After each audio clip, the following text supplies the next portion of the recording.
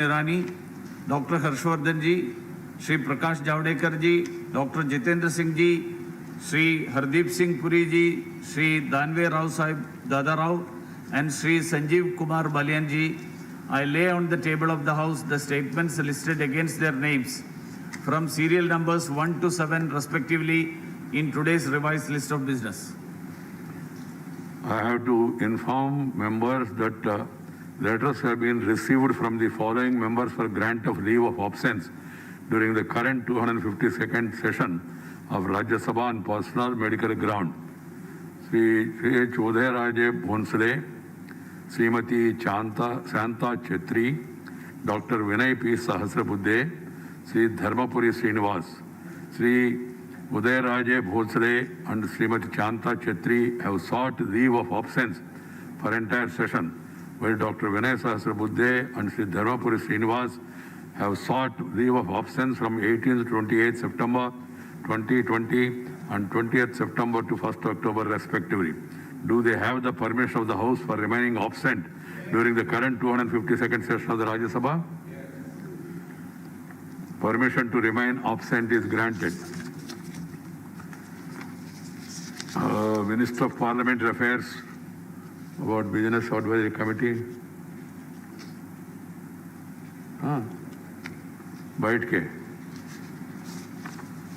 I have to inform members that the government has decided to recommend adjournment of the House sine die today. But some important legislative business passed by the Lok Sabha has to be disposed of before adjournment of the House sine die. Therefore, a meeting of the Business Advisory Committee was convened on 22nd September 2020 to allot time for government legislative business. The meeting was attended by some members of the BAC and special invitees. As there was no quorum, members present in the meeting suggested that time for the government legislative business may be tentatively allotted as follows. 1. Consideration passing of the National Commission for Allied and Healthcare Professionals Bill 2020, 2 hours. Consideration passing of the following bills as passed by Lok Sabha.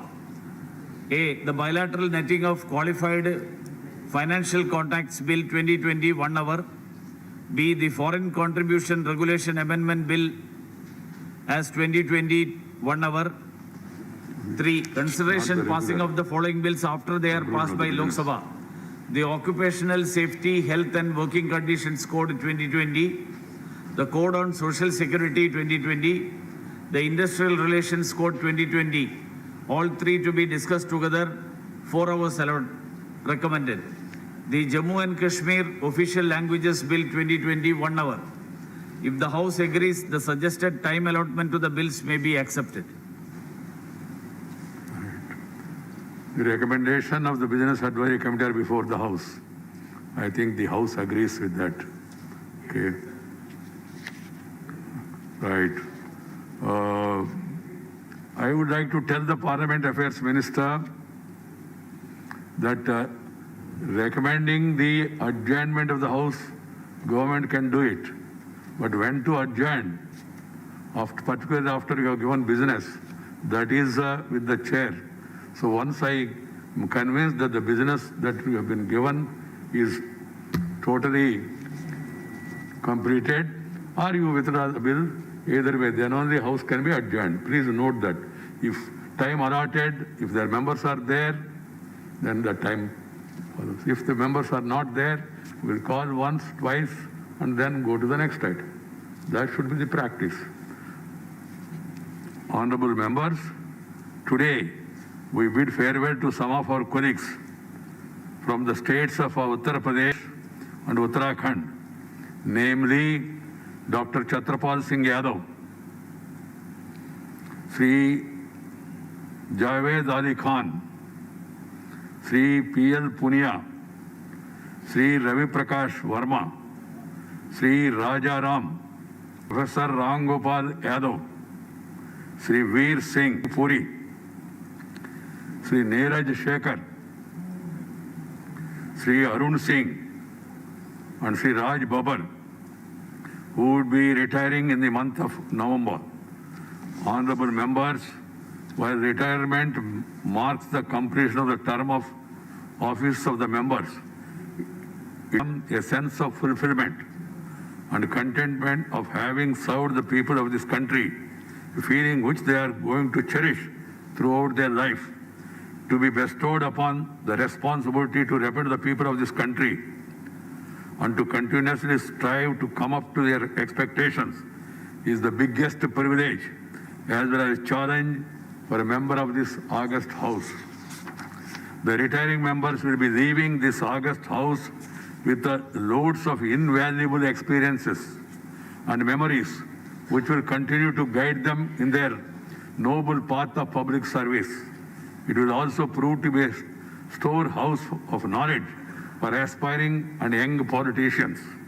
The retiring members have contributed significantly to the deliberations of this House and the parliamentary committees which they represented. I place on record my appreciation and also the appreciation of the House for the valuable contribution and service rendered by them with the utmost dedication and fervor to further the cause of democracy. Though some members might be re-elected, I hope this House will certainly miss those who would not be coming back immediately. I hope that the retiring members will continue to serve the people in different capacities with some same zeal, enthusiasm, vigor and spirit of service which they have exhibited in this House.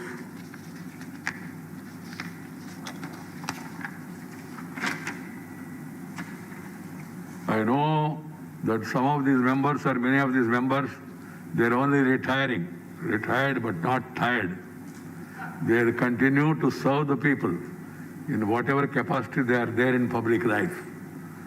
This is one opportunity given to represent the people in this august house. Otherwise, we will be in public life taking up the cause of the people and then trying to address the cause of the people to the satisfaction that is possible. So I wish all the retiring members good health, happiness, and many more years of service to the nation.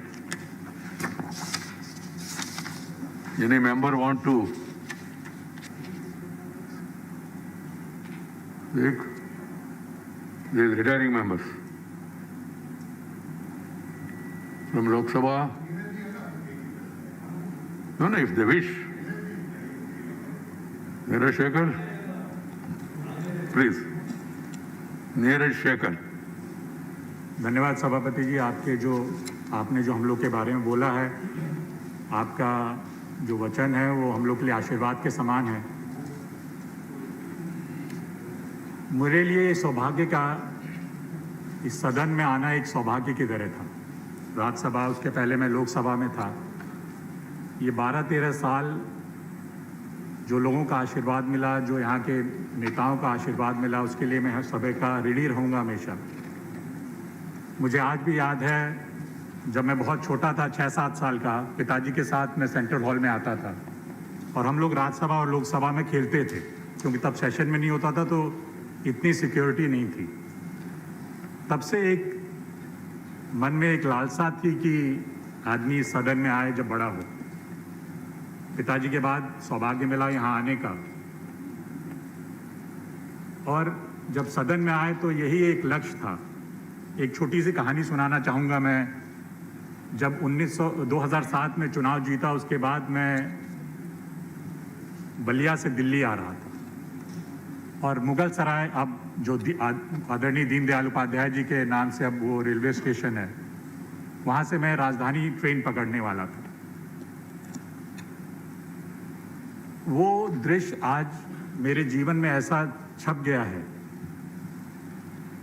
हम सब खड़े थे, मेरे साथ हमारे कई समर्थक थे, सहयोगी थे, सब लोग बड़े खुश थे। कुछ छोटे बच्चे रेलवे स्टेशन पे थे, प्लेटफॉर्म पे थे, और वो एक ट्रेन आई तभी। उस ट्रेन से जो उसका अटेंडेंट होता, उसने कुछ खाना बाहर रखा, तो सारे लड़के उसके तरफ दौड़ने लगे। उसमें से एक लड़का बोलता है, अरे रुक जाओ, अभी राजधानी आ रही है, उसमें अच्छा खाना मिलेगा। ये हम लोग को ये अवसर मिला है कि उन बच्चों का भविष्य हम बदल सकें। ऐसा ना हो कि हमेशा यही होता रहे।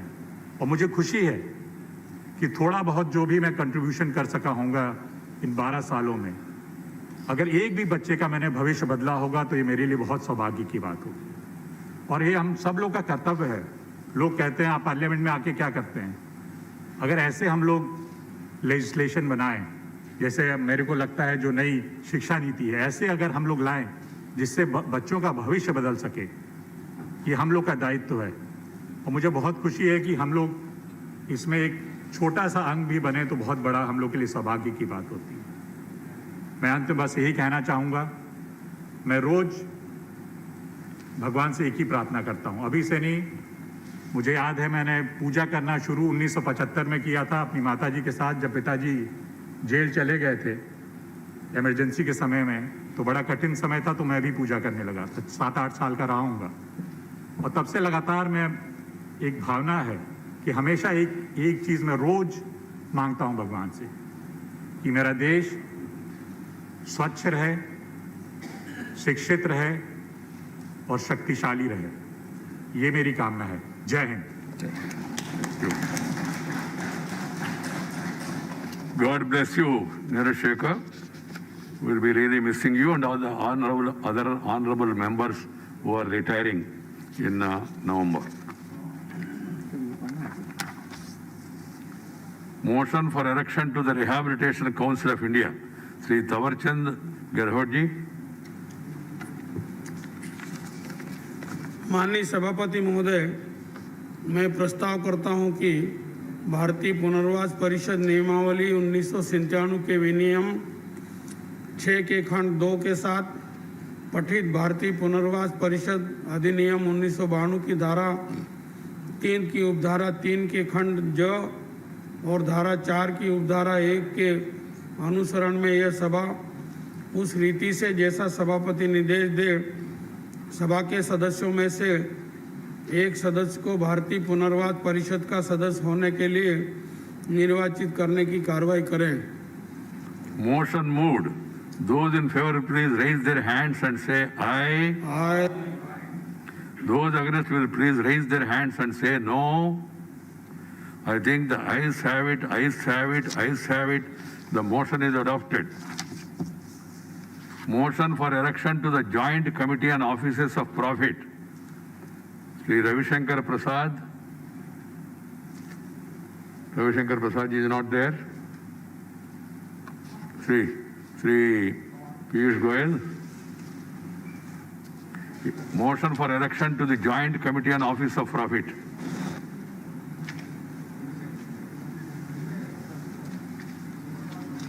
Please. Sir, with your kind permission, on behalf of my colleague Shri Ravi Shankar Prasad ji, I move the following motion, that this House concurs in the recommendation of the Lok Sabha that the Rajya Sabha do elect one member of the Rajya Sabha to the Joint Committee on Offices of Profit in the vacancy caused by the retirement of Dr. K. Keshav Rao from the membership of Rajya Sabha on 9th April 2020, and resolves that the House do proceed to elect in accordance with the system of proportional representation by means of the single transferable vote, one member from amongst the members of the House to the said joint committee to fill the vacancy. Motion moved.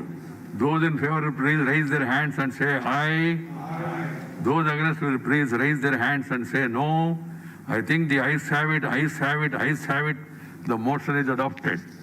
The motion is taken up today because otherwise the election will be postponed and the opportunity for that one member will be missed till the next session. That's why. And moreover, it is as per the rules, if one minister has to move, and minister means minister, other ministers also can move. But generally better concerned person is always be present in the house and he has got business. That is the general rule. Then matters to be raised with the permission Lieutenant General D.P. Watts, Lok Sabha, 0 hours. The very name of zero hour sometimes good hour, hero hour actually. माननीय सभापति जी, मैं आपके माध्यम से सदन का ध्यान और सरकार का ध्यान दशकों से लटके हुए कोर्ट केसेस की वजह से डेवलपमेंट प्रोजेक्ट्स की तरफ दिलाना चाहता हूं, खासकर rail and road projects. Court cases की वजह से इम्पोर्टेंट रेल और रोड प्रोजेक्ट्स लटक जाते हैं और जब मैंने चेक किया तो एक प्रोजेक्ट तो 45 ईयर्स से लटका हुआ है। ऐसे में आपके माध्यम से मैं ministry of law and justice से रिक्वेस्ट करना चाहता हूं कि वो एक स्पेशल लेजिस्लेशन लेके आएँ जो डेवलपमेंट प्रोजेक्ट्स का टाइम बाउंड निपटारा करें। मेरी होम स्टेट में भी एक 70 किलोमीटर लंबी Rohtak Hansi railway line decade लटक गई, जो अब निपटारा हुआ है और अब मजदूर अवेलेबल नहीं है। इसलिए मैं ऐसे केसेस के लिए स्पेशल टाइम बाउंड निपटारे की आपके माध्यम से दरखास्त करता हूं। जय Hind. Professor Manoj Kumar Jha, Shri Manoj Kumar Jha absent. Shrimati Mamata Mohanta, Lok Sabha. Ma'am. माननीय सभापति महोदय, आपने मुझे बोलने का अनुमति दिया, इसीलिए बहुत बहुत धन्यवाद। सर, मैं ओडिशा से पहली बार कुर्मी महंत संप्रदाय से गणतंत्र की इस मंदिर राज्यसभा में चुनकर आई हूँ। ओडिशा का माननीय मुख्यमंत्री श्रीयुक्त नवीन पटनायक जी का आशीर्वाद से। सर, मैं बचपन से सुन रही हूँ कि कुर्मी महंत संप्रदाय एसटी लिस्ट में थे, एसटी के हिसाब से जाने जाते हैं। स्वाधीनता के बाद आज भी कुर्मी महंत संप्रदाय इकोनॉमिक कंडीशन पहले जैसा है, ज़्यादा से ज़्यादा लोग बिलो प्रॉपर्टी लाइन में रहते हैं। कुर्मी महंत संप्रदाय आदिवासी जैसे अपनी भाषा, संस्कृति, शादी, पूजा पाठ अलग है और प्रकृति का पूजा करते हैं। 1956 सितंबर से कुर्मी महंत संप्रदाय एसटी लिस्ट से बाद हुए। क्यों और किस लिए हुए ये तो पता नहीं, लेकिन इस भूल के वजह से आज भी कुर्मी महंत संप्रदाय की ओडिशा, झारखंड, वेस्ट बंगाल और भी राज्यों के बहुत सारे कुर्मी भाई बहन एसटी के लिए लड़ रहे हैं। सर, मैं आपके माध्यम से माननीय मंत्री जी को अनुरोध करती हूँ, ये विषय फिर से विचार करें और कुर्मी महंत संप्रदाय को एसटी सूची में शामिल करें। धन्यवाद। जय गौराम। जोहार। धन्यवाद Mamata ji. Shri Rajamani Patel, Rajamani Patel absent. Shri Nazir Ahmad Rawe, please. Rajya Sabha chamber. मैं आपका तवज्जो जम्मू कश्मीर के कुछ अहम मामलों की तरफ लेना चाहता हूं, क्योंकि जम्मू कश्मीर और लद्दाख में हज़ारों की तादाद में कैलवेज लेबर्स, डेलीवेजर्स, कॉन्ट्रेक्चुअल और होम गार्ड में डेली बेस पर काम सरकारी महकमों में काम करते हैं, जो बड़े लिखे नौजवान हैं और 20-20 साल से सरकारी महकमों में काम करते हैं, जिनमें ज़्यादातर ज़राअत महकमे में वर्क्स डिपार्टमेंट में काम करते हैं। मगर बदकिस्मती से वो 20 साल से भी मुस्तकिल नहीं हो रहे, जिसकी वजह से मैं आपके ज़रिए सरकार की तवज्जो जम्मू कश्मीर की तरफ लेना चाहता हूँ कि एक तो इन लोगों को सरकारी महकमों में मुस्तकिल किया जाए, दूसरा इनका तनख्वाह वागुजार किया जाए, क्योंकि वो कसम पुरसी की हालत में है। होम गार्ड जो एक महीने में 9 दिन ड्यूटी देते हैं और बाकी 21 दिन बेकार पड़े हैं, जबकि दूसरी रियासतों में या यूटीज़ में उनको 25-25 हज़ार तनख्वाह मिलता है, लेकिन जम्मू कश्मीर खाली है जहां पर 2700 तुमको तनख्वाह मिलता है। धन्यवाद नजीर अहमद जी। क्योंकि जम्मू कश्मीर में रोजगार के महदूद मसाइल हैं और 30 साल से हालात भी ठीक नहीं है। लिहाजा भारत सरकार से मेरी गुजारिश है कि जम्मू कश्मीर और लद्दाख की तरफ ध्यान देकर रोजगार के वसाइल पर काम किया जाना चाहिए, ताकि वहाँ पर जो पढ़े लिखे नौजवान हैं उनको रोजगार मिल जाए और जम्मू कश्मीर और लद्दाख तरक्की की तरफ गामजन हो जाए। धन्यवाद नजीर अहमद जी। श्री वीरेंद्र प्रसाद वैश्य।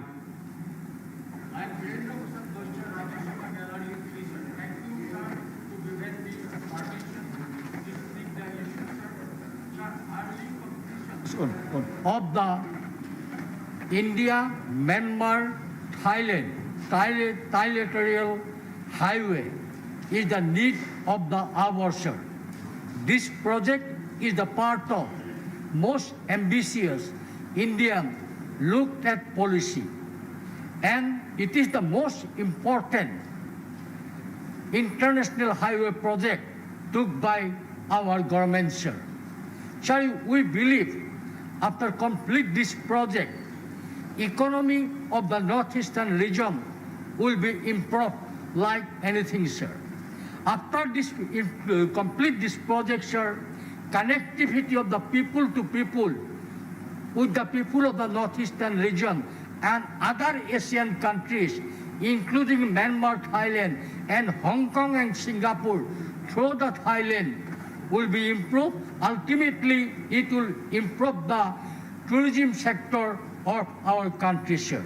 Sir, connectivity always played important and significant role for economic development of any region, any country of the world, sir.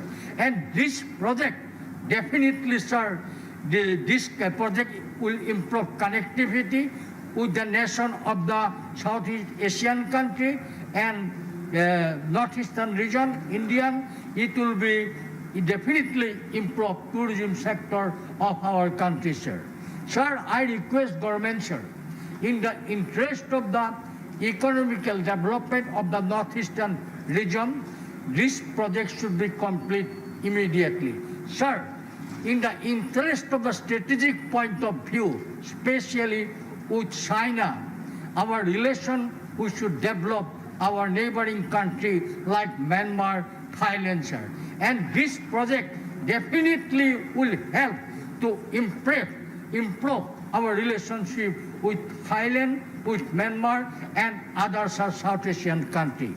I believe this government immediately look at the matter and they do the needful to complete the project immediately. Thank you, sir. Thank you for giving me this permission. Virendra Prasad ji. Sri Ashok Siddhartha. Sri Ashok Siddhartha. Right, absent. Sri Neeraj Dangi. Sri Neeraj Dangi. Sri Subhash Chandra Singh. Subhash Chandra Dangi, not Subhash Chandra Bose. He is looking at me. Please. Sir, Anganwadi worker and many Anganwadi workers and Anganwadi helpers are working 40-45 years in this women and child project. Their dedication and commitment to protect women and child care is highly appreciated. In this corona pandemic, they have worked day and night. And Honorable Ministry of Health and this August House announced they are the COVID warrior. And COVID warrior, these COVID warrior, the backbone of the entire quarantine center of the all India, everywhere. But their remuneration is very much unfortunate. 4,500 remuneration Anganwadi worker. ASA worker, they are doing very hard. They are availing 2,500 remuneration per month. The Anganwadi remuneration may be 15,000 per month. ASA worker may be 10,000 per month. And Government of Odisha, Honorable Chief Minister Naveen Patnaik ji, they have declared a package. If any Anganwadi worker died with COVID work and their family up to retirement, they can avail 7,500 pensions, like pension, and other rewarded package also they can avail. Here I appeal through you, sir. They can, central government can come out some package for Anganwadi worker and ASA workers. There is tribal area, no higher communication area available. They are working for the people in COVID area. And central government remuneration Anganwadi 15,000 per month, ASA worker 10,000 per month, and special package like Odisha Honorable Chief Minister Naveen Patnaik जी इसे किसी announce किया जाए health department से, यही मेरा appeal है आपके माध्यम से. Thank you. Subhash Chandra Singh ji, a good addition from Odisha. Members are taking active interest. I have gone through the list in the recent days also after new members came. Sri Bhupendra Yadav. सम्मान्य सभापति महोदय, 23 सितंबर को हम रामधारी सिंह दिनकर जी की जन्म जयंती के रूप में मनाते हैं। बिहार के बेगूसराय जिले के सिमरिया में जन्मे राष्ट्रकवि रामधारी सिंह दिनकर को बचपन में लोग ननुआ कहते थे। उनकी पढ़ने की इच्छा को देखते हुए उनके भाइयों ने पढ़ाई रोककर उन्हें पढ़ाया और मैट्रिक करने के बाद रामधारी सिंह जी ने पटना विश्वविद्यालय से बीए किया। उन्होंने कुछ समय के लिए नौकरी करी, लेकिन मुजफ्फरपुर के एक कार्यक्रम में देशभक्त कवि माखनलाल चतुर्वेदी आए और उन्होंने अपने भाषण में कहा, हमारे राष्ट्रीय कवि जब चांदी के टुकड़े पर बिकते हो तो साहित्य में हम राष्ट्रीयता की बात कैसे कर सकते हैं। यह बात दिनकर जी के हृदय को बेध गई और उन्होंने बिना देर किए उस समय सरकारी नौकरी को छोड़ दिया। बेगूसराय से निकलने वाली पत्रिका प्रकाश में सबसे पहले उनकी रचनाएं छपनी शुरू हुई। एक रोज बाद पत्रिका के संपादक ने कहा कि आप प्रकाश के मुख्य स्रोत हैं, तो उन्होंने सोचा प्रकाश का स्रोत तो सूर्य होता है और इस सोच से प्रेरित होकर अपने नाम के साथ सूर्य का पर्यायवाची दिनकर लगाना शुरू किया। दिनकर जी द्वंद्व के कवि माने जाते थे। उनकी कविताओं में युद्ध और शांति को लेकर गहन द्वंद्व और विमर्श मिलता है और उनकी राय बिना किसी लाग लपेट के एकदम स्पष्ट होती थी। आज़ादी के बाद वो कांग्रेस की तरफ से राज्यसभा में आए, लेकिन अपने विचारों को रखने का तरीका उनका इतना अच्छा था कि लोहिया जी की दिनकर से बड़ी गहरी मित्रता थी और जब लोहिया जी संसद में पहुंचे तो दोनों के बीच में बड़ी बहस होती थी। इस पर दिनकर जी ने कविता लिखी थी, तब भी माँ की कृपा मित्र अब भी अनेक छाए हैं, बड़ी बात तो यह है कि लोहिया संसद में आए हैं। मुझसे पूछते हैं दिनकर कविता में जो लिखते हो वह सत्य है या जो तुम संसद में दिखते हो। मैं कहता हूँ मित्र, सत्य का मैं भी अन्वेषी हूँ, सोशलिस्ट ही हूँ, लेकिन कुछ जरा देसी हूँ। हमारे उपसभापति भी उतने ही देसी सोशलिस्ट हैं। दिनकर ने गद्य और पद्य दोनों में बराबर के अधिकार के साथ कलम चलाई और दोनों ही विधाओं में उनकी रचित कृतियाँ सम्मानित भी है। आज़ादी के बाद लिखे उनके शोध ग्रंथ संस्कृति के 4 अध्याय के लिए उन्हें साहित्य अकादमी से सम्मानित किया गया, तो वही महाकाव्य उर्वशी के लिए प्रतिष्ठित ज्ञानपीठ सम्मान उन्हें मिला। भारत सरकार की तरफ से उन्हें पद्म भूषण सम्मान से विभूषित किया। 1999 में भारत सरकार ने उन पर डाक टिकट भी जारी किया। महोदय, मेरा आपके माध्यम से एक निवेदन है कि भारतीय संसद का पुस्तकालय देश का सबसे बड़ा पुस्तकालय है।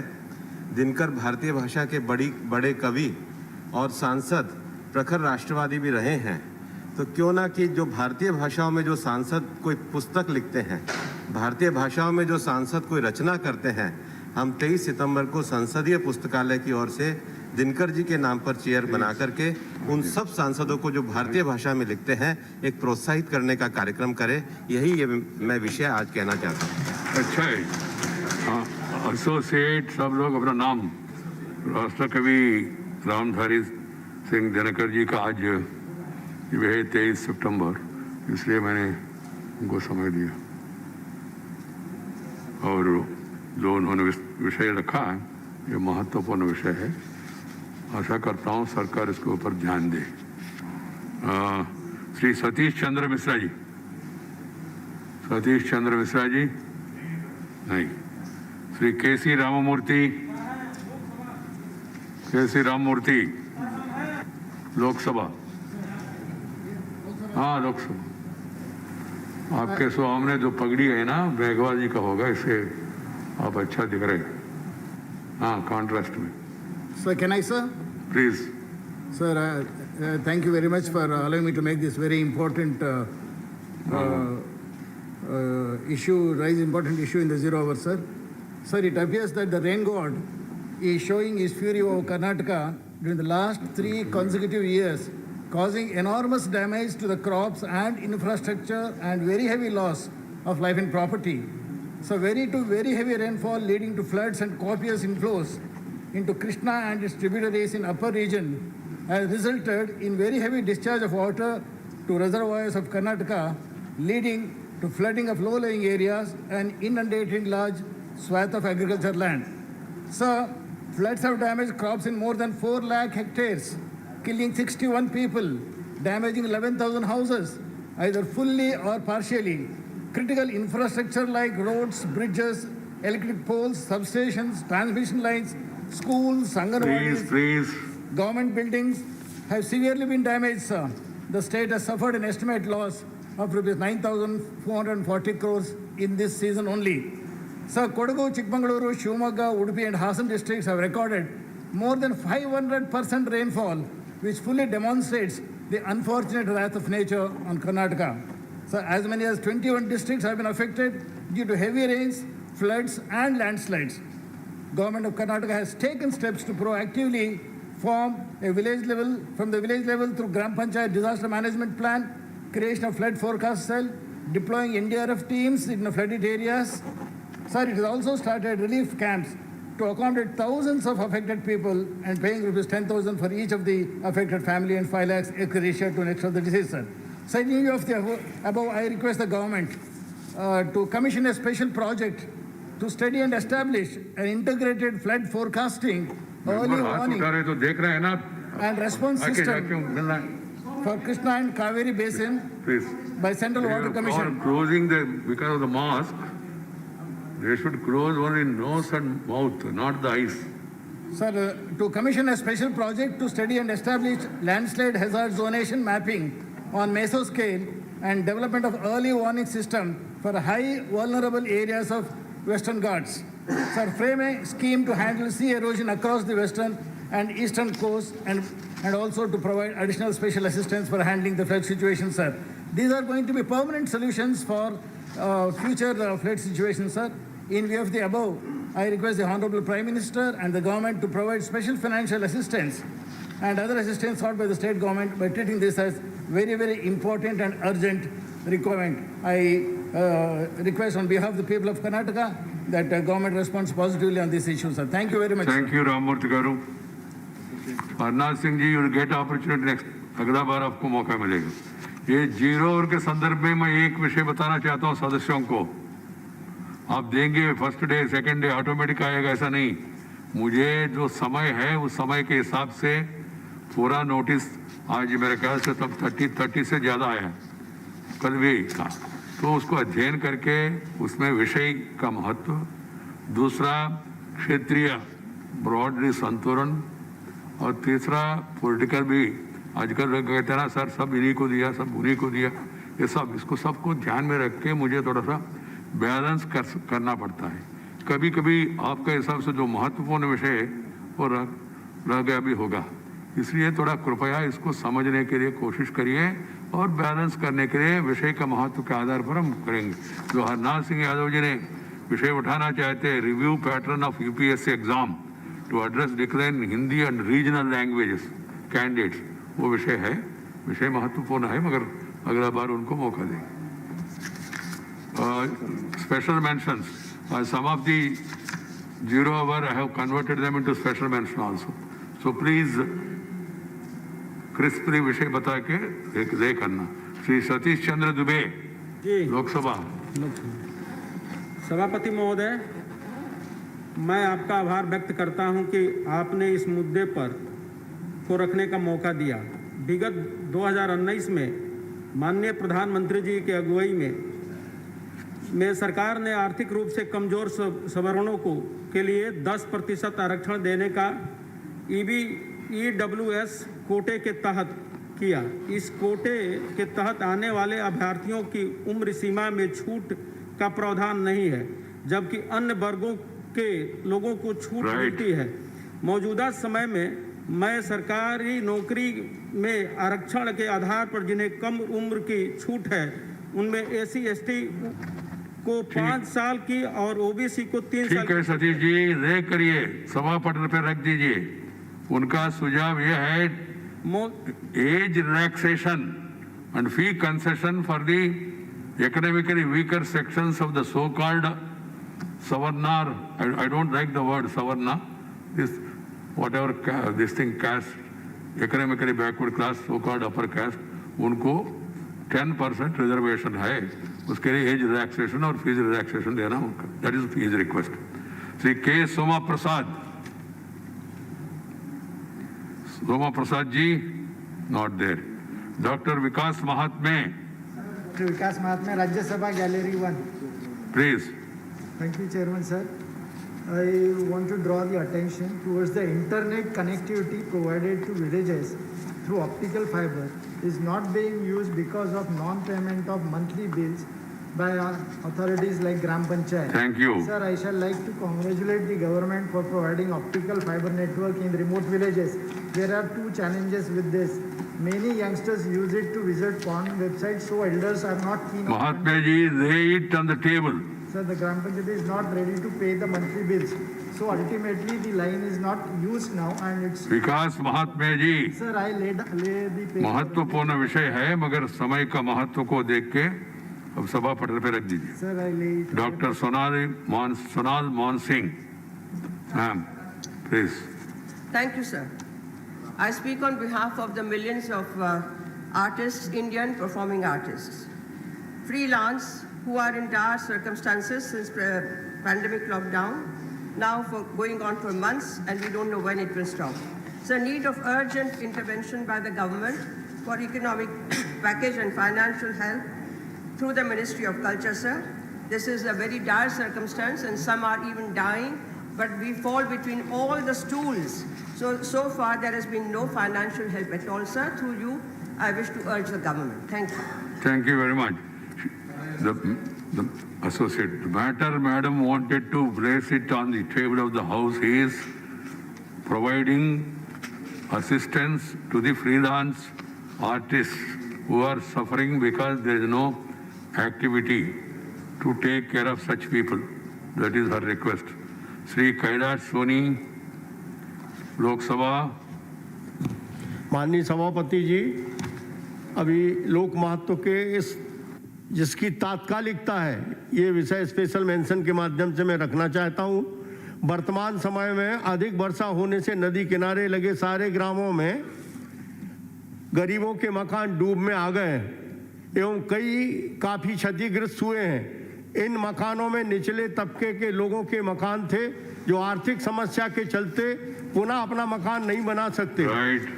इसलिए जो वर्तमान नियम है उसको परिवर्तित करके प्रधानमंत्री आवास में इन्हें प्राथमिकता देने के निर्देश जारी करने के लिए ग्रामीण मंत्री महोदय को निर्देशित करने की कृपा करें. धन्यवाद. We want to relax the conditions of the Pradhan Mantri Awas Yojana to help persons affected by floods. Srimati Priyanka Chaturvedi. Priyanka ji, absent. Sri Anil Desai. Yes, sir. Anil ji. Yeah. So my subject of special mention is change of name of Bombay High Court as Mumbai High Court. Government of Maharashtra has been in constant correspondence with the central government requesting for the change of nomenclature of High Court of Bombay as High Court of Mumbai. Our state government has sent not less than 15 letters in last 7 years, and the matter has been constantly raised by our legislators in Maharashtra Legislative Assembly, demanding expeditious action on their demand for change of name to High Court of Mumbai. Sir, I lay it on the table of the House. Thank you, Anil ji. The matter simply is to rename Bombay High Court as Mumbai High Court. Parliament Affairs Minister, is there bill pending on this? थोड़ा देख लीजिए. He said, this is his submission. Shri Kamakhya प्रसाद तासा. Sir, Lok Sabha. Sir, मेरा demand है ये MG NREGA और 14 और 15 finance जो पैसा यहाँ से जा रहा है उसका प्रॉपर मॉनिटर किया जाए ग्रामीण विकास मंत्रालय से. और बीच में कोई नहीं है, स्टेट गवर्नमेंट भी इसमें हस्तक्षेप नहीं कर सकता और मन मर्जी में प्रेसिडेंट काम कर रहा है. इसको देखने के लिए मैं धन्यवाद Kamakhya Prasad ji. Need for proper monitoring of the Manrega and review of its control mechanism. That is the issue. Sri Ahmad Patel, absent. Sri P.L. Punia, absent. Sri P. Wilson, absent. Dr. Fauzia Khan, absent. Srimati Chaya Verma, absent. The supplementary list of the business, legislative business. Occupational Safety, Health and Working Conditions Code 2020, Industrial Relations Code 2020, the Code on Social Security 2020, to be discussed together, all these three bills. Sri Santosh Kumar Gangwar, Honorable Minister. कहाँ है? FCRA which is there. तो आप लोगों ने जो भेजा उसी के हिसाब से। हाथ खड़ा करो, हाथ खड़ा करो। ये Lok Sabha sir. Lok Sabha. Yes sir. हाँ Gangwar ji. Sir divided business page कहाँ कर रहे FCRA? I am here sir. Sir. हाँ अच्छा। I am here sir. This is there. भाई ये सप्लीमेंट्री एजेंडा सर्कुलेट करना secretariat. Sir I am here. हाँ I am here. Santosh Kumar Gangwar ji, हाँ बैठ के बोलिए। Yes sir. Please sit down and then. Sir. We are taking up these 3 bills together. Yes sir. On the time. Thank you sir. Bills has to be circulated.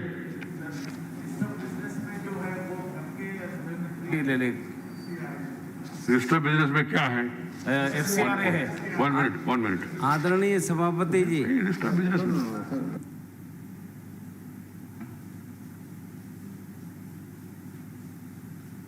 Supplement ये तो बोलने वाले थे मैं, आपने कहा सप्लीमेंट्री आया। Sorry, I am sorry, I have been misinformed. तो है business, legislative business. To move that the bill further to amend the Foreign Contribution Regulation Act 2010 as passed by Lok Sabha be taken into consideration. Minister for Home, State, time कहाँ है, कितना इसको क्या करते तो मंत्री लोग सब लोग आ रहे हैं। सभापति महोदय, मैं माननीय गृह मंत्री नहीं, उनसे बात करो अमित शाह जी की ओर से प्रस्ताव करता हूं कि विदेशी अविदाय अधिनियम 2010 का और संशोधन करने वाले विधेयक पर लोकसभा द्वारा पारित रूप में विचार किया जाए। Right, you want to say anything about that? The question is that the Foreign Contribution Amendment Bill 2020 as passed by Lok Sabha be taken into consideration. Those in favor will please raise their hands and say aye. Those against will please raise their hands and say no. I think the ayes have it, ayes have it, ayes have it.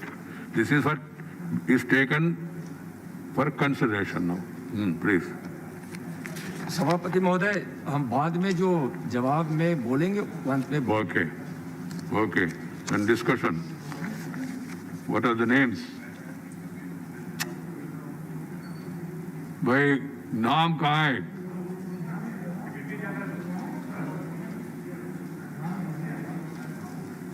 Please.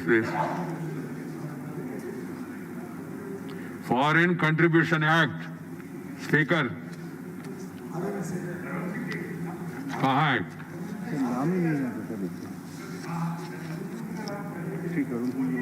Shri Arun Singh जी, ये Congress party जो मुख्य विपक्ष है उन्होंने नाम दिया नहीं, तो नाम नहीं दिया नहीं तो फिर मैं किसी को फोर्स नहीं कर सकता हूँ। सभापति महोदय, मैं आपका आभारी हूँ, आपने हमें बोलने का मौका दिया और मैं इसको पूरा 1 घंटा समय जो है कंट्रीब्यूशन और इसके बाद सुजीत कुमार जी है, प्रशांत नंदा जी है प्लीज, और विजय साई रेड्डी है और रामचंद्र प्रसाद सिंह और कनक मैडम रविंद्र कुमार, ये लोग अपना समय के हिसाब से बाद में बोलिए please send you have to send. Chairman साहब, मैं फॉरेन कंट्रीब्यूशन रेगुलेशन बिल 2020 के समर्थन में बोल रहा हूँ और सप्लीमेंट्री एजेंडा का बिल सर्कुलेट करो। फंड या विदेश से पैसा आता है वो 3 प्रकार से आता है। पहला लोन जो ECB के माध्यम से आता है उसके नॉर्म्स पूरे करके, दूसरा तरीका का जो पैसा है वो इन्वेस्टमेंट के माध्यम से जो FDI के नॉर्म्स होते हैं उसको पूरा करके वो आता है, और तीसरे प्रकार का जो फॉरेन फंड होता है विदेश से पैसा आता है वो FCRA के माध्यम से कंट्रीब्यूशन के लिए आता है, एक तरीके से कहिए वो डोनेशन के रूप में आता है। और यह जो तीसरे प्रकार का जो पैसा है जो विभिन्न NGO का आता है, इसके लिए यह किस लिए आ रहा है, क्या उपयोग हो रहा है और कैसे उपयोग हुआ है, उसकी पूरी की पूरी तरीके से उसको रेगुलेट करने के लिए FCRA जो बिल है या एक्ट है वो इसको रेगुलेट करता है। सर, देश भर में लगभग 22,400 एनजीओ हैं जो एफसीआरए में रजिस्टर्ड हैं, उनको विदेश से पैसा मिलता है, लेकिन वह किस लिए मिलता है, कैसा क्यों मिलता है, क्या उसका खर्च होता है, उसके लिए अलग अलग प्रकार के प्रोविजंस है। और इस रेगुलेशन के माध्यम से उन सभी प्रोविजनों को स्ट्रीमलाइन करना और यह भी देखना कि सारे जो प्रोविजंस हैं या जो सब रेगुलेशंस हैं उनका इफेक्टिव कंप्लायंस हो रहा है कि नहीं हो रहा है। कुछ इस एक्ट में पहले कमी थी, उन कमियों को दूर करने का प्रयास किया गया है। हम लोगों ने देखा है कि किस प्रकार से यह जो एफसीआरए के माध्यम से जो एनजीओ को पैसा आता है, किस प्रकार से दुरुपयोग होता है। हजारों की संस्थाएं ऐसी हैं जिनका कोई अता पता नहीं है, उनकी बैलेंस शीट नहीं है, और तो और एंड यूज ऑफ फंड वही नहीं पता चलता कि आखिर पैसा गया कहाँ। सर, अभी इस बिल के माध्यम से यह प्रोविजन ले आया गया है, मैं इसका अभिनंदन भी करता हूं कि हजारों की संख्या में जो बैंक अकाउंट है, हजारों एनजीओ है, हजारों बैंक अकाउंट है, वह पैसा अलग अलग देश के कोने कोने के बैंक अकाउंट में जमा होता है। उनकी ट्रैकिंग बहुत ही मुश्किल है। अब state bank of India new Delhi के अकाउंट में वो अपना अकाउंट खोलेंगे, एफसीआरए का पैसा उस अकाउंट में आएगा, केवल एक अकाउंट में। उसके बाद जहां आप ऑपरेशन करते हो वहां एफसीआरए अकाउंट खोलो, तो दोनों को पैसे को लिंक करो और वहां से आप खर्च कर सकते हो। ये बहुत अच्छा सरकार का यह कदम है। और तो और यह भी प्रोविजन लिया गया है बिल में कि आपको दिल्ली आने की जरूरत नहीं है, आप केवाईसी फॉर्म भरो और भरने के बाद आपका अकाउंट सीधे खुल जाएगा और आपकी रजिस्ट्रेशन हो जाएगी। सर, अभी तक जो जिस लिए पैसा आता था उसका पर्पज क्या होता था और खर्च कहाँ करते थे वह क्लियरली डिफाइन नहीं था। बहुत अधिक सर इसमें मिसमैनेजमेंट हुआ, दुरुपयोग हुआ।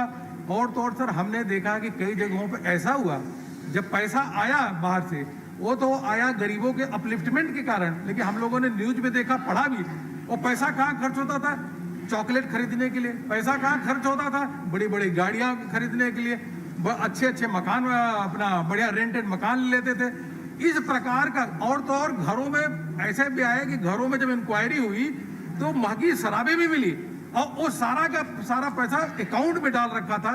विदेश से पैसा गरीबों को थान के लिए आ रहा है, और यहाँ ऐसो आराम करने के लिए वो कुछ ऐसे एनजीओ थे वो अपने पैसे के लिए खर्च करते थे, अपने फायदे के लिए।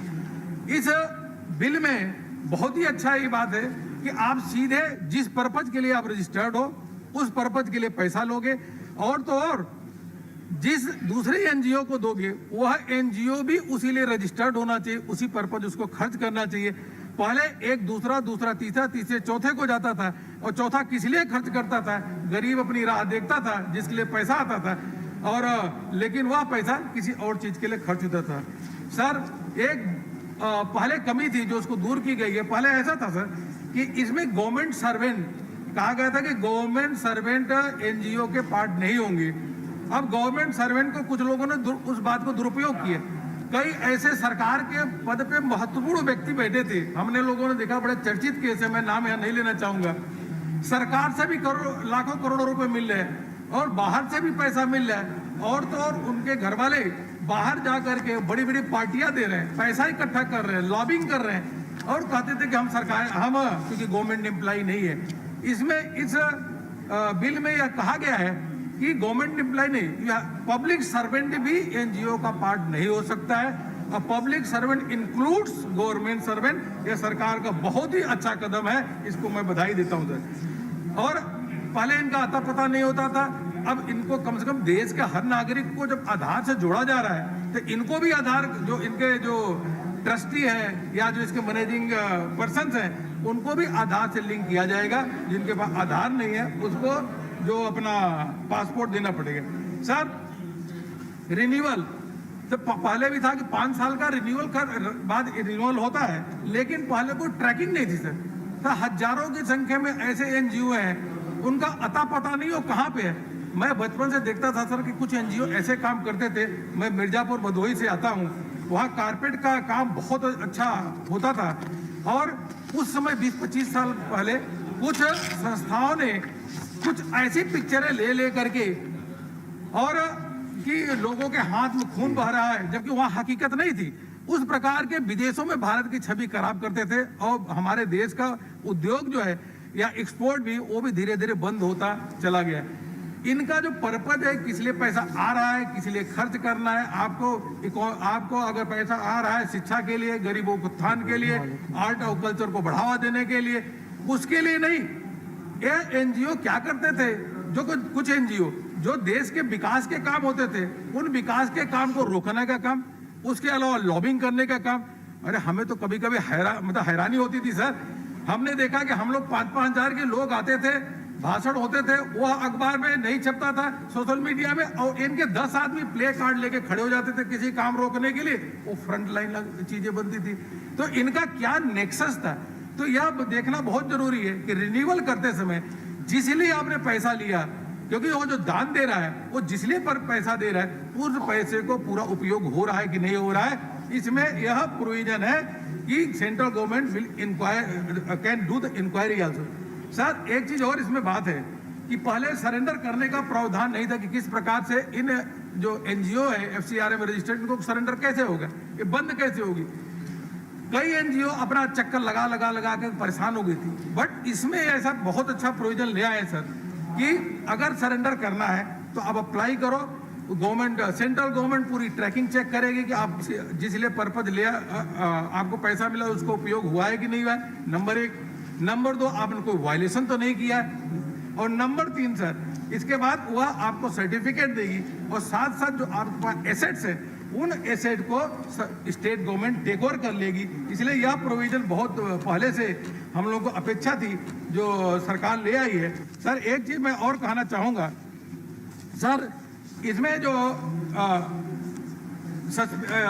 एडमिनिस्ट्रेटिव एक्सपेंसेस सर, एक सर जो पैसा मिलता था उसमें एडमिनिस्ट्रेटिव एक्सपेंसेस के खर्चे करने का 50% प्रोविजन था। जैसा मैंने कहा सर, वो खर्चे कैसे होते थे सर, खर्चे एडमिनिस्ट्रेटिव एक्सपेंसेस में बड़ी बड़ी पार्टियां ऑर्गेनाइज होती थी और बड़ी फॉरेन ट्रैवलिंग होती थी, लोगों को कॉन्फ्रेंस सेमिनार के नाम पे बड़े बड़े उनको चेक दिए जाते थे। पर्पज मिला, पर्पज तो दिया है कि आप समाज में शिक्षा को और जागृत करने का काम करो, लेकिन आप कर क्या रहे हो, ऐसी चीजों को करके आप फोर्स कन्वर्जन को। सर केरला में इतना अधिक बड़े पैमाने पे ये एनजीओ लगे हैं, उनका काम है फोर्स कन्वर्जन कराना। पैसा किसी के लिए और आ रहा है लेकिन आपका काम किसी और के लिए करते हो, करप्शन हो रहा है, और उसके साथ साथ जितनी भी मेल प्रैक्टिसेज हैं कुछ एनजीओ इस काम को कर रहे हैं। इसलिए यह एडमिनिस्ट्रेटिव एक्सपेंसेस में एक कैप लगाई गई है कि आप जो है जो 20% से ऊपर, कुछ सांसदों ने तो 10% की मांग की थी, अब यह कैप लगाई गई है कि आप 20% से ऊपर इसमें पैसा नहीं खर्च कर पाएंगे एडमिनिस्ट्रेटिव एक्सपेंसेस के लिए, बाकी हेड के लिए आप खर्चा कर सकते हैं। ये बहुत ही बड़ा मूव है। और अंत में यह मैं कहना चाहूँगा सर कि 2015-16, 2016-17, 2017-18 में 2015-16 में 13,629 करोड़, 2016-17 में 14,691 करोड़, 2017 में 15,900 करोड़ रुपए। इतना पैसा इन्हीं एनजीओ के पास अभी अनस्पेंट है।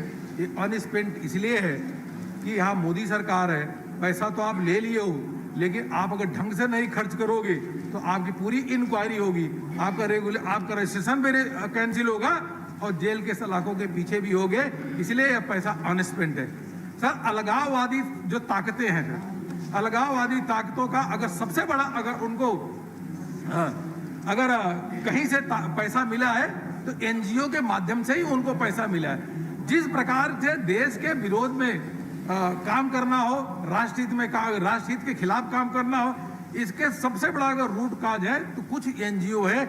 हम लोग दिन प्रतिदिन अखबार में पढ़ते हैं और देखते भी हैं, जानते भी हैं सर कि यह गलत काम कर रहे हैं, लेकिन इन गलत काम करने वालों को एनजीओ के लिए कोई ऐसा रेगुलेशंस नहीं लिया है।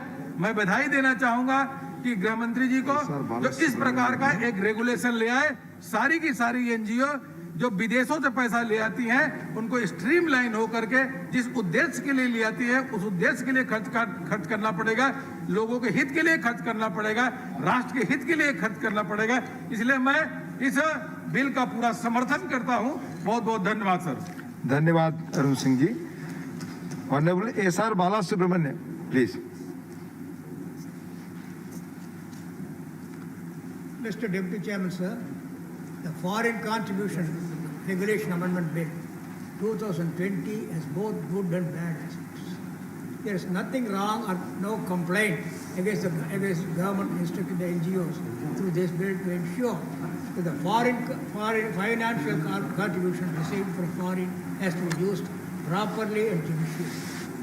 But the grudge of majority of those who oppose this bill is that this law may be used to target political opponents and religious minorities. I appeal to the government to be sincere in this and not target any political opponents or even religious minorities. Government has to clarify this point and ensure that there won't be any bias in execution of the law. The bill makes Aadhaar a mandatory identification document for all the office bearers of an NGO or an association seeking foreign donations. There is nothing wrong in this, and in fact, the government should instruct the NGOs to have a simple, dynamic website mentioning the complete details of the trustees, office bearers, and the monthly or quarterly reports showing the details of the amount received and spent by the NGOs. There should be an absolute transparency need to maintain as well as the NGOs receiving foreign contributions. The intention of the government limiting administrative expenses drawn from other foreign donations to 20% against the current 50% is good on paper. But in ground reality, it will adversely affect the effective functioning of NGOs and the purpose will not be achieved. Without having good staff strength, NGOs can't function. If we have more staff, we cannot run the show without proper office or establishment. In this very difficult COVID-19 scenario, where we have witnessed more than 10 crore job loss, NGOs which provides jobs for several thousand people should not be disturbed. Therefore, reducing the administrative expenses to 20% of the moment, at the moment, it seems to be unwarranted. There may be few bad NGOs among the NGOs, but there are 100 genuine NGOs doing excellent work in the country. Sir, amendment to cut in administrative expenses saying many NGOs use the donations for personal use, such as buying cars and installing air conditioners cannot hold good for all genuine NGOs. I request the central government to stop bulldozing people who do good work. Sir, on one hand, the government invites foreign funds, but when such funds come for education or charitable purposes, it is prevented. I would like to record in this August House that the contribution to education and society by the several religious minorities education institutions through their trusts are highly commendable. Most of the contributors of modern India, the nation building, were the products of such illustrious education institutions only. We can't. Please conclude, President. Please. I will take a minute or a half. That's all. We can't deny that. Just see the alumni of several outstanding institutions like the Laila College, Chennai, St. Joseph's College, St. Xavier's College, or the Madras Christian College, or Women's Christian College, Chennai, or any other college of high reputation. Their old students are employed in very big positions in world top business organizations all over the world and make the institution and our country very proud. They want to contribute something back to their colleges. It should not be disturbed, and no law should prevent such contributions from alumni of the colleges in the name of law. This is my humble request, because we all know that government can't perform all acts on its own. I wholeheartedly welcome the government regulating the foreign donations and ensures that such contributions do not adversely affect the internal security of the country. But it should not put a blanket curtain on this issue. The bill allows the foreign contributions. Please conclude now. I'm concluding, sir. Please. Bill allows the foreign contribution bank accounts can be opened anywhere and not only restricted to State Bank of India is a welcome one. Before I conclude, this bill has good intentions, but will have bad implications on ground. I urge the government that the interests of the genuine NGOs should be addressed and protected in an appropriate way. Thank you. Thank you. माननीय स्वप्न दास गुप्ता जी, आपने raise किया था कि bill circulate नहीं हुआ. In fact Covid protocol के तहत सारे बिल्स जो है वो अपलोड किए जा रहे हैं soft copy. Thank you. Shri Prashant Nanda, please. Thank you, sir. Due to the pass of time, I'll only discuss about purpose and impact of this bill. The purpose of this bill is to enhance transparency and accountability in the receipt and utilization of foreign contribution worth thousands of crores of rupees every year and facilitate the genuine NGO or association who are working for the society. The bill also proposes some restrictions. The bill proposes to state that foreign contribution must be received only in an account designated by the Bank of FCRA account. Investment bill. Sir, I want to highlight the stringent policy measures taken in this bill. The inflow of foreign contribution is seen continuous rise in last decade, but the utilization of such contribution has been seen directed towards unauthorized payment, like to maintain basic statutory compliances, like submission of annual returns and maintaining accounts due to which the government had to suspend many certificates and spending inquiries on. Restricting appropriation of foreign contribution. The amendment was proposed to ensure the proper utilization of the designated funds from foreign contribution. No organization which is registered and granted a certificate or has obtained prior permission under the FCRA and receive any foreign contribution shall transfer such foreign contribution to any other organization. Sir, I wholeheartedly support this bill as the policy impact would be beneficial to the country as a whole. But my sincerest request will be genuine NGOs should not be harassed by officials as the country may lose funds. Thank you. Thank you, Santnanda ji. Shri V. Vijay Sai Reddy. V. Vijay Sai Reddy. Absent. Shri Ramchand Prasad Singh ji.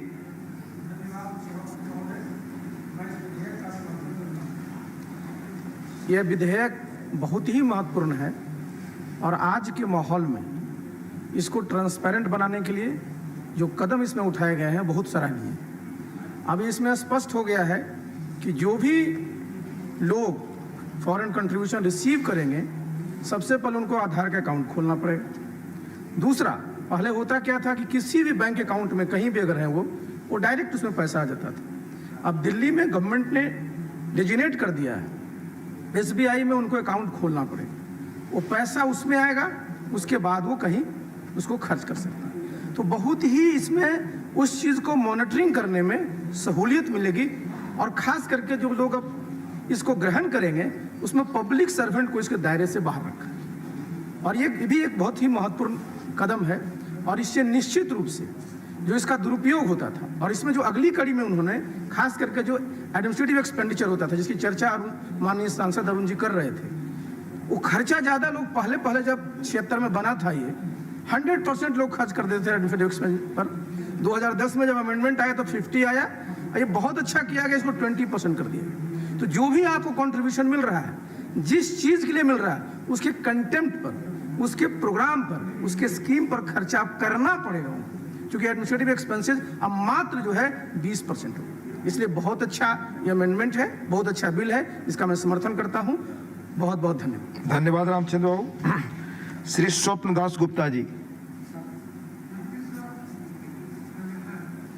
In support of this FCRA bill, which seeks to enhance compliance mechanisms for those receiving foreign funds.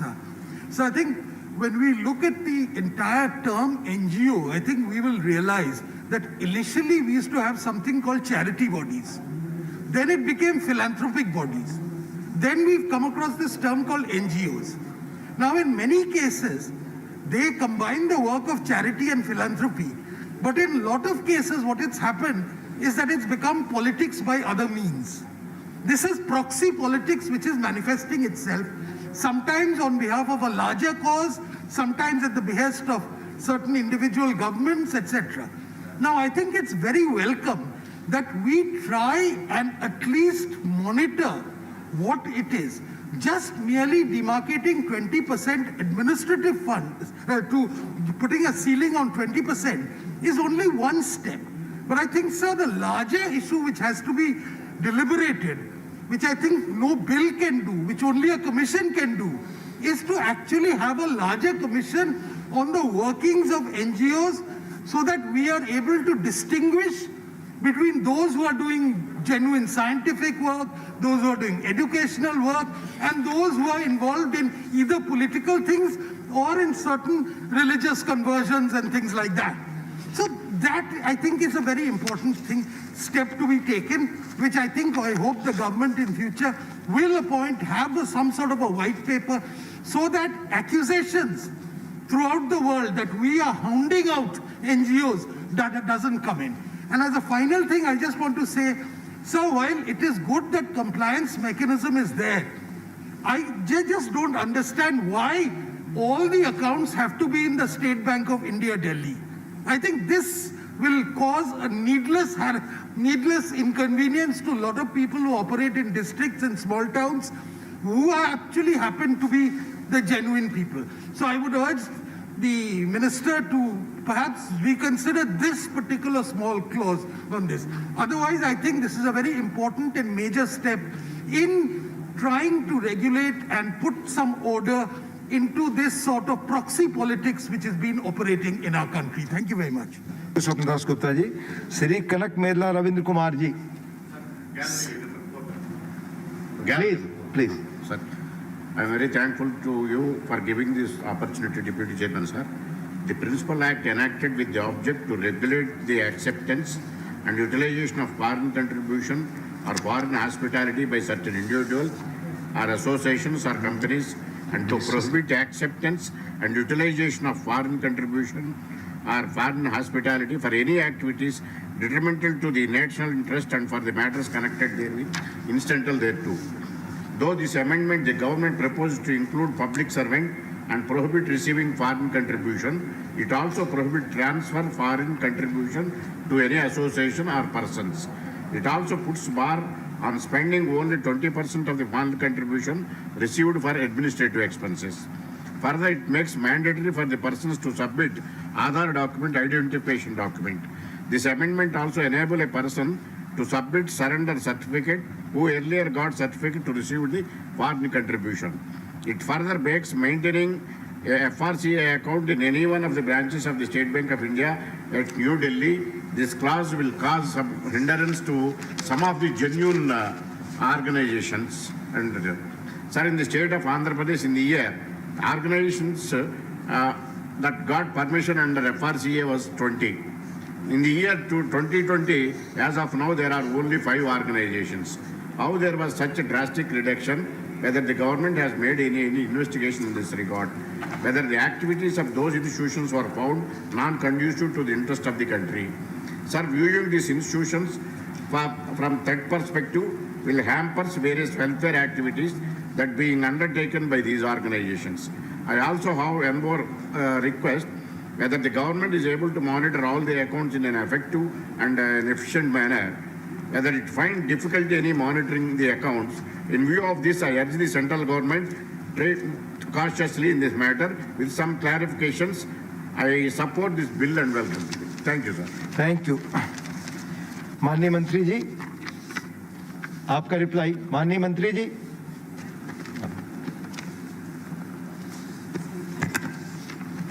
उपसभापति महोदय, सबसे पहले तो मैं सभी माननीय सदस्यों का आभार व्यक्त करता हूं, जिन्होंने बहुत अच्छे सुझाव भी दिए और बिल जो लाया गया है उसके विशेषताओं को भी उल्लेखित किए हैं।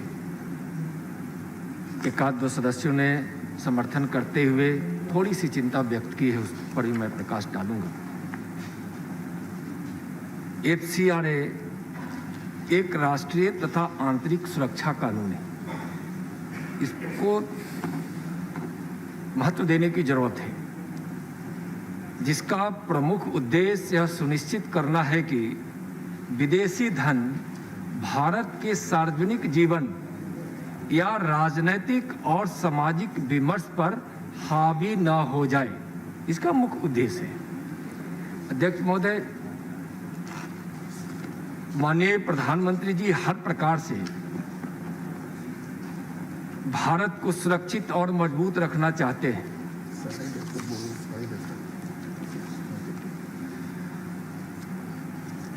भारत के यशस्वी प्रधानमंत्री आदरणीय नरेंद्र मोदी जी इस देश की हर व्यवस्थाओं में स्वच्छता लाना चाहते हैं, पारदर्शिता लाना चाहते हैं।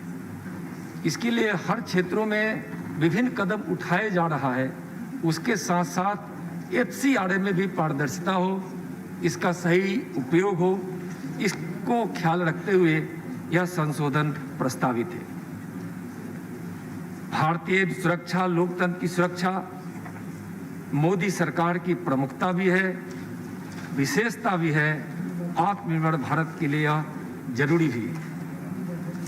अध्यक्ष, उपसभापति महोदय, माननीय गृह मंत्री आदरणीय अमित शाह जी हमेशा आग्रह करते रहते हैं, उनका आग्रह होता है कि एनजीओ समाज की विशिष्ट आवश्यकताओं को पूरा करने के लिए ईमानदारी से अपना योगदान दें।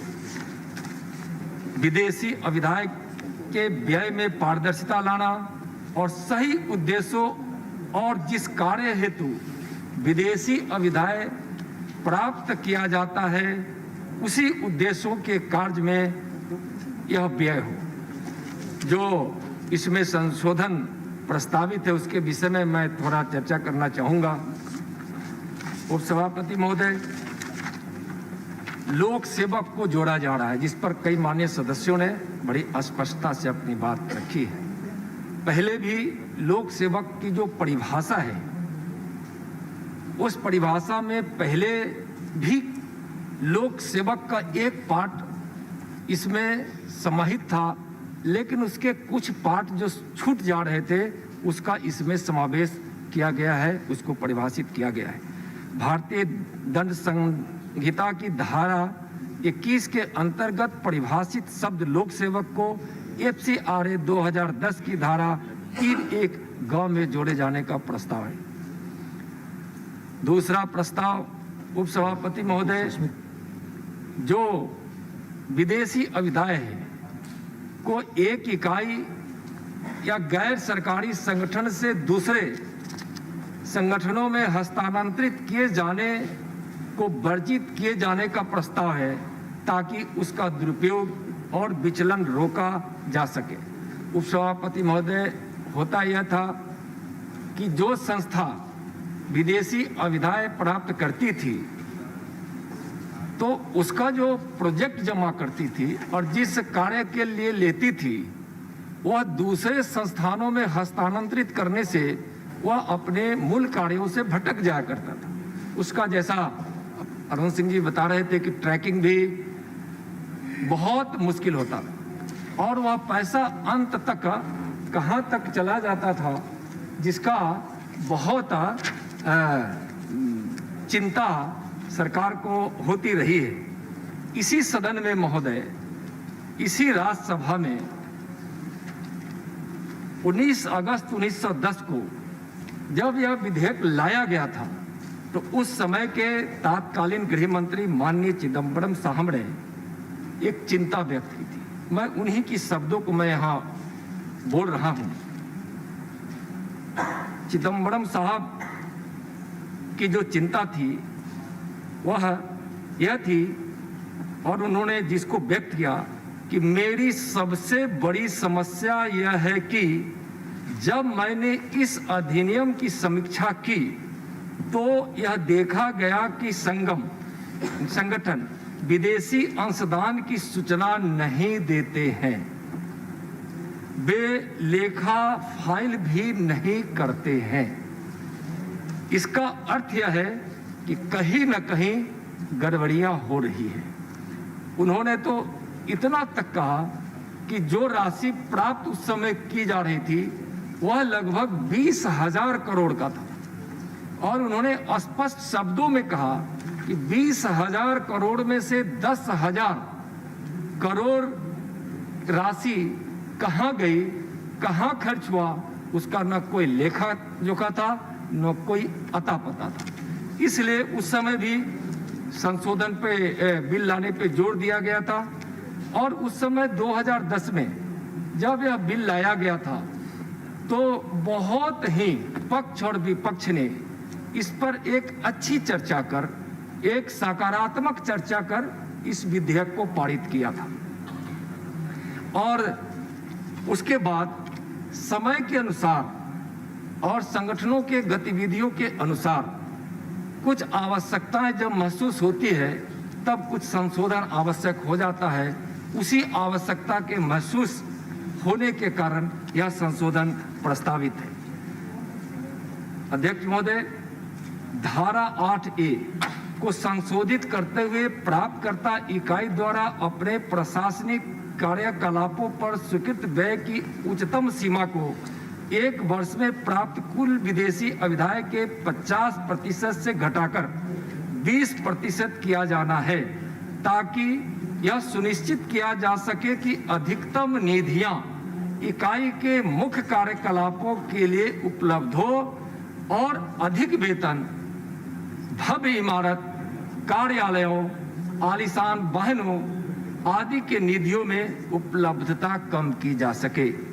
जब यह चर्चा हो रही थी तो उस समय भी सदन में कई माननीय सदस्यों ने 50% का जब प्रस्ताव आया था तो उन लोगों ने अपनी इच्छा व्यक्त की थी, जिसमें प्रशांत चटर्जी जी जो वेस्ट बंगाल से आते थे, राज्यसभा के माननीय सदस्य थे, रुद्र माधव रे लोकसभा के सदस्य थे, प्रबोध पांडा जी जो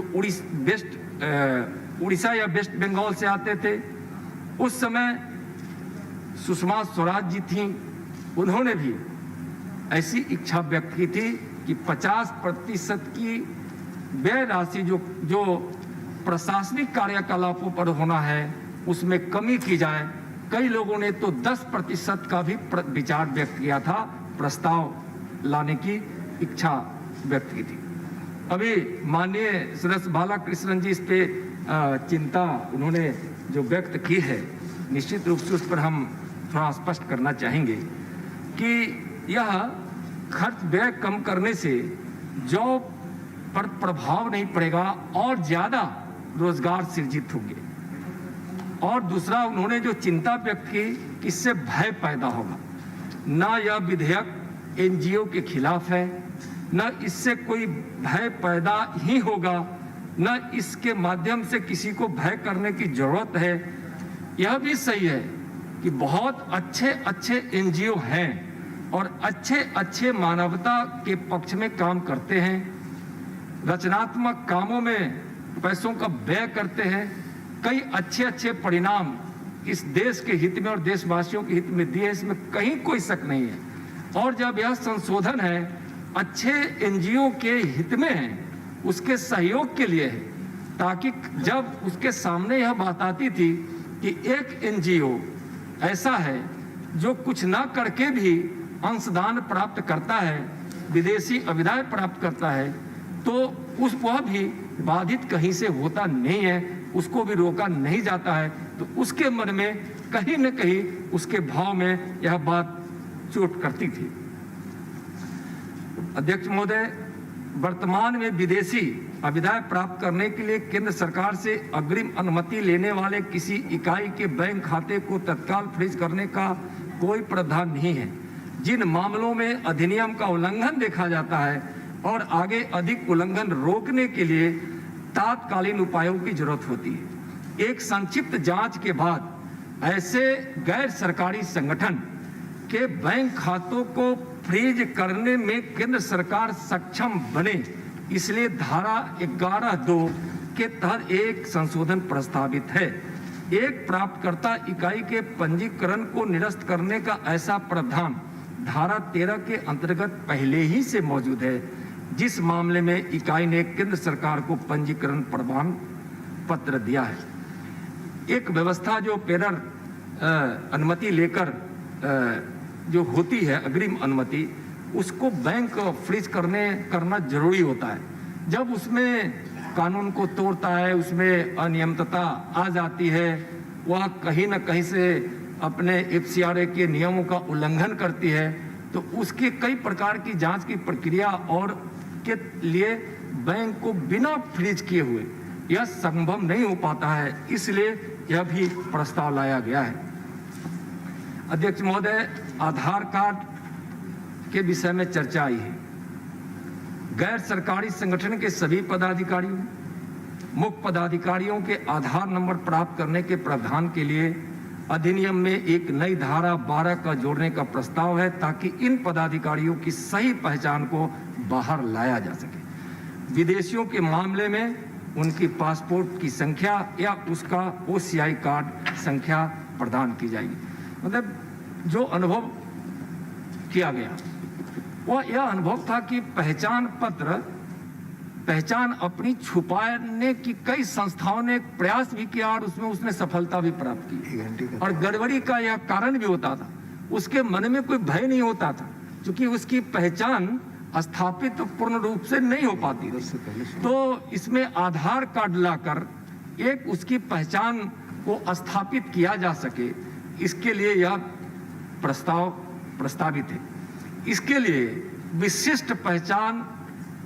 भारतीय विशिष्ट पहचान प्राधिकरण UIDAI तथा MITI इलेक्ट्रॉनिकी और सूचना प्रौद्योगिकी मंत्रालय से इस पर विचार लिया गया और तत्पश्चात यह प्रस्तावित हुआ है।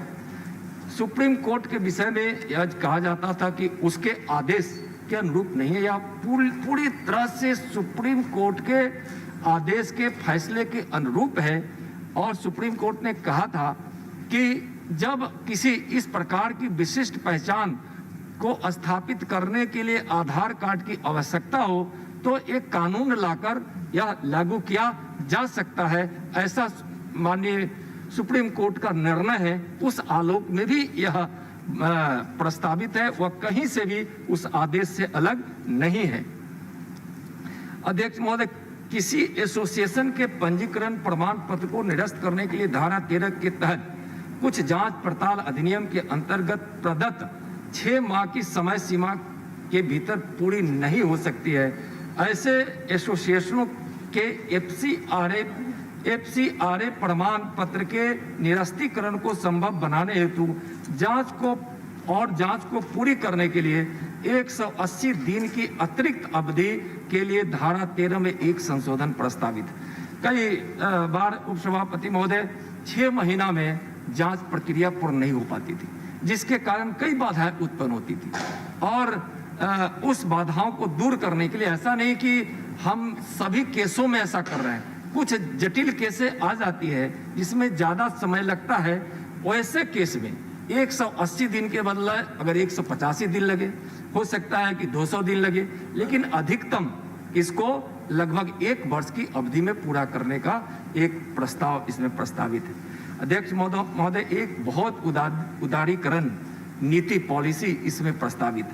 क्या है कि जो NGO सरेंडर करना चाहता था, ये उसकी एक नई धारा 14 को जोड़ते हुए पंजीकरण प्रमाण पत्र के स्वैच्छिक अभ्यर्पण की अनुमति देना प्रस्तावित है, ताकि उसका वैकल्पिक और नॉन एस्टिग्मेटिक फॉर क्लोजर सुगम बनाया जा सके। पहले क्या होता था कि कुछ संस्थाएं पैसा लेती थी, काम कर देती थी, लेकिन बाद में वह सक्षम नहीं होता था तो चाहता था कि हम इसको सरेंडर कर दें। तो उस स्थिति में बहुत जटिल प्रक्रिया थी, और इतनी जटिल प्रक्रिया थी कि एक तरह से कहे कि ऐसे संस्थाओं के पांव में जंजीर जकड़ जाता था, कई उलझनें पैदा करती थी और वह एक थकान महसूस करता था। उसको उदारीकरण के तहत सरेंडर की जो प्रक्रिया अपनाई गई है 14 का जोड़ते हुए, ताकि उसको एक सरल विधि से सरेंडर कर सके।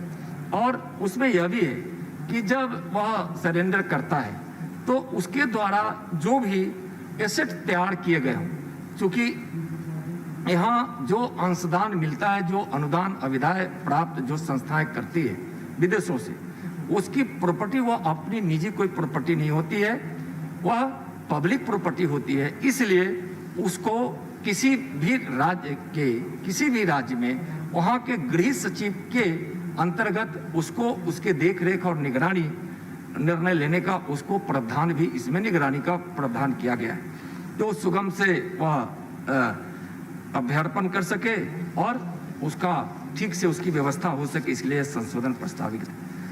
एक नवीनीकरण के पहले उपयुक्त जांच के लिए प्रस्तावित है। अधिनियम धारा 16 के अंतर्गत एसोसिएशन की पंजीकरण प्रमाण पत्र के नवीकरण से पहले केंद्र सरकार को ऐसी जांच करने जैसा वह उचित समझे में सक्षम बनाने के लिए यह संशोधन प्रस्तावित है। उपसभापति महोदय, होता क्या था कि जब हम किसी का रिन्यूअल करते थे तो उसकी जांच की वह 5 वर्षों में वह अपनी गतिविधियां कैसे चलाया, पैसे का उपयोग कैसे किया, कहीं दुरुपयोग तो नहीं किया, उद्देश्य से तो भटका नहीं।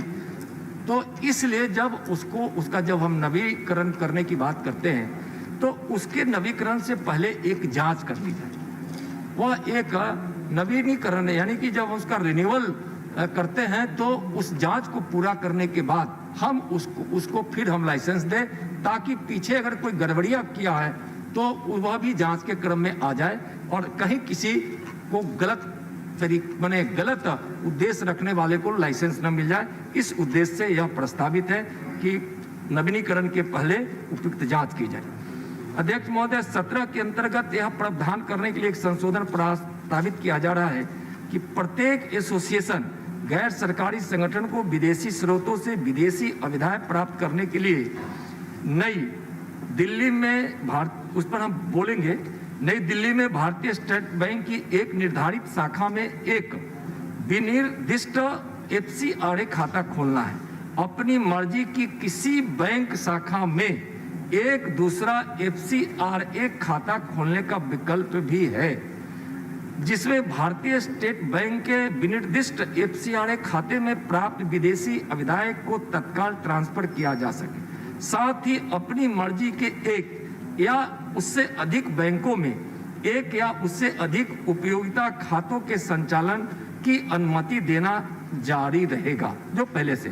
अध्यक्ष महोदय, एक सवाल यहाँ अपने स्वप्न दास गुप्ता जी भी इस पर चिंता व्यक्त कर रहे थे। देखिए, इसका कारण है, एक तो कि SBI क्यों, तो एक तो कि सरकारी बैंक है, दूसरा है कि SBI की शाखाएं देश के विभिन्न भूभागों में सबसे ज्यादा है और यूं कहे तो हर जगह है। और इसलिए दूसरा क्या है कि उसमें इतना सरलीकरण है कि इसमें दिल्ली के SBI में बैंक खाता खोलने के लिए उसको दिल्ली आने की जरूरत नहीं है। SBI में खोलने के लिए जो उनके निकटतम SBI की शाखा है वही कागज को जमा करेंगे, वही उसका इन्वेस्टिगेशन होगा। जो खोलने की बैंक खाता खोलने की जो प्रक्रिया है उस प्रक्रिया को वही पूरी कर ली जाएगी और वही बैंक यहाँ के बैंक से अकाउंट नंबर प्राप्त कर वहाँ संगठन को वह SBI का बैंक खाता प्राप्त करा देगा। आने की जरूरत नहीं है। जिस प्रकार से अपने बैंक की शाखा में हम खाता खोलते हैं वही प्रक्रिया है, न दिल्ली आने की जरूरत है और न ही उनको कोई वहाँ व्यवधान है। दूसरा क्या है कि जो पैसा विदेशों से आएगा तो यहाँ आकर फिर ट्रांसफर जो उनके स्थानीय बैंक में जाएगा उसमें कहीं कोई रुकावट नहीं, उसके लिए कहीं कोई जटिलता नहीं, सरलता है और उसमें कोई विलंब भी नहीं होना है। उसका मुख्य कारण क्या है कि जो भारी मात्रा में पैसे आते हैं तो यहाँ उसको व्यवस्थित रखने के लिए उसकी जानकारी सरकार को रहे, इसके लिए एक यह व्यवस्था की गई। उनको उसमें दिक्कत क्या है, बैंक में अगर दिल्ली में विदेशों से जो अविदाय आता है वह आने के साथ साथ ही वह उसके स्थानीय शाखा में स्थानांतरित हो जाएगा। तो न दिल्ली आना है, न पैसा आने के बाद वहाँ ट्रांसफर होने में विलंब होना है। लेकिन सरकार को सुविधा यह होगी कि यह पैसे का ट्रेस, उसकी ट्रैकिंग और उसका उपयोग, उसका मॉनिटरिंग, उसका इस प्रकार की व्यवस्था के लिए यह एक व्यवस्था लाई गई है ताकि पारदर्शिता बनी रहे। इस उद्देश्य से यह है। महोदय, मैं अंत में यह कहना चाहूँगा कि यह निश्चित रूप से पारदर्शिता लाने वाला यह बिल न NGO के खिलाफ है या न किसी के हित में है। यह जरूर है कि वैसी संस्था को जरूर थोड़ा बुरा लगेगा जो पारदर्शिता को नहीं चाहते हैं, लेकिन ऐसे एनजीओ जो पारदर्शिता के साथ जिस उद्देश्य से विदेशी अविदाय प्राप्त करते हैं, ऐसे सेवा भाव से जनहित में काम करने वाले ऐसी सारी संस्थाओं को यह सहयोग करने के लिए यह संशोधन है। इसलिए हम माननीय सदस्यों से यह विनती करते हैं कि आप इस संशोधन को, जो एक राष्ट्रीय और आंतरिक सुरक्षा कानून के रूप में भी है, इसके उद्देश्य के पूर्ति के लिए भी इस संशोधन को यहाँ पारित करने की कृपा करें। धन्यवाद मंत्री जी। The question is that the Foreign Contribution Regulation Amendment Bill 2020 as passed by Lok Sabha be taken into consideration. Those in favor will please raise their hands and say aye. Those against will please raise their hands and say no. I think the ayes have it, the ayes have it, the ayes have it. The motion is adopted. We shall now take up clause by clause consideration of the bill. Clauses 2 to 12 stand part of the bill. Those in favor will please raise their hands and say aye. Those against will please raise their hands and say no. I think the ayes have it, the ayes have it, the ayes have it. Clauses 2 to 12 are adopted. Clause 1, the enacting formula and the title stand part of the bill. Those in favor will please raise their hands and say aye. Those against will please raise their hands and say no. I think the ayes have it, the ayes have it, the ayes have it. Clause 1, the enacting formula and the title are adopted. Sri Nityanand Rai to move that bill be passed. महोदय, मैं प्रस्ताव करता हूं कि विधेयक पारित किया जाए। Motion moved that the bill be passed. The question is that the bill be passed. Those in favor will please raise their hands and say aye. Those against will please raise their hands and say no. I think the ayes have it, the ayes have it, the ayes have it. The bill is passed. Noted that it was passed unanimously while mentioning. That has to be examined in the process. In the proceedings. ये process में check होगा, क्योंकि process में check करके तभी इस पे कुछ कर सकते। The bilateral netting of qualified financial contracts bill 2020. Srimati Nirmala Sitharaman to move a motion for consideration of the bilateral netting of qualified financial contracts bill 2020.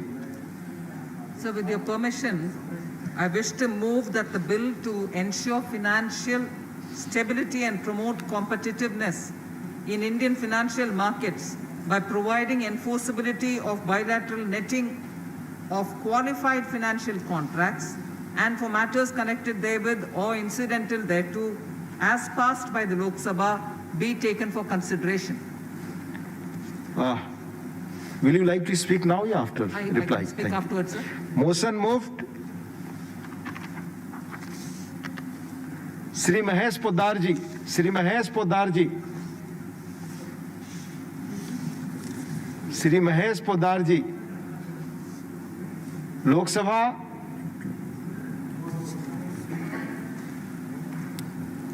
Not present. Sri Suresh Prabhu, Sri Suresh Prabhu. Yes, sir, हाँ please, Suresh ji लोक सभा से आप बोल रहे हैं, please. Sir, let me support the bill because it involves some very important provisions. As we all know, the financial markets of the world are the backbone of the global economy. In fact, to the extent that a financial derivative market is probably 20 times bigger than the real global economy. In fact, it had grown to more than 60, 70 times bigger than the global economy before 2008, where the global crisis hit through the banking system, and the banking system was affected because of the derivatives market. Now, the derivatives have different kinds of financial products. The underlying security for derivatives could vary from stocks to bonds to interest, commodities, any kind of it. It is necessary because it provides liquidity to the financial market system. It releases the investment that has gone into the real assets and also provides the innovation to the financial services market. So while it is necessary that we should promote such financial products, derivatives in particular, at the same time, there is a need to have prudential oversight on it, regulation on it. And if you want a regulation, then you must make a regulation in a way that it will not kill the innovation, but rather promote it. Now, it's a very difficult regulation to make at any given point of time to ensure both at the same time. And therefore, I compliment the Finance Minister for bringing out this legislation in a way that it actually deals with and tries to address both the issues at the same time. As I said, if you just leave it as it is and leave it to the market forces, then it could lead to chaos and crisis as it happened in 2008. But if you don't regulate it in a way that it kills the basic purpose of financial innovation, this again is counterproductive. Now let me give an example of how it can function in a way that will benefit Indian economy. The OTC, over-the-counter transactions that take place, which is outside the regulated markets, is something which can release a lot of liquidity into the marketplace. At the same time, when you release the liquidity, and if you do not have a prudential way to regulate it, it can probably sometimes lead to some sort of a crisis again. So now, there are two elements of this bill, and which I really support. One, which tries to ensure, and that is actually the global template now, that G20 also has accepted this, that there should be some margins that should be stipulated when you do OTC trades of this kind. Now, if you make a margin in such a way, that margin will be so high that no transaction will take place ever. So this particular bill actually ensures that there's a netting out of transaction possible. As is always happened in case of a financial institution, there could be exposure of two kinds. On one side, the financial institution may have lent something to somebody or has taken obligation on behalf of somebody. In this case, obligation will be more normal than lending. At the same time, there is a possibility that there could have been receivables or a receiving obligation from the counterparty. Today, in today's regulated market or today's regime, it is not possible that you can net out such two transactions.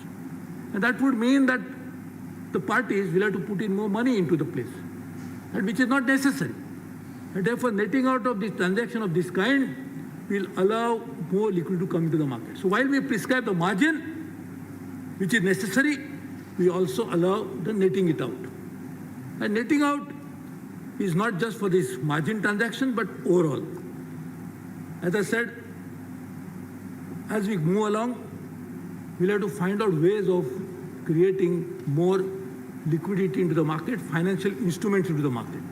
Particularly when Prime Minister Modi has embarked upon a very ambitious target of investing into infrastructure of more than $1 trillion.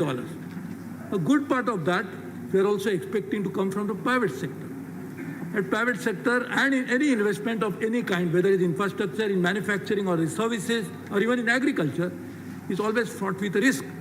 So if you want to cover the risk, we'll have to come out with some derivative product. We have to cover with the risk maybe related to forex markets. And particularly because of the global situation being so fragile, it is always now we are entering into a very unknown territory, uncharted path in which we don't know what will be the extent to which the forex market will behave. And in such a situation, we'll have to go out with covering the risk related to that. And if you want to cover the risk, you must have a proper situation. So now, for example, the exporter in India, when he's going to sell his product to the foreign buyer, he is actually taking a currency risk. If he covers that risk, he'll be able to get the discounted value at today's price for the money that he's actually getting exposure to. So doing that would mean it. Again, the interest swaps that happen in the banking system in a very significant way. The interest swaps go into several hundred billions of dollars, actually, in India's situation even today. And that happens, which is actually benefiting the financial institution on one hand, at the same time, the person who is going to benefit from some transaction or the other. But more importantly, the economy as a whole also benefits. And therefore, we must find out ways of how a transaction can help at a macro level for the economy as a whole, but also as a business level, wherein a businessman can also benefit from it. Now to do this is a regulation which brings into its ambit all the regulators more or less in the financial services sector, whether it is banks, so through Reserve Bank of India, insurance company through the IRDA, pension funds through PFDI, or also the new financial services center which we have been setting it up, we have already set up, and the regulator which has also been put in place. All of them will be actually like a parent for this organization, for these transactions. One of the party, because there will be always two counterparties for any transaction, one of the party must be regulated under one of such regulators, which in itself is very good idea because it should not happen just outside of anybody's realm. And that too because, as I said, they are mainly OTC transactions. And OTC transactions are necessary, but at the same time, if not properly under some sort of vigilance or care, can actually lead to some sort of a problem. So I think it's a very interesting development. I just want to request the finance minister to look into a very fine point of this particular position. I was just reading it. I don't want to read it again to save the time. But it looks like it says that this party, because we already talk about in this particular sense, qualified financial contracts. This is the bill which actually deals with qualified financial contracts. It says somewhere that is qualified, which qualified financial contracts will be governed by this will be decided. I don't think the intention of the government would be, or finally the intention of the legislature when we pass the bill finally would be to go into the micromanagement of the instrument. It will be the kind of transaction that we are talking about. It is not the individual transaction or the individual contract that we are talking about. So I think that should be properly explained. I'm sure finance minister, who is really doing a great job in difficult times, would certainly ensure that this particular part of that will be properly taken care of. We also, it is said that it will designate, the regulator will designate which are the qualified parties. I think these are the issues which I think are already, what is meant by the legislation is definitely there, but sometimes the draftsman drafting the bill could probably lead to some sort of a confusion which I think we should be able to avoid. There has been a need, and I would urge the finance minister, which he has also mentioned in the budget speech, if I can recall it correctly, that we need to promote a very dynamic, versatile, forward-looking bond market in India. We need a primary as well as a secondary bond market in India.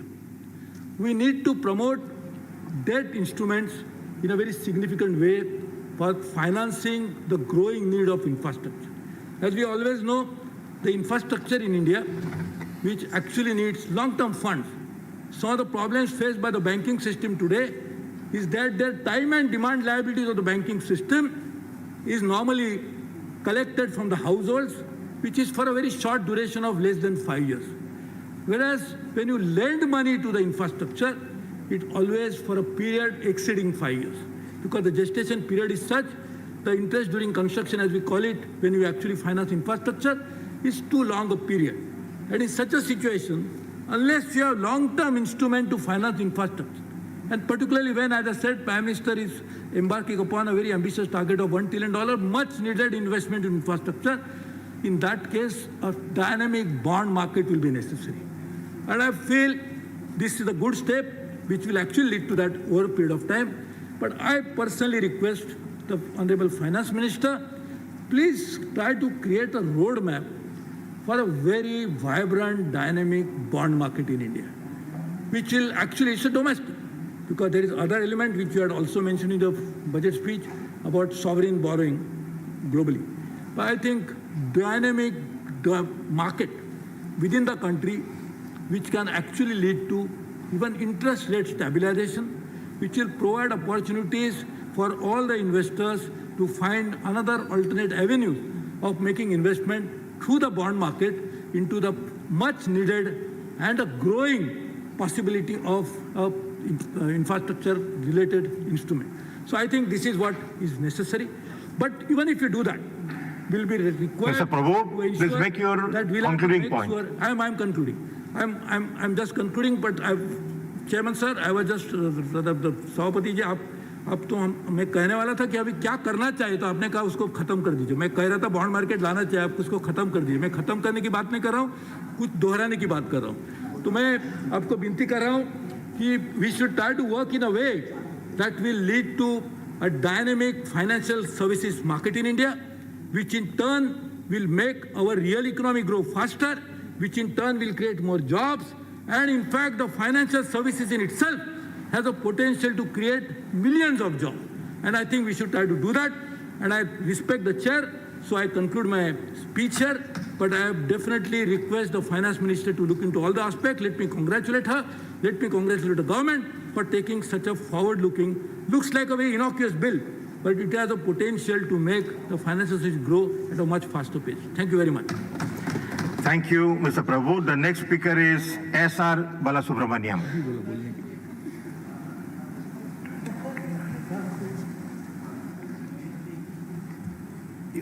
You're speaking next. Are you not speaking now? Okay. Okay. All right. All right. A. Bijay Kumar. The next speaker is A. Bijay Kumar. Is in Lok Sabha? Thank you, Chairman, sir.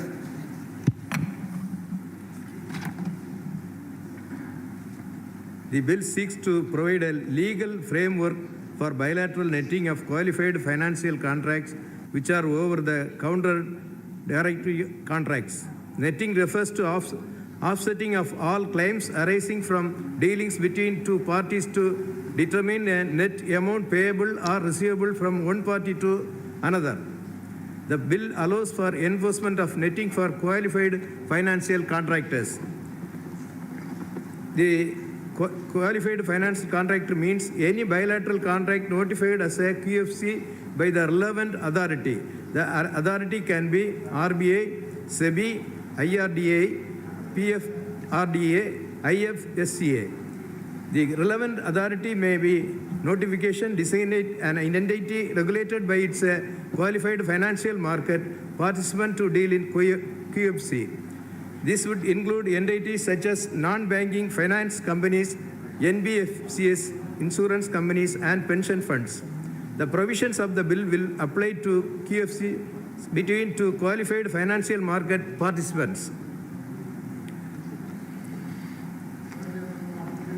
This would be the include entities such as non-banking financial companies, insurance. Okay, sorry. The bill provides that netting of QFCs is enforceable by the contract has a netting agreement. Netting agreement is an agreement that provides for netting of amounts involving two or more QFCs. The netting agreement may be include a collateral arrangement. The collateral arrangement is a form of security provided for one or more QFCs in a netting agreement. It may include a pledge of assets or an arrangement to transfer the little to a collateral or a third-party guarantor. The inclusion of non-qualified financial contracts in a netting agreement will not invalidate the enforceability of netting of QFCs under the agreement. Close out this netting refers to a termination of all obligation arising out of relevant QFCs. The process may be initiated by a party to the QFC in the case of default, failure to honor the obligation of the QFC by the other party, or termination even as specified in the netting agreement that gives one or both parties the right to terminate transaction under the agreement. In case where one party to agreement is placed under the administration, the consent of such party or to the administration practitioner is not required. Administration refers to imposition of moratorium, proceedings of winding up, insolvency, or bankruptcy. Among others, the administration practitioner is the entity that administers the affairs of the party. The parties to a QFC must ensure that all obligations owned by the one party to other under the contract are replaced by a single net amount. The netting will have the effect of liquidating present and future obligation raising out of QFCs to which the netting agreement applies. The net amount payable receivable under the close-out netting would be determined in accordance with the netting agreement entered to by the parties if one exists or through agreement between the parties or through arbitration. Unless the agreement specifies otherwise, collateral provided under a collateral agreement may be liquidated without consent from the entity. The close-out netting is enforceable against an insolvent party and against the person providing collateral. If applicable, close-out netting is also enforceable against a party placed under administration, notwithstanding any injunction, moratorium, insolvency, resolution, binding upon order of a court issued under any law. The administration practitioner cannot render effective any refer of cash, collateral or other interest made by connection with the netting agreement between the insolvent party and the non-insolvency party to a QFC.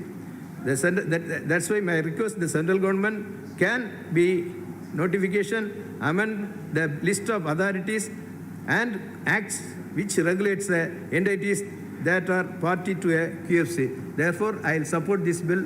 Thank you. Thank you. The next speaker is V. Vijay Reddy, not present.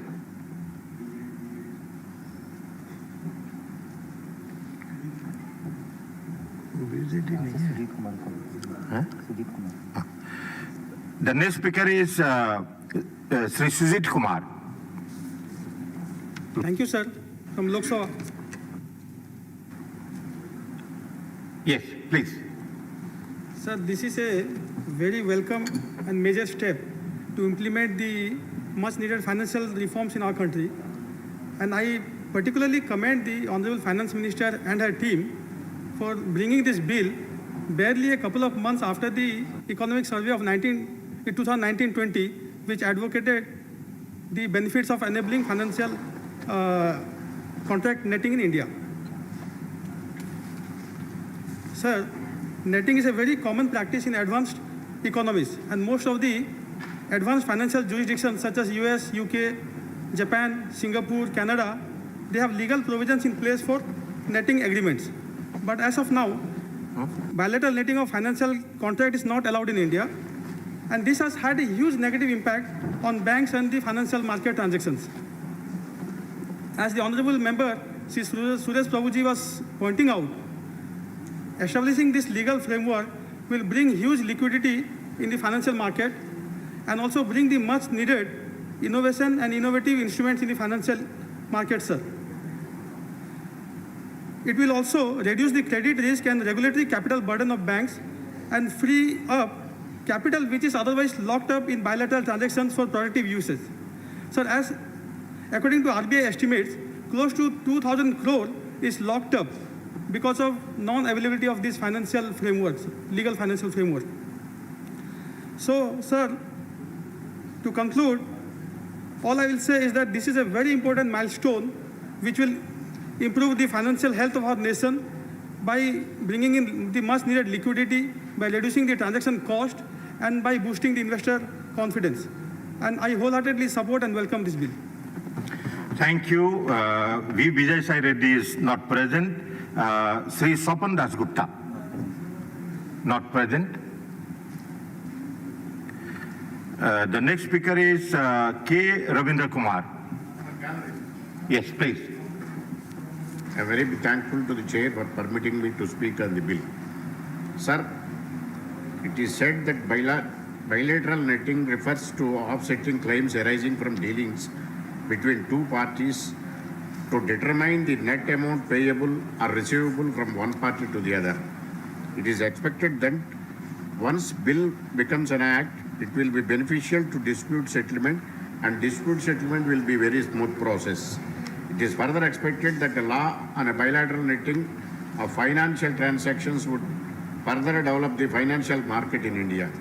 It has been informed that such legal framework exists in around 50 countries. The bill has been drafted on the basis of international swaps and derivatives association. It has also been informed that the estimated savings will be around 46,000 crore per year yearly.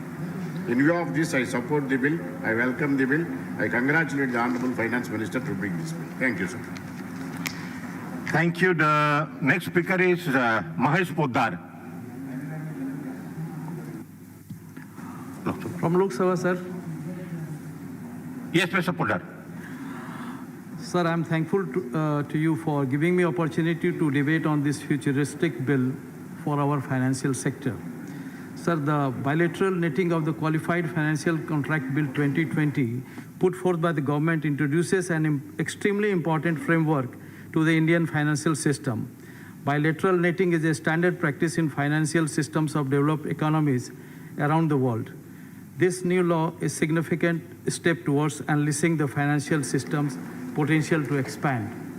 Sir, the two key elements are netting and QFC, that is Qualified Financial Contracts. Bilateral netting of QFC is a framework that allows two counterparties in a bilateral financial contract to offset claims against each other rather than on a net basis rather than on a gross basis. I'll just give you one example, sir. That suppose that there are two counterparties in contract X and Y. X has an exposure of rupees 50 to Y, while Y has exposure of rupees 60 to B, some third party. The gross exposure in the contract is 110 rupees. Whereas in the present system, where bilateral netting is not permissible, the two system has to put aside capital for a potential exposure of 110 rupees. Whereas this large amount of capital being set aside prevents the two parties in contract from carrying out other businesses.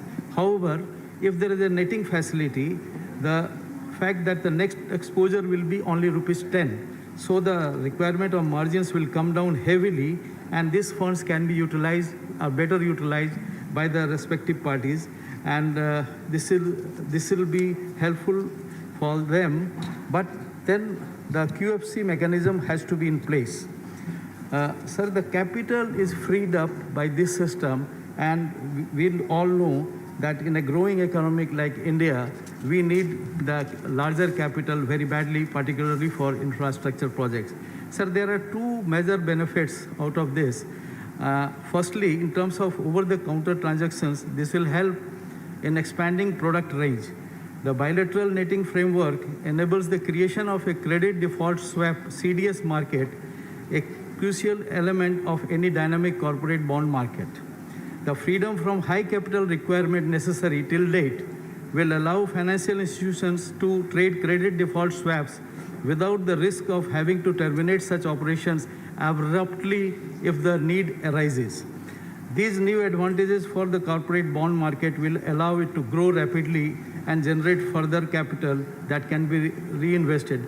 Sir, a strong bond market is needed by the large and growing infrastructure sector, and it has been mentioned by many concerned people time and again. This will pave the way for having a very strong bond market in India. Sir, the second advantage is there exists a global consciousness on imposition of margins for a non-centrally cleared over-the-counter derivatives. The Basel norms on bank capitalization that establish this consensus require countries that have adopted its framework to allow for bilateral netting. Such margins on a gross basis would make the transaction, as I told earlier, is very costly, but the net offsetting would significantly improve the possibilities of efficient and cost-effective margining. Taken together, CDS, over-the-counter derivatives, and hedging instruments make up a significant share of the corporate financial market. By facilitating growth on all these fronts, the bill in question creates grounds for wholesale expansion of India's financial market. And sir, now the QFC has to be regulated, and for which very rightly the authorities which have been authorized to do that, Reserve Bank of India, SEBI, IRDA, International Financial Services Center Authority, Pension Fund Regulatory authorities. These are the authorities which will be regulating the QFCs, because the netting facility backed by QFC is the key element for these provisions.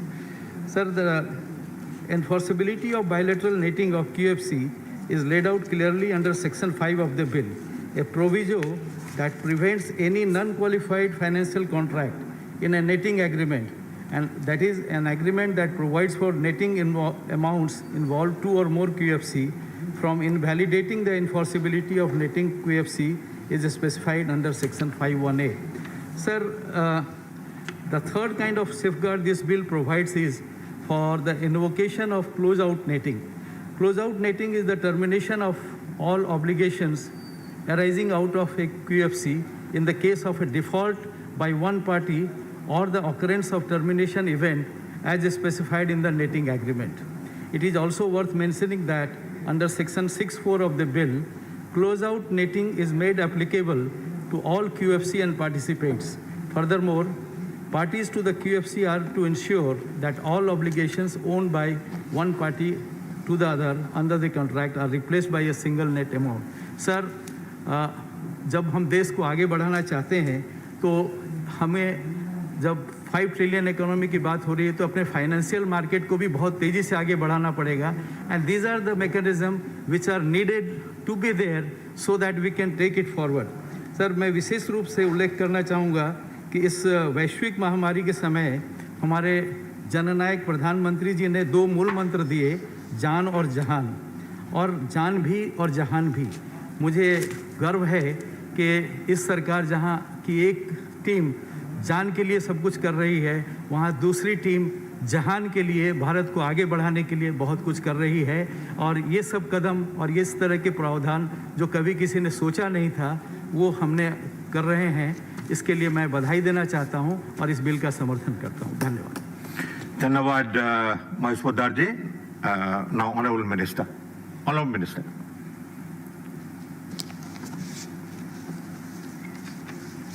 So thank you very much, sir. I thank all the members who have spoken today.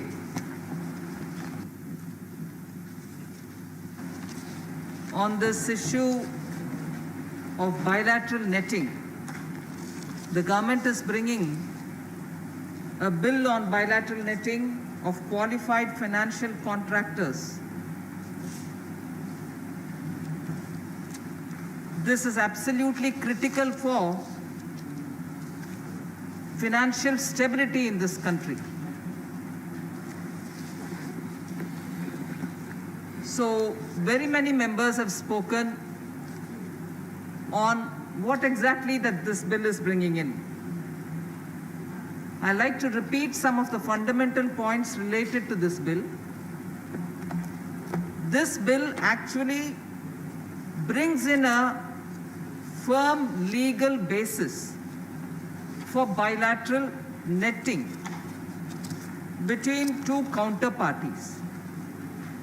Why only bilateral? Why not multilateral? And what exactly does this entail in the name of bilateral? I'd like to just elaborate on that for a minute, sir. Multilateral netting is already taken care of. Multilateral financial contracts, you have a clearing corporation of India, for example, acts as a mediator, and therefore it's a multilateral contract regulator, manager, and so on.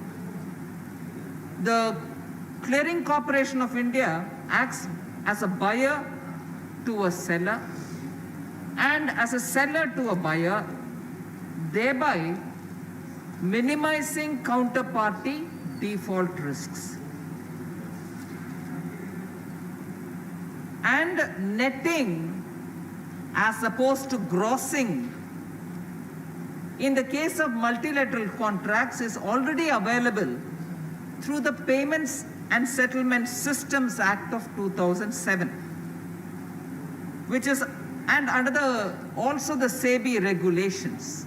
So the SEBI regulations take care of regulating them. The Payments and Systems Settlement Systems Act 2007 is already in place.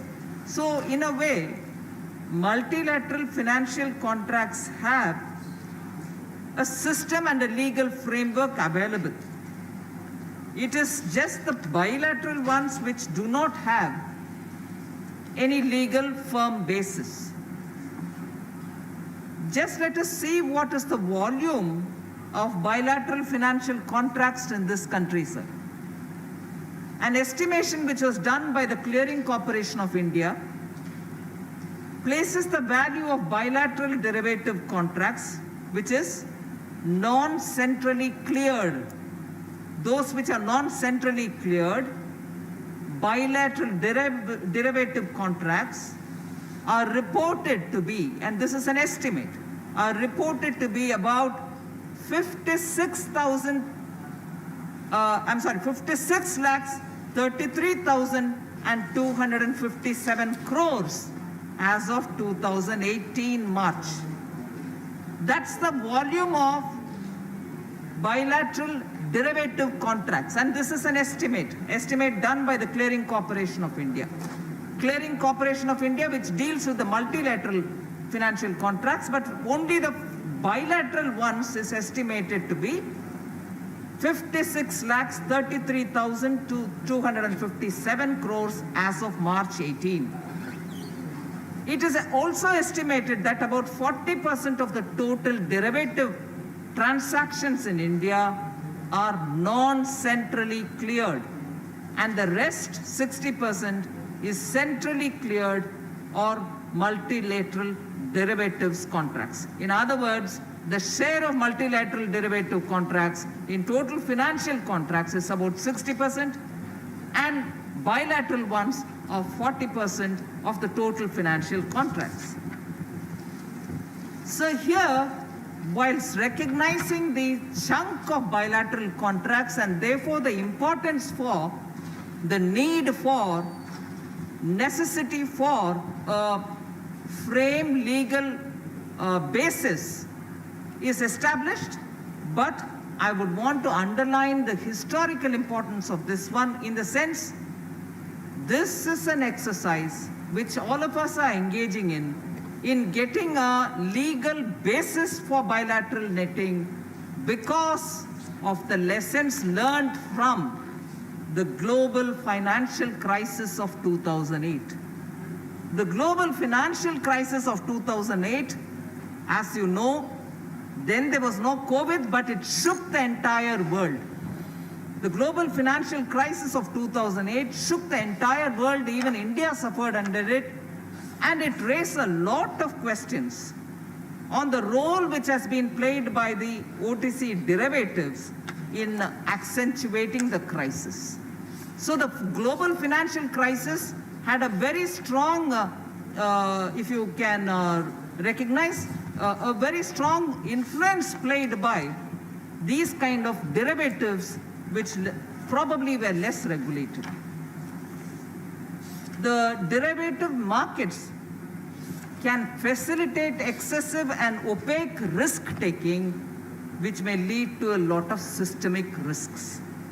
As a result, 3 concerns emerged. The G20 countries also called for an international standard-setting bodies to reform this entire derivative markets. The major reform measures implemented in this regard since after the 2008 global crisis are: 1, standardized OTC derivatives should be traded on exchanges or electronic platforms wherever they are appropriate. The second one was all standardized OTC derivatives should be cleared through a central counterparties, which is what the Clearing Corporation of India is. So 3 lessons were learned. The first one was all standardized OTC derivatives should be traded on exchanges or on electronic platforms where appropriate. That was the first lesson we learned. The second lesson we learned was all standardized OTC derivatives should be cleared through a central counterparty, which is the CCP, which is the clearing corporation for us. Third one, sir, and that is what is more important and relevant for this bill here. The third one is the non-centrally cleared derivatives, which is in a way the bilateral derivatives. The non-centrally cleared derivatives should be subjected to higher capital requirements. And also these derivatives should attract margin requirements. So this meant banks had to keep a higher margin locked up just to meet the risk of such exchanges which are not centrally cleared. So for those derivative exchanges which are not getting centrally cleared, banks ended up keeping more money to meet the risk in a locked up kind of a format, and that money which is kept locked up, which was ballooning, was not even available for lending and other activities of the bank. And therefore, the RBI in India on 1st September 2016 came up after due consultation with a draft regulation, which was then named as Variation Margin RBI Direction, which was a draft document which was put out by the RBI for consultation. Consultations were held, but unfortunately it couldn't see the light of the day because there was no legislative backing available. Since after 2016, again the RBI has now come up sometime on the 7th of September 2020 with another draft of such a regulation which can regulate all the bilateral netting matters, and that also is awaiting a legislative backing.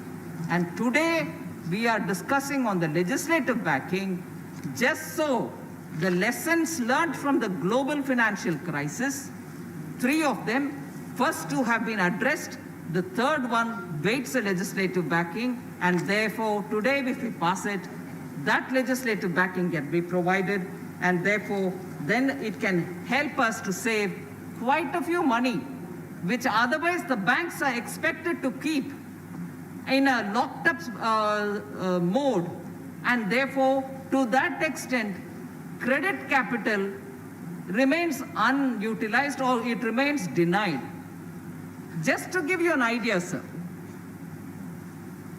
now after passing the bill, we went back to assess, in case the act was available earlier, how much of money would have been available with the banks for onward lending without getting locked up in an unproductive way in the name of keeping it for the gross system with which netting is done and not margin system in which it should be done.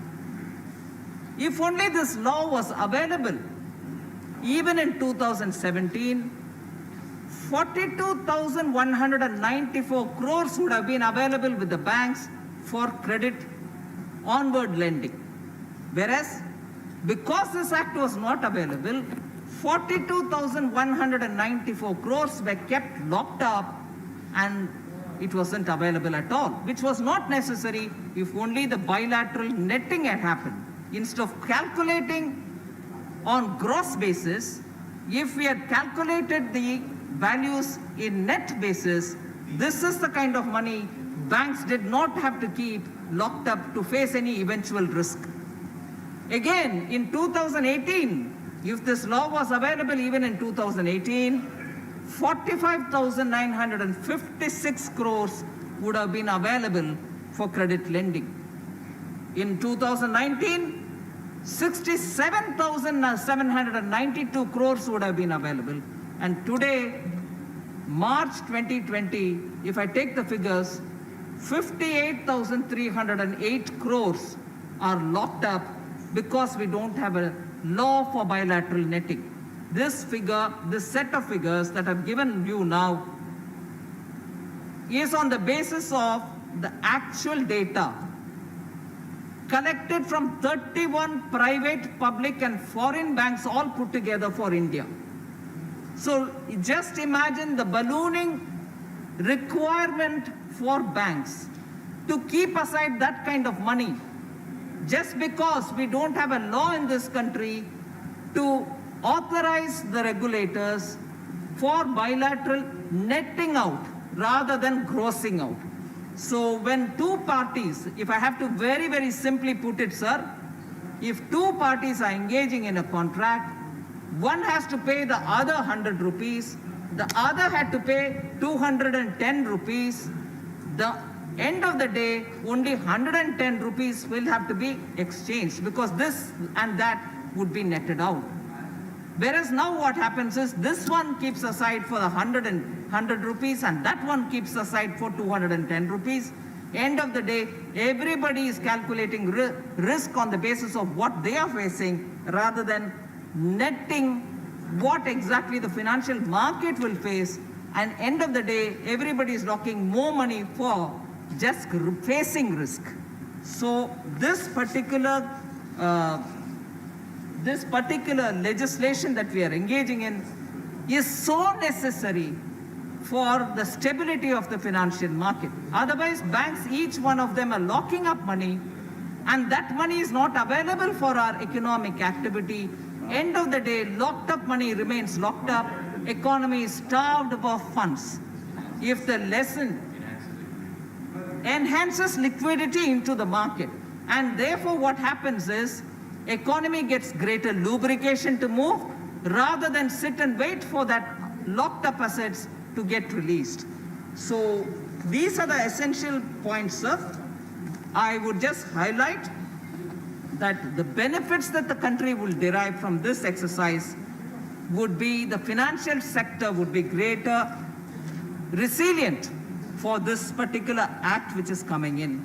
Second, it will reduce the price of derivative products on account of optimal utilization of all the capital which will be available and enable banks to increase credit limits because they'll have more money now. They will have greater credit limits for counterparties and clients. Then, Honorable Member Suresh Prabhu raised this point. Corporate bond markets will get energized. India is in the process of, in fact, Suresh Prabhuji asks for a roadmap, which in a way I have mentioned during my budget speech. So corporate bond markets will be greatly energized because the credit default swap markets will be better functioning now. And finally, sir, business exits also will be having better recovery.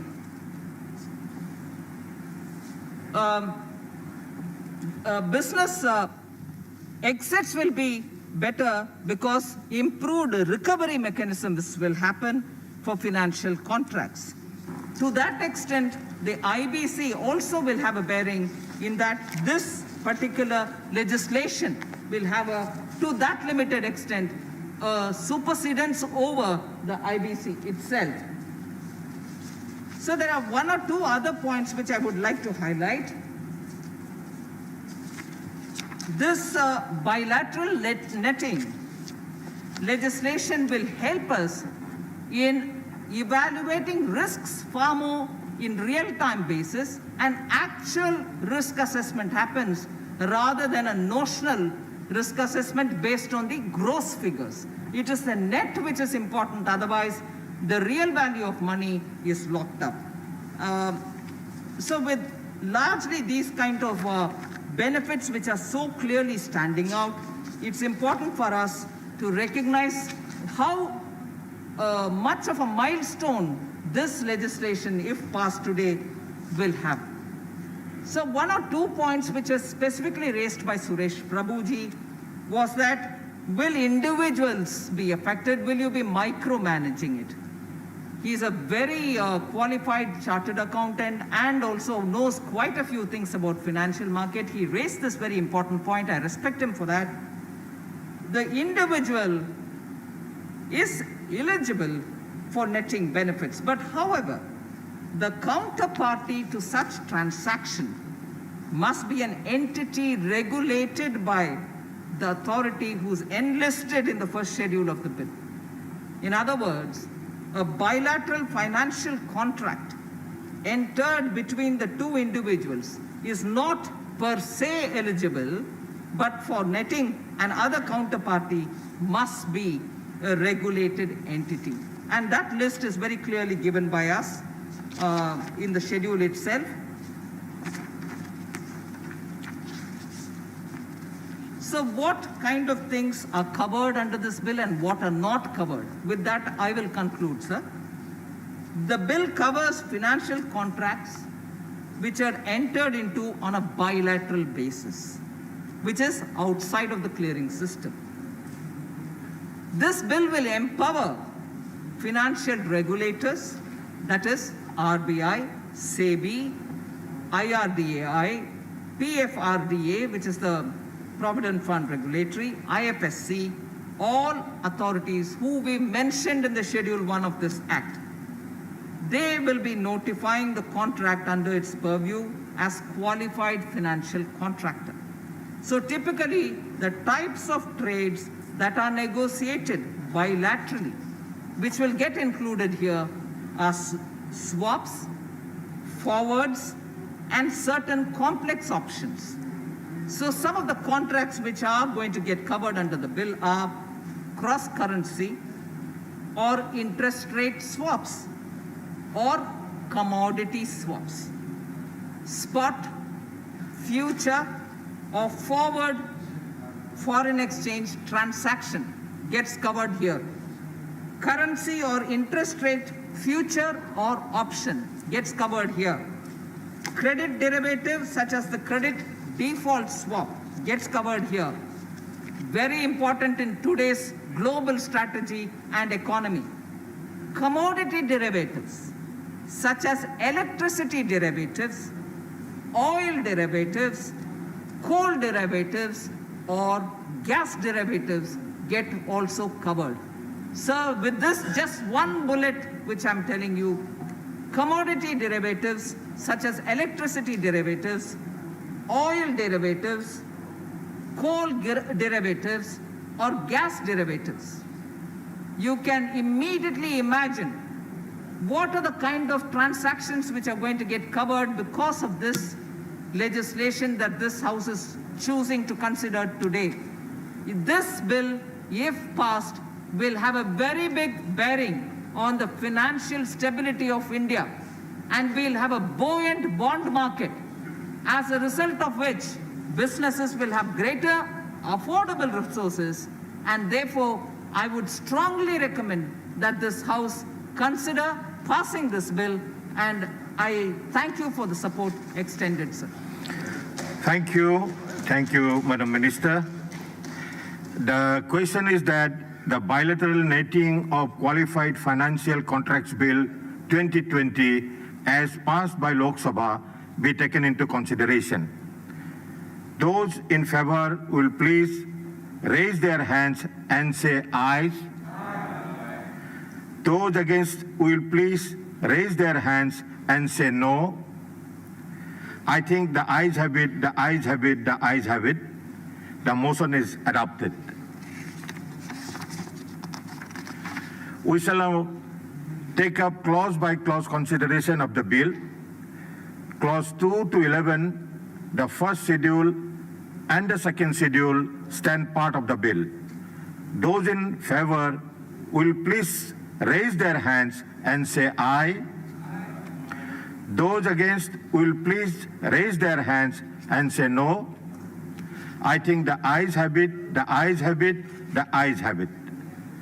Clause 2 to 11, the first schedule and the second schedule are adopted. Clause 1, the enacting formula and the title stand part of the bill. Those in favor will please raise their hands and say aye. Those against will please raise their hands and say no. I think the ayes have it, the ayes have it, the ayes have it. Clause 1, the enacting formula and the title are adopted. Now, the Minister, that the bill be passed. Motion to move that the bill be passed. Motion moved that the bill be passed. The question is that the bill be passed. Those in favor, please raise their hands and say aye. Those against will please raise their hands and say no. I think the ayes have it, the ayes have it, the ayes have it, the bill is passed.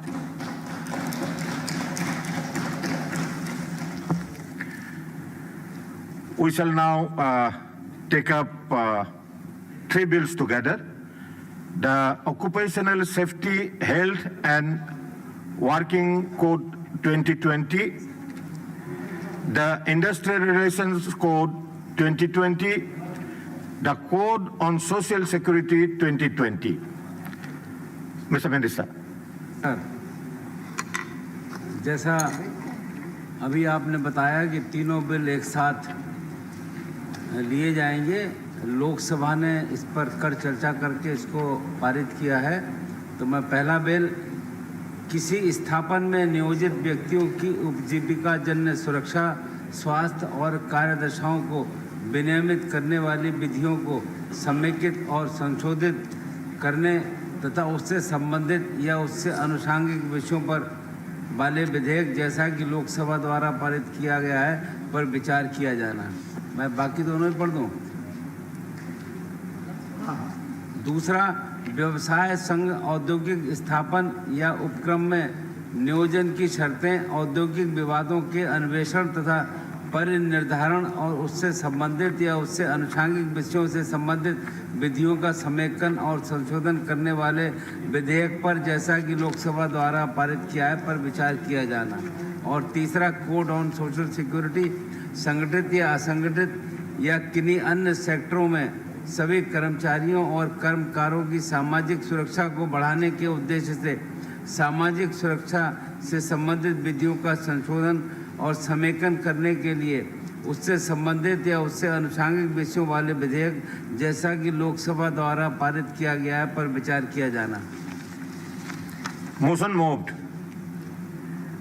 Motions for consideration of the Occupational Safety, Health, Working Conditions Code 2020, the Industrial Relations Code Bill 2020, and the Code on Social Security 2020 are now open for discussion. Minute में कुछ आपके सामने बात रखना चाहता हूँ। माननीय सभापति महोदय, हमारी सरकार ने सभी श्रम कानूनों को 4 लेबर कोड्स में समाहित करने का कार्य 2014 में प्रारंभ किया था। मैं ये बताना चाहूँगा कि कुल 44 श्रम कानूनों में से 12 श्रम कानून पहले ही रिपील किए जा चुके हैं तथा 29 श्रम कानूनों को अब इन 4 लेबर कोड में शामिल किया गया है। पहला कोड यानी कोड ऑन वेजेज अगस्त 2019 में पहले ही सर्वसम्मति से संसद के दोनों सदनों द्वारा पारित किया जा चुका है और इस संहिता द्वारा हमने श्रम जगत में पहली बार सभी 50 करोड़ श्रमिकों को न्यूनतम मजदूरी तथा समय पर वेतन मिलने का कानूनी अधिकार दिया था। अब इसी क्रम में सदन के सामने हमारी सरकार द्वारा अन्य 3 लेबर कोड्स लाए जा रहे हैं। इसमें occupational safety and health code bill 2020 में 13 श्रम कानून, इंडस्ट्रियल रिलेशन कोड बिल में 2020 में 3 श्रम कानून तथा code on social security bill 2020 में 9 श्रम कानूनों को समाहित किया गया है। उप सभापति महोदय, इन तीनों लेबर कोड्स के बारे में मैं ये बताना चाहूँगा कि इन्हें 2019 में लोकसभा में पेश किया गया था। इन बिलों को पार्लियामेंट्री स्टैंडिंग कमेटी की सिफारिशें तथा अन्य सभी हितधारकों के सुझावों के अनुसार महत्वपूर्ण बदलावों के साथ वर्तमान सत्र में लोकसभा में पुनः इंट्रोड्यूस किया गया तथा अब ये तीनों कोड लोकसभा द्वारा पारित होकर आपके समक्ष विचार हेतु लाए गए हैं। मैं यहाँ बताना चाहूँगा कि पार्लियामेंट्री स्टैंडिंग कमेटी की 233 रिकमेंडेशंस में से 74% रिकमेंडेशंस को स्वीकार करते हुए ही इन लेबर कोड्स को अंतिम स्वरूप दिया गया है। महोदय, हमारे यशस्वी प्रधानमंत्री श्री मोदी जी का मंत्र रहा है रिफॉर्म, परफॉर्म एंड ट्रांसफॉर्म। माननीय प्रधानमंत्री जी द्वारा दिए गए इसी मंत्र पर आगे बढ़ते हुए 2014 से अब तक हमारी सरकार ने श्रमिकों के कल्याण हेतु अनेकों कदम उठाए हैं तथा इन श्रम संहिताओं के माध्यम से एक समग्र श्रम सुधार का सपना साकार हो रहा है। आदरणीय महोदय, OSH कोड के माध्यम से श्रमिकों को एक सुरक्षित कार्य का वातावरण तथा श्रमिक कल्याण के प्रावधान समाहित किए गए हैं। इसी तरह IR कोड द्वारा श्रमिकों के लिए एक प्रभावी विवाद निस्तारण व्यवस्था सुनिश्चित की जा रही है। इस कोड का उद्देश्य यह है कि हर औद्योगिक संस्थान में, चाहे उसमें एक भी श्रमिक कार्य क्यों न कर रहा हो, वहाँ एक प्रभावी तथा समयबद्ध विवाद निस्तारण प्रणाली की व्यवस्था दें। सामाजिक सुरक्षा कोड संगठित एवं असंगठित क्षेत्र के श्रमिकों को व्यापक सामाजिक सुरक्षा के दायरे में लाने हेतु ढांचा प्रदान करेगा। इसमें EPFO, ESIC, भवन निर्माण श्रमिक, सामान्य मंत्री जी, आप रिप्लाई में बोलेंगे, उस समय आप बोल लेना। अब एक मिनट का और शेष रह गया है। ग्रेजुएटी तथा असंगठित क्षेत्र के श्रमिकों हेतु सामाजिक सुरक्षा फंड से संबंधित प्रावधान समाहित है। इस कोड के माध्यम से हम माननीय प्रधानमंत्री जी के यूनिवर्सल सोशल सिक्योरिटी संकल्प को पूरा करने की तरफ आगे बढ़ रहे हैं। सभापति महोदय, इन तीनों लेबर कोड के माध्यम से श्रमिक उद्योग जगत तथा अन्य संबंधित पक्षों के अधिकारों और आवश्यकताओं में एक सामंजस्य बनाया गया है और मैं आशा करता हूं कि श्रम संहिताएं श्रमिकों के कल्याण हेतु एक महत्वपूर्ण कदम साबित होंगी। मेरा सदन के सभी माननीय सदस्यों आग्रह है इन तीनों कोड्स के संदर्भ में उचित चर्चा करके, जैसा पहला कोड सदन ने जुलाई 2019 में पास किया था, सर्वसम्मत से बात करें और मैं ऐसा मानता हूं कि देश के मजदूरों के हित में एक ऐतिहासिक फैसला सदन ले रहा है और ये वास्तव में एक दूरगामी परिणाम इसके सामने आएंगे। मैं चाहूँगा कि अब माननीय सदस्य इस पर अपनी राय दें। धन्यवाद। Motion moved already. Now Shri Vivek Thakur sir.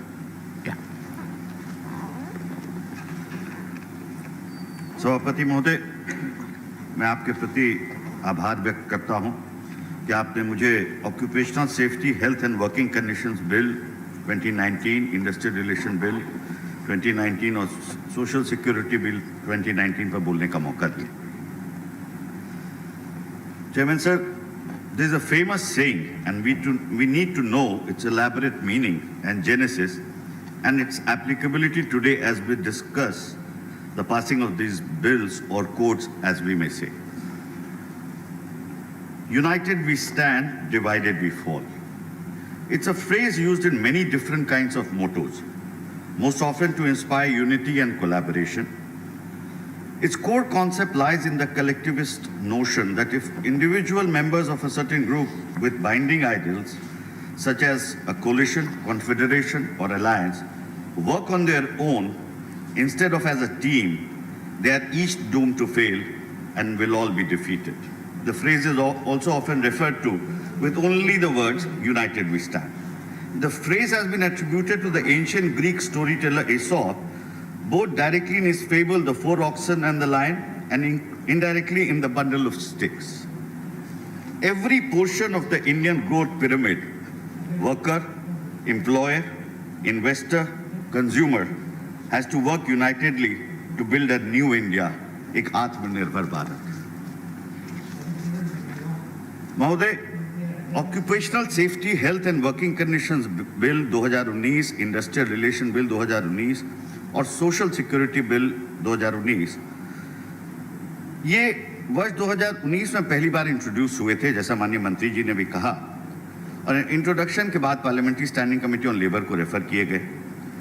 Parliamentary standing committee ने तीनों लेबर कोड के संबंध में पूरी विस्तृत चर्चा की और हर एक स्टेक होल्डर से करीब 233 अनुशंसाएं लेबर मंत्रालय को दी। लेबर मंत्रालय द्वारा फिर से सभी स्टेक होल्डर से फिर से परामर्श किया और उसके बाद बाद उनमें से करीब 174 अनुशंसाएं मान ली और इन अनुशंसाओं के कारण बहुत सारे मूलभूत परिवर्तन हुए हैं और लेबर कोड्स में किए गए भी हैं। इस तरह सोशल सिक्योरिटी कोड में प्रियम्बल में भी परिवर्तन किया गया है। तभी बहुत विस्तृत वर्किंग क्लास इसके दायरे में आ रहे हैं, क्योंकि ऐसा भी प्रोविजन है कि ऑक्यूपेशनल सेफ्टी एक्ट में जहां माइनिंग एंड डॉक एक्टिविटी में एक वर्कर है तो वो भी कवर्ड। दायरा बहुत विस्तृत है इसके अंतर्गत। Chairman sir, as the minister referred, all these bills deal with around 50 crore workers of today. But the ramification is not just confined to today, but the multitude of workers of tomorrow has also been dealt with through these progressive labor reforms. Worker is the soul of India, sir. The workers and employers are two pillars of our national economy. Workers are the dominant partners in the industrial undertakings, and without their cooperation, effort, discipline, integrity, and character, the industry cannot survive.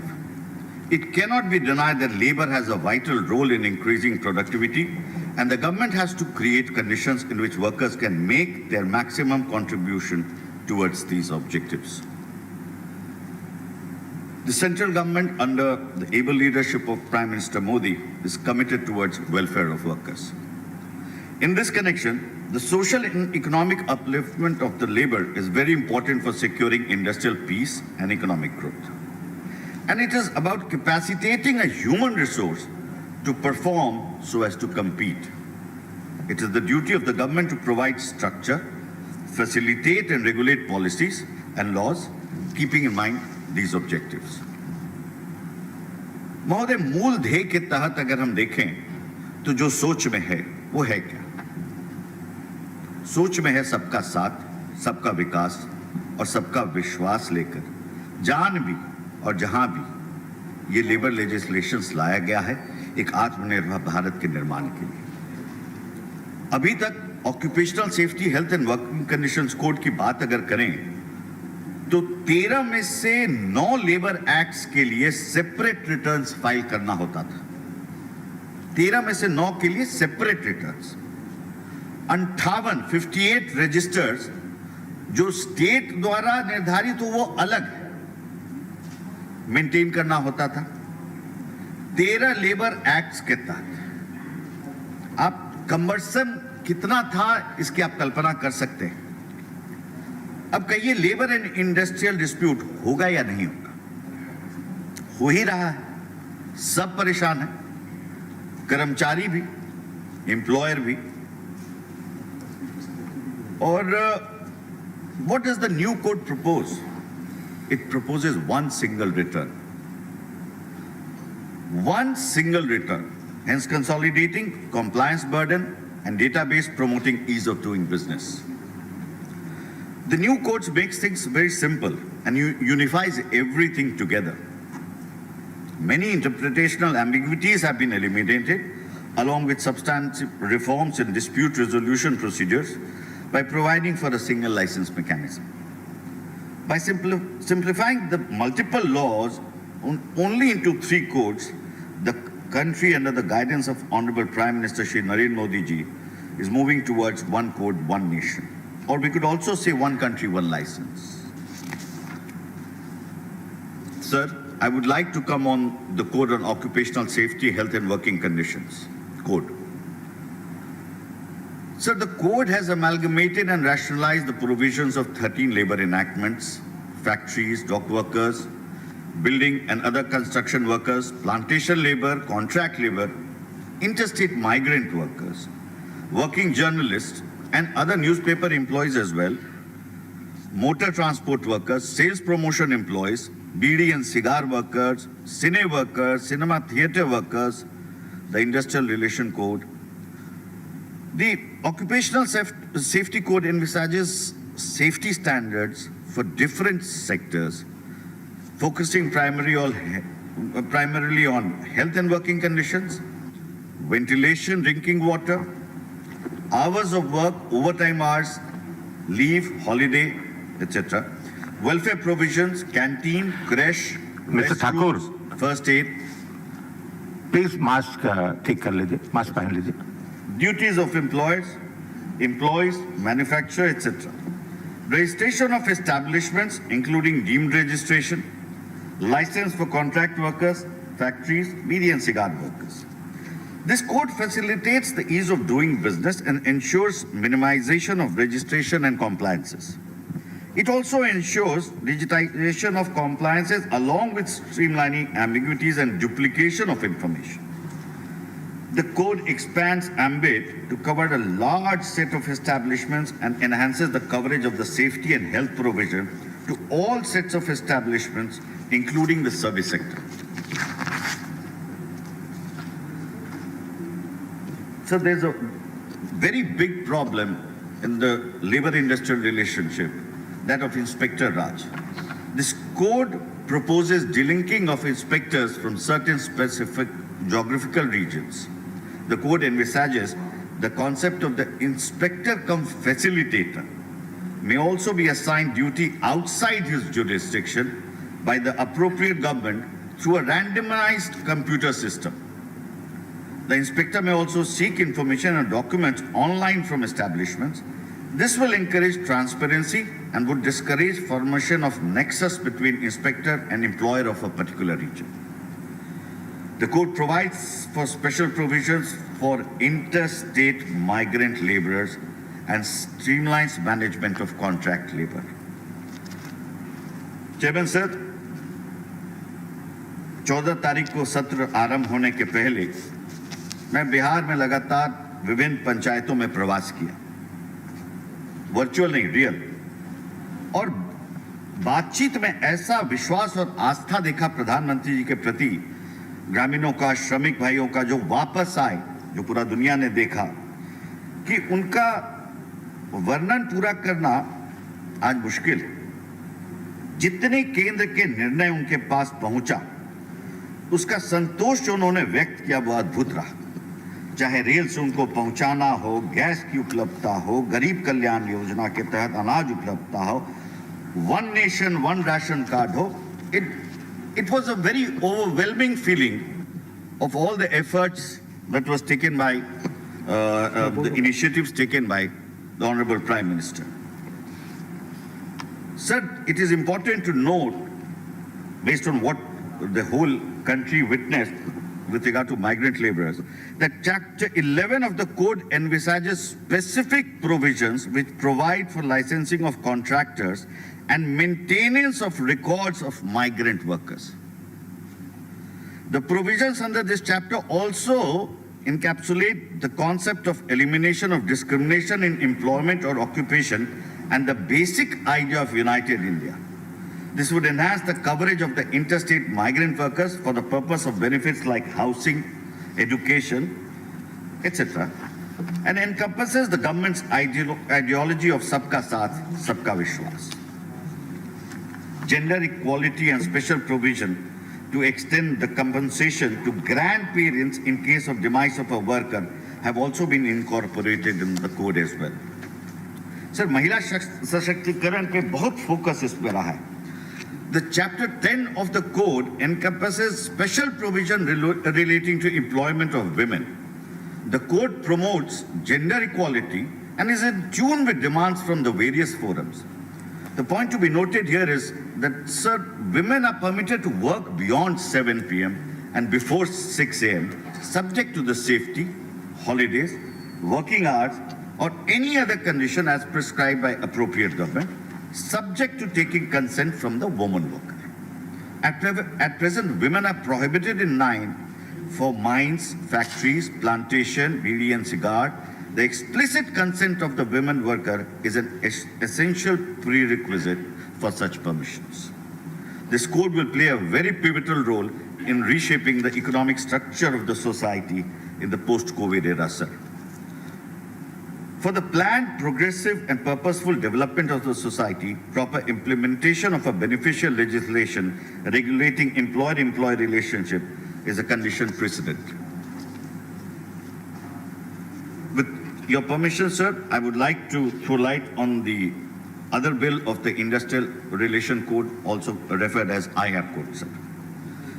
Sir, the Industrial Relation Code 2019 intends to subsume the three industrial acts: the Industrial Disputes Act 1947, the Trade Union Act 1926, the Industrial Employment Standing Orders Act 1946, and simplifies a lot of interpretational issues faced in the archaic acts dealing with industrial disputes and facilitating a healthy trust-based mechanism of handling industrial relations and disputes.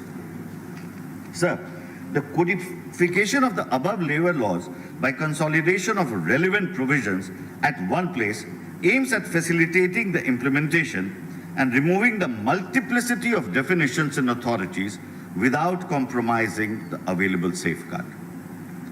The code also proposes to bring transparency and accountability in the enforcement of labor laws, which would lead to better industrial relations and thus greater productivity. The code provides for a revamp of adjudication procedures. Many unnecessary and archaic adjudication procedures in the erstwhile acts have been streamlined in the code, thus facilitating early resolution of industrial disputes. It also provides for statutory benefits like social security, wages, etc., at par with the regular employees to fixed-term employees. So this is a very significant step. So there are lots of key takeaways, and but concising it, I would like to show some light on the legal consolidation and the removal of ambiguities. The industry's definition, what has been that? So the clause 2M of the new code, encapsulates the amended definition of the term industry. Industry means any systematic activity carried on by cooperation between employer and his workers, whether such workers are employed by such employer directly or by or through any agency, including a contractor, for the production, supply, or distribution of goods or services with a view to satisfy human wants or wishes, not being wants or wishes which are merely spiritual or religious in nature. However, it does not include institutions owned or wholly or substantially engaged in any charitable, social, or philanthropic services, sovereign functions, domestic services, and any other activity as may be not notified by the central government. This definition is elaborative and includes all the components of the triple test and also removes all the interpretational ambiguities in the erstwhile definition of the term industry as defined under the Industrial Disputes Act of 1947. With regard to the definition of strikes, sir, the inclusion of the concept of mass casual leave, the definition of strike is being amended to include mass casual leave also within its ambit, clause 2ZF in the code. It's important for India, sir. It's very important for India to get out of the war, as I speak, that we are stuck in. It's what the youthful progressive India wants, sir. Sir, on the judicial reforms in the IR code, it's very important to note a few things. Various substantive adjudication procedures have been streamlined in the code, sir. Presently, about 23,000 cases are pending in 22 central government industrial tribunals, also referred as CGITs, which include about 5,000 cases which were transferred after the merger of two employees' provident fund appellate tribunals with CGITs. Now, sir, 2 members industrial tribunal has been proposed, with second member from the administrative side in place of a single member labor court or industrial tribunal at present. It is observed that cases remain pending for years and years due to vacancies in the industrial tribunals arising out of leave, resignation, transfer, death of the single member, leading to delay in disposal of cases and having adverse impact on the labor welfare. It is proposed a bench of the tribunal may consist of 2 members that is judicial and administrative member. A bench consisting of 2 members, judicial and administrative, shall adjudicate cases relating to discharge, dismissal, retrenchment, closure, strike, application and interpretation of standing orders. The remaining cases can be decided either by a judicial member or an administrative member of the tribunal in the manner as prescribed. This flexibility has been provided to ensure speedy disposal of cases by the tribunal, sir. So there's a huge social impact. But if I mention a few, the provision that a fixed term employee will get all statutory benefits like social security, wages, etc. at par with the regular employees who are doing work of same or similar nature has also been inserted, sir. This will enhance trust between the employer and employees and will enhance productivity and enhance credibility for sure. A clause has been added: the termination of the service of a worker as a result of completion of tenure of fixed term employment would not be retrenchment. This clarity will reduce the huge problem of interpretation issues and litigation between employee and employer, sir. A very novel and a new concept has been introduced, sir, a reskilling fund. A reskilling fund is a very new initiative for the training of retrenched employees, which is proposed from the contribution to be made by an industrial establishment for an amount equal to 15 days' wages or such other days as may be notified by the central government, and to this fund for every worker retrenched. The retrenched employee would be paid 15 days' wages from the fund within 45 days from the date of retrenchment. This will ensure skill enhancement, capacity building for the retrenched employee and enhance his or her future employability. Sir, with your due permission, I would like to throw some light on the Code on Social Security. So this code replaces 9 laws related to Social Security. These includes the Employees Provident Fund Act 1952, the Maternity Benefit Act 1961, and the Unorganized Workers Social Security Act 2008. But it consolidates the whole social security framework. Establishments above a certain specified size have to provide benefits such as provident fund and insurance. These are mandatory for employees above a wage level, which will be notified, sir. The code also proposes to extend the coverage of employees' state insurance to all establishments employing 10 or more employees, and to the employees working in establishment with less than 10 employees on voluntary basis, and also to plantation-related industry like tea, coffee, spices, etc. As regards other workers, the government aims to frame social security schemes, including gig workers and workers in unorganized sectors. So every day in our daily lives, we are seeing delivery boys and girls of, say, Zomato, Swiggy, Amazon, Flipkart, the Ola Uber drivers. Randomly, we call through the app any time of the day, sir, and it's delivered, or your vehicle is at your doorstep, sir. Even this class has been covered, which was untouched so far, sir. It's a very innovative initiative, sir. Under this code, the government will notify various social security schemes for workers. The code has proposed the establishment of several bodies to administer the schemes.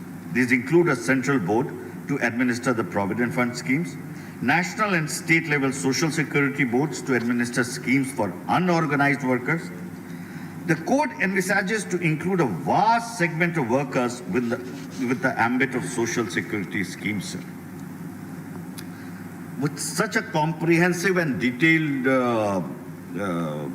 decision taken, sir, we could say that the country is moving towards one code, one nation. And it is important, sir. It is important to eliminate dualities and ambiguities from existing labor laws so that industry is in a better position to leverage the full potential of the market in the country without any fear. The labor laws should foster an enabling environment so far as employment practices are concerned. Sooner we overcome compliance mindset, better is our chances of enhancing global competitiveness in manufacturing as well as service sector. But very importantly, sir, it's a time for a reset under the new COVID era, sir. It is the correct time that the central government has focused on coalescing all the existing labor laws into one unified piece of legislation with specific sections covering labor management relations, wages, social security, safety at workplace, welfare provisions, terms and conditions of employment, recognition of trade unions, provisions regarding collective bargaining, and above all, enforcement of international labor standards. Such a legislative marvel will indeed be a model for state government, sir. Sir, without an iota of doubt, one can say that these are initiatives towards an Atmanirbhar Bharat in absolute terms. Moreover, such a legislation will be effective only if it is universally applicable, covering all the workers in formal as well as informal sectors. And for sure, the government aims to seek the same as per provisions of these three codes, including the earlier Code of Wages, which stands implemented, as the Honorable Minister had referred also in his speech, sir. It is indeed a necessity to develop a consensus on labor issues rather than continuing with an ad hoc approach to amend a few provisions of labor laws just to please the industries. The government has duly attempted to revamp the existing enactments affecting employer-employee relationship. Sir, the government is committed to walk the path towards a new India with more jobs and greater economic growth. The new codes will surely enhance labor trust, industry, investor, and propel productivity and economic growth. And in the end, I would like to say that, sir, the world order and alliances is to change post-corona. It's a hard fact that we should know that we are going to see, sir.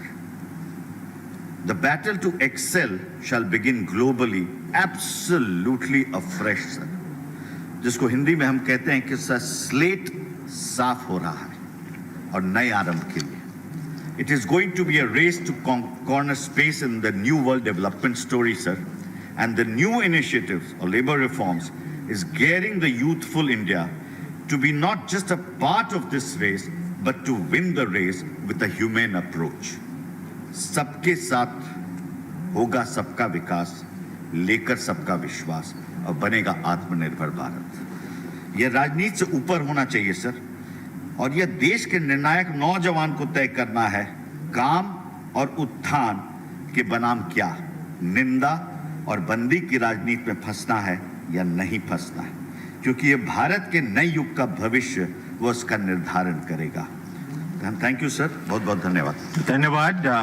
The next speaker is Subhash Chandra Singh.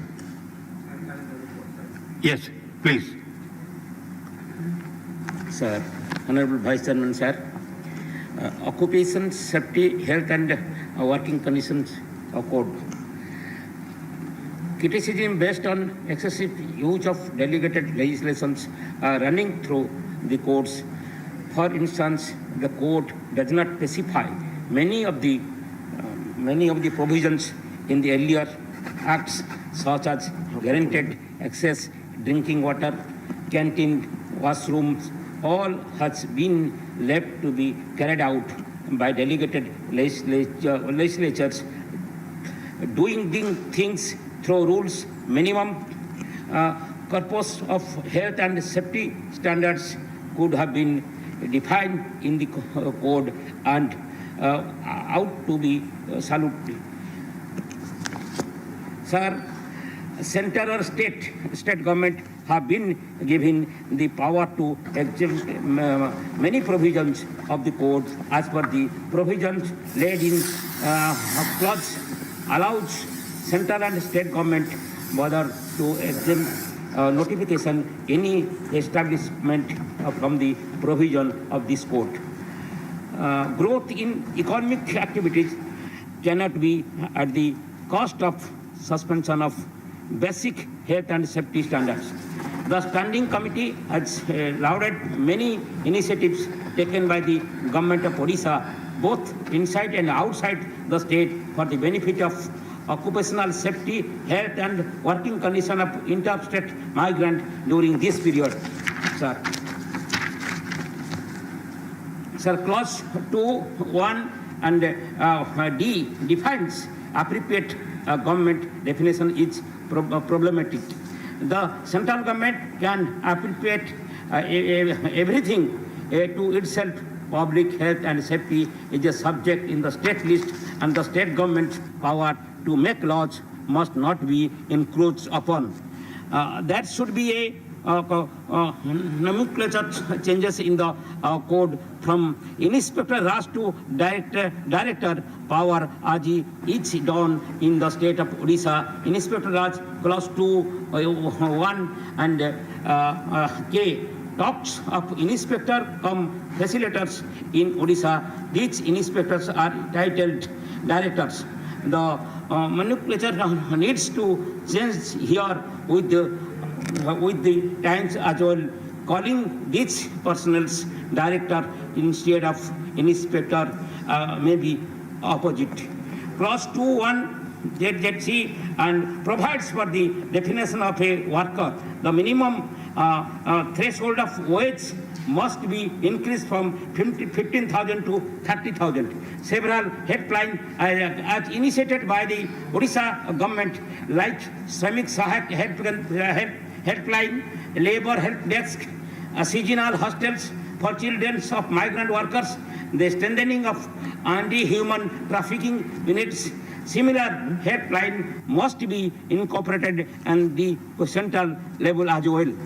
Social Security Code.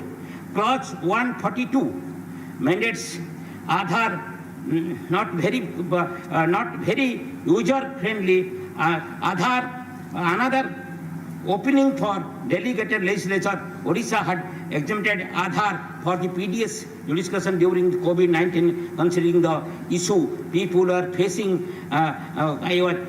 Must be user-friendly. Clause 100 invited 2 and 103 are provision of workings upon the power of state building and other construction workers welfare says Act Government of the State Board. Central government has been given power under the new code. Clause 103 also provide central government the power to appoint any other authority against concentration of power in hands of the center. Industrial Code. Clause 55(4) dispute resolutions mechanism under the new code. Central and state government have been provides power to modify or reject and awarded issued by the tribunals on public interest grounds and grounds of social justice. History stands testimony to the fact that such previous legislations have not stood the test of have been overruled by the High Court for Section 17A. Industrial Dispute Act was passed by the Andhra Pradesh High Court and the Madras High Court. As such provisions violate the set principles that the quasi-judicial award cannot be set aside by the executive or legislative action. The new code diluted the provision of strike, the provision of fixed term contract indefinitely is also bothersome.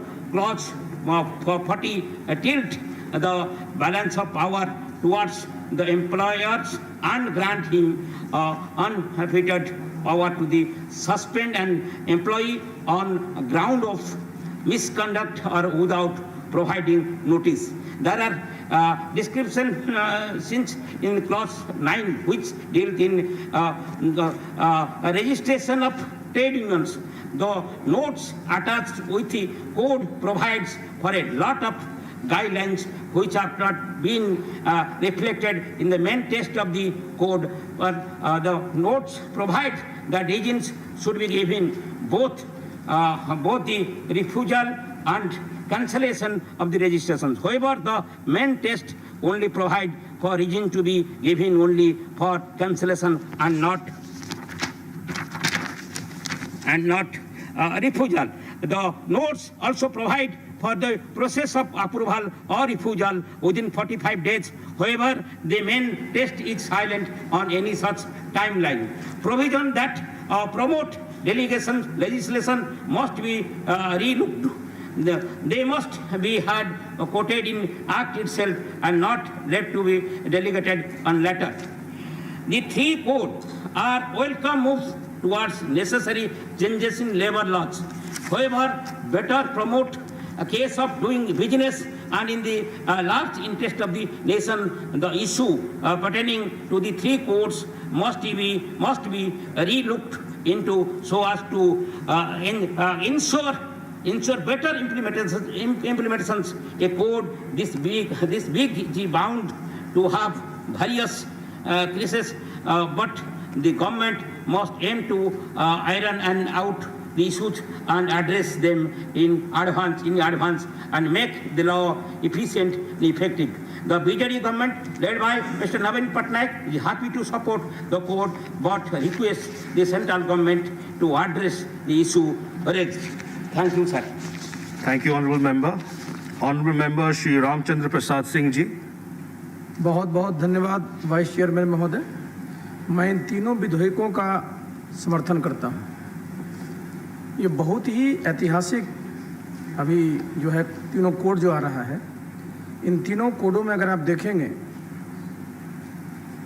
तो 25 ऐसे कानून हैं जिनको समाहित किया गया है तीन कोड। पहले अलग अलग 25 कानून थे, अलग अलग व्यवस्थाएं होती थी, अलग अलग चीज़ों के डेफिनेशंस होते थे, अलग अलग अथॉरिटीज़ होती थी, अलग अलग वर्किंग कंडीशंस के बारे में चर्चा होती थी। लेकिन अब जो है definitions, authority, working conditions, safety, ये जितनी चीज़ें हैं वो सब जो है एक जगह समाहित हो जाएंगी। इसका बहुत ही अच्छा प्रभाव पड़ेगा, खास करके जो हमारा पूरा का पूरा जो इन्वायरमेंट है, जो लेबर के क्षेत्र में बहुत अच्छा उसका इन्वायरमेंट पड़ेगा। और हेल्थ सबसे महत्वपूर्ण है। और इसमें मुझे ये देख करके और प्रसन्नता हुई कि इसमें जो हमारा जो जर्नलिस्ट हैं वो एक्टिविस्ट में आया है। और हम सब जानते हैं कि जो कोविड का दौर चला है उसमें इस माहौल में उन लोगों ने बहुत अच्छा काम किया और इससे उनको निश्चित रूप से जो वहाँ भी मैनेजमेंट के साथ जो उनका एक रिश्ता है उसको और बेहतर बनाने का मौका मिलेगा। आप हेल्थ देखिए, मैं देखता हूँ बहुत सारे जो बीड़ी के हमारे वर्कर होते हैं, बीड़ी बनाने वाले जो हमारे श्रमिक होते हैं, बहुत सारी जो बीमारियाँ हैं उसमें अपने आप आ जाती हैं। तो इस चीज़ का भी ध्यान रखना है कि बहुत सारी जो बीमारियाँ हैं उस उद्योग जनित होती हैं, उद्योग के चलते आती हैं। जिस इन्वायरमेंट में उनको काम करना पड़ता है बहुत सारे टॉक्सिक वहाँ मटेरियल्स यूज होते हैं, गैसेज यूज होते हैं। तो इन सब चीज़ से लोगों को निश्चित रूप से इसका एक उनका निराकरण होगा, इसका निपटारा होगा। और ये कि बहुत अच्छा सामंजस्य जो लेबर में जो हमारा जो एम्प्लॉयर और एम्प्लॉइज़ के बीच स्थापित करेगा, ये दोनों के लिए विन विन सिचुएशन होगा। ऐसा नहीं होगा कि साहब एक हार रहे हैं और दूसरे जीत रहे हैं। उस जो समझिए कि सोच से जो देखते हैं कानून को लेबर के, वह हमेशा जो है परेशानी होती है। तो निश्चित रूप से ये जो एक बहुत ही आगे जो कदम बढ़ाया गया है ये सराहनीय है। और आगे आने वाले समय में जो हमारा पूरा का पूरा जो इंडस्ट्रियल माहौल है वो बेहतर होगा, बेहतर सामंजस्य बनेगा। और जो हमारे प्रधानमंत्री का लक्ष्य है कि हमको इस देश में 5 ट्रिलियन की इकोनॉमी बनानी है, तो उसके लिए ज़रूरी है कि हमारा जो मैन्युफैक्चरिंग सेक्टर है, जो सर्विस सेक्टर है, उस सब में अच्छा काम हो। और अच्छा काम तभी होगा जब पूरा का पूरा जो लेबर लॉज आज तक क्या था, इसमें हमेशा मांग होती रहती थी कि बिल्कुल जैसे बता रहे थे माननीय मंत्री जी, कई कानून बने हुए थे तो इतना जो प्लेथोरा ऑफ लॉस था, इससे बहुत ज़्यादा परेशानी होती थी, लोगों के मन में तरह तरह की आशंकाएं रहती थी। अब यह आशंका भी दूर हो जाएगी और एक अच्छा काम करने का माहौल बनेगा और निश्चित रूप से हमारा देश आगे चल करके एक बहुत ही सशक्त राष्ट्र बनेगा। बहुत बहुत धन्यवाद। Thank you, Honorable Member. Honorable Member Shri S.R. Bala Subramanian. Mr. Vice Chairman, sir, the threshold number of workers in an establishment may be retained at 100 only for the purpose of taking permission of the government before resorting to trenching, layoff, closure, etc. Strike and lockout are now proposed to be prohibited in any establishment without giving notice of 14 days, irrespective of whether it is public utility service or not. In respect of the establishment not being a public utility, the strike notice period may be reduced to 3 or 4 days. Adjudicating bodies like Court of Inquiry, Board of Conciliation, and Labour Courts are replaced by Industrial Tribunal in the draft code. Normally, the industrial tribunals are situated only in the state headquarters. Hence, workers from various places in the state who are in dispute with managements will have to travel frequently to the headquarters to attend the cases, spending time and money. In the draft code, outside office bearers in a trade union are restricted to 2 or 25%, which is less. If this provision comes to force, the outside leadership will be restricted and the bargaining capacity of the trade union will be curtailed and the participation of state level leaders and leaders of federations will be banned. Representatives of the trade unions with 10% of total workers can take part in the negotiating house. This provision will adversely affect the participation of small trade unions and hence the restriction of 10% needs to be reconsidered and removed. Thank you. Thank you, Honorable Member. Honorable Member Shri K. Ravindra Kumar.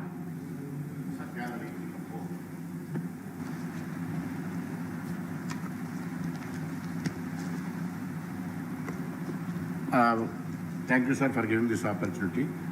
This course had been brought by amalgamating 13 acts and to provide the concise volume with certain important changes. Because many of the members in advantages, but I am concerned, the trade unions of the entire country have got several apprehensions with regard to the implementation and also incorporating these provisions by amalgamating the several enactments. That's why I wanted to bring it to the notice of the Honorable Minister with regard to the apprehensions of the trade unions. It may be considered and resolved at appropriate time. The Occupational Safety, Health and Working Conditions Code seeks to combine 13 acts relating to factories, mines and so on, so and so. And it is then uneasy to amalgamate all laws which covers a wide variety of workers belonging to organized sector and also unorganized sectors. Most of the laws were enacted to address and regulate the service conditions of different segments of workers and employees like sales promotion employees, etc. It is also apprehension in the minds of the trade unions. The provisions of the bills grossly diluting and tampering all the provisions pertaining to rights and protections of the workers in general. So even on the health of the safety related matters, the code has so... Honorable Member, could you put on the mask, please? It's very... Thank you. Voice is not clear. That's why I was articulated the provisions as the workers and the unions cannot assert their opinions and rights proper enforcement to establish the accountability of the employers for violation of even basic health and safety provisions. The code has not dealt with adequately and even imaginatively with the issues concerning occupational safety and health. The further Factories Act stipulates the compulsory constitution of Biopatriot Safety Committee in every factory in which hazardous process or substance are used. But code leaves the constitution of the safety committee in the notification process for appropriate government. The code requires the employers to seek prior consent from the workers to perform overtime. It's a good move. For the first time legislative history, this code requires every employer to issue appointment letter, but it does not stipulate a remedy in case of non-compliance of it. Codification is necessary to rationalize proximate labor laws, but this should not lead to building together diverse and unique laws concerning disparately positioning categories of workers which are yet to mature in the meaningful piece of legislation in their own right are historical and hence need respect to suitable amendments.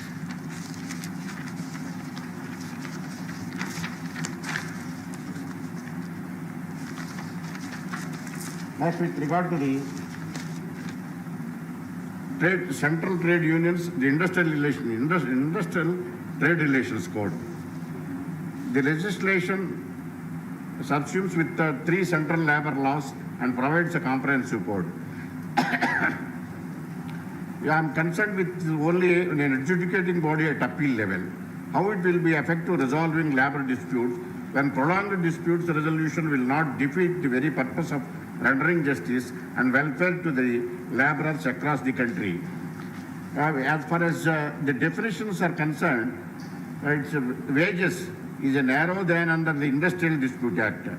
The changed definition would have an impact on the quantum of compensation payable to a worker in the event of retrenchment and closure. With regard to the recognition of trade unions, the code provides for recognition of trade unions as bargaining agent. The requirement is of the support of 75% of the workers for recognition as a sole negotiating agent is too high and not in conformity with the principles relating to collective bargaining laid down by the ILO supervisory bodies. Restrictions on strikes. Under the Industrial Relations Code, workers in all industrial establishments are required to give notice of minimum 14 days and maximum 60 days before going on strike under Section 63, Clause 63. Upon giving such a notice, conciliation proceedings are deemed to have commenced and the strike cannot continue during the pendency of the conciliation proceedings and adjudication proceedings. This would make it difficult for workers in any industrial establishment to go on a legal strike. No reference with regard to the requirement under Section 10 of the Industrial Dispute Act. There is no provision requiring reference of industrial dispute for adjudication. However, in case of disputes of national importance, the central government needs to refer the dispute for adjudication by National Industrial Tribunal. Coming to the Code of Social Security Bill, the code, it is a short span time the bill has been brought for discussion, though it has been reported department-related standing committee laborer there are a lot to be done. Many members have given a dissent on this report also. Sir, this bill subsumes 9 central labor acts with it. It includes Employment Exchange Act also.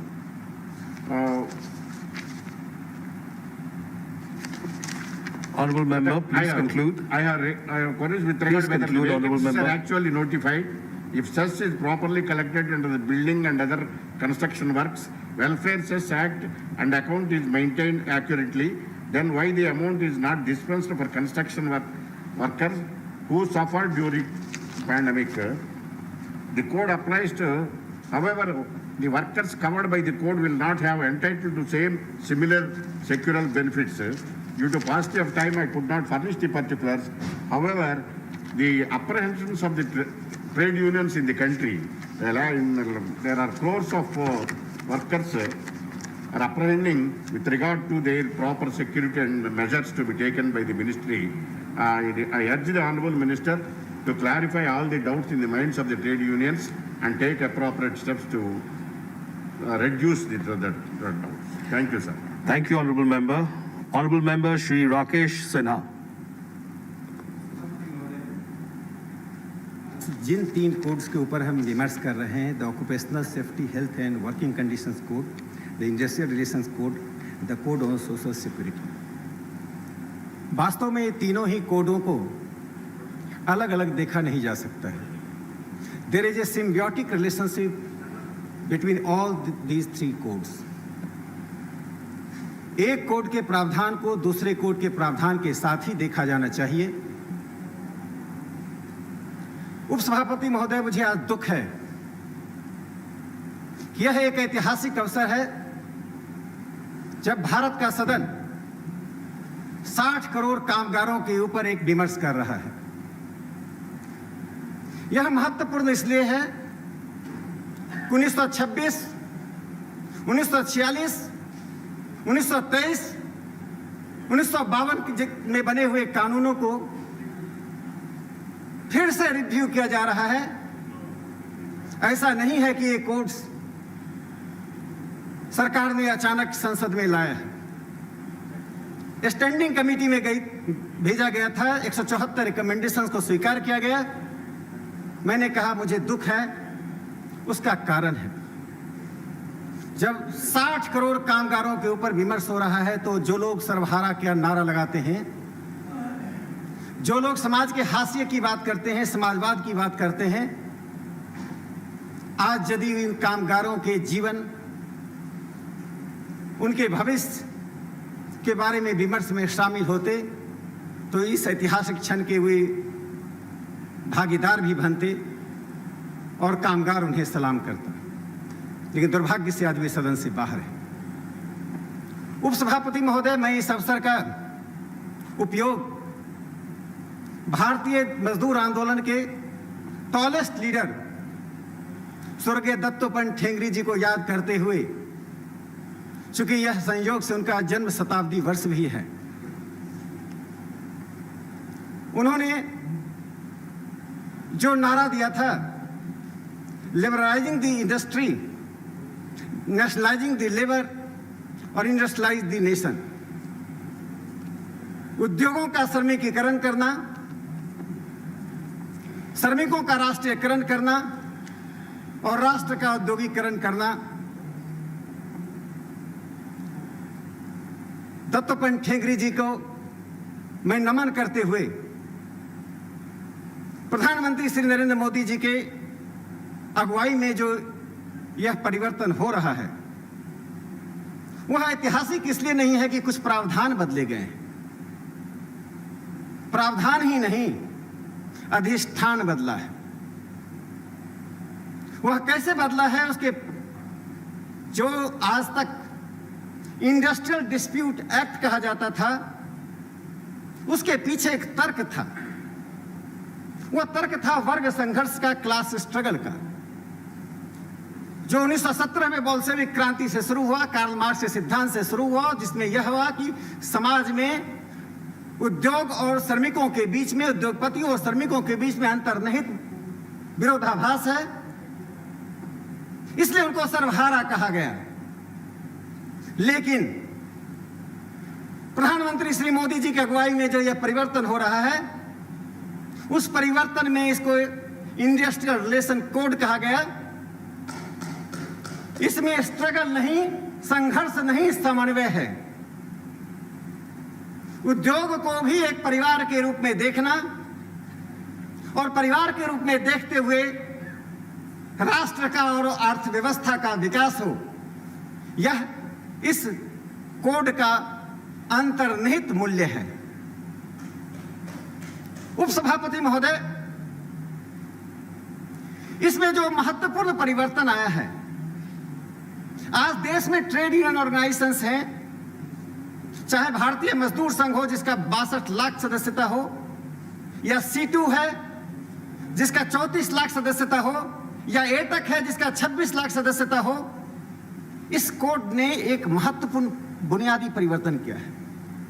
अब तक trade union संगठनों में लोकतांत्रिकरण का अभाव था, जिसके कारण trade union आंदोलन में कई तरह की विकृतियां, कई तरह की अंतर्विरोध थे, जिससे स्वयं ट्रेड यूनियन परेशान थे।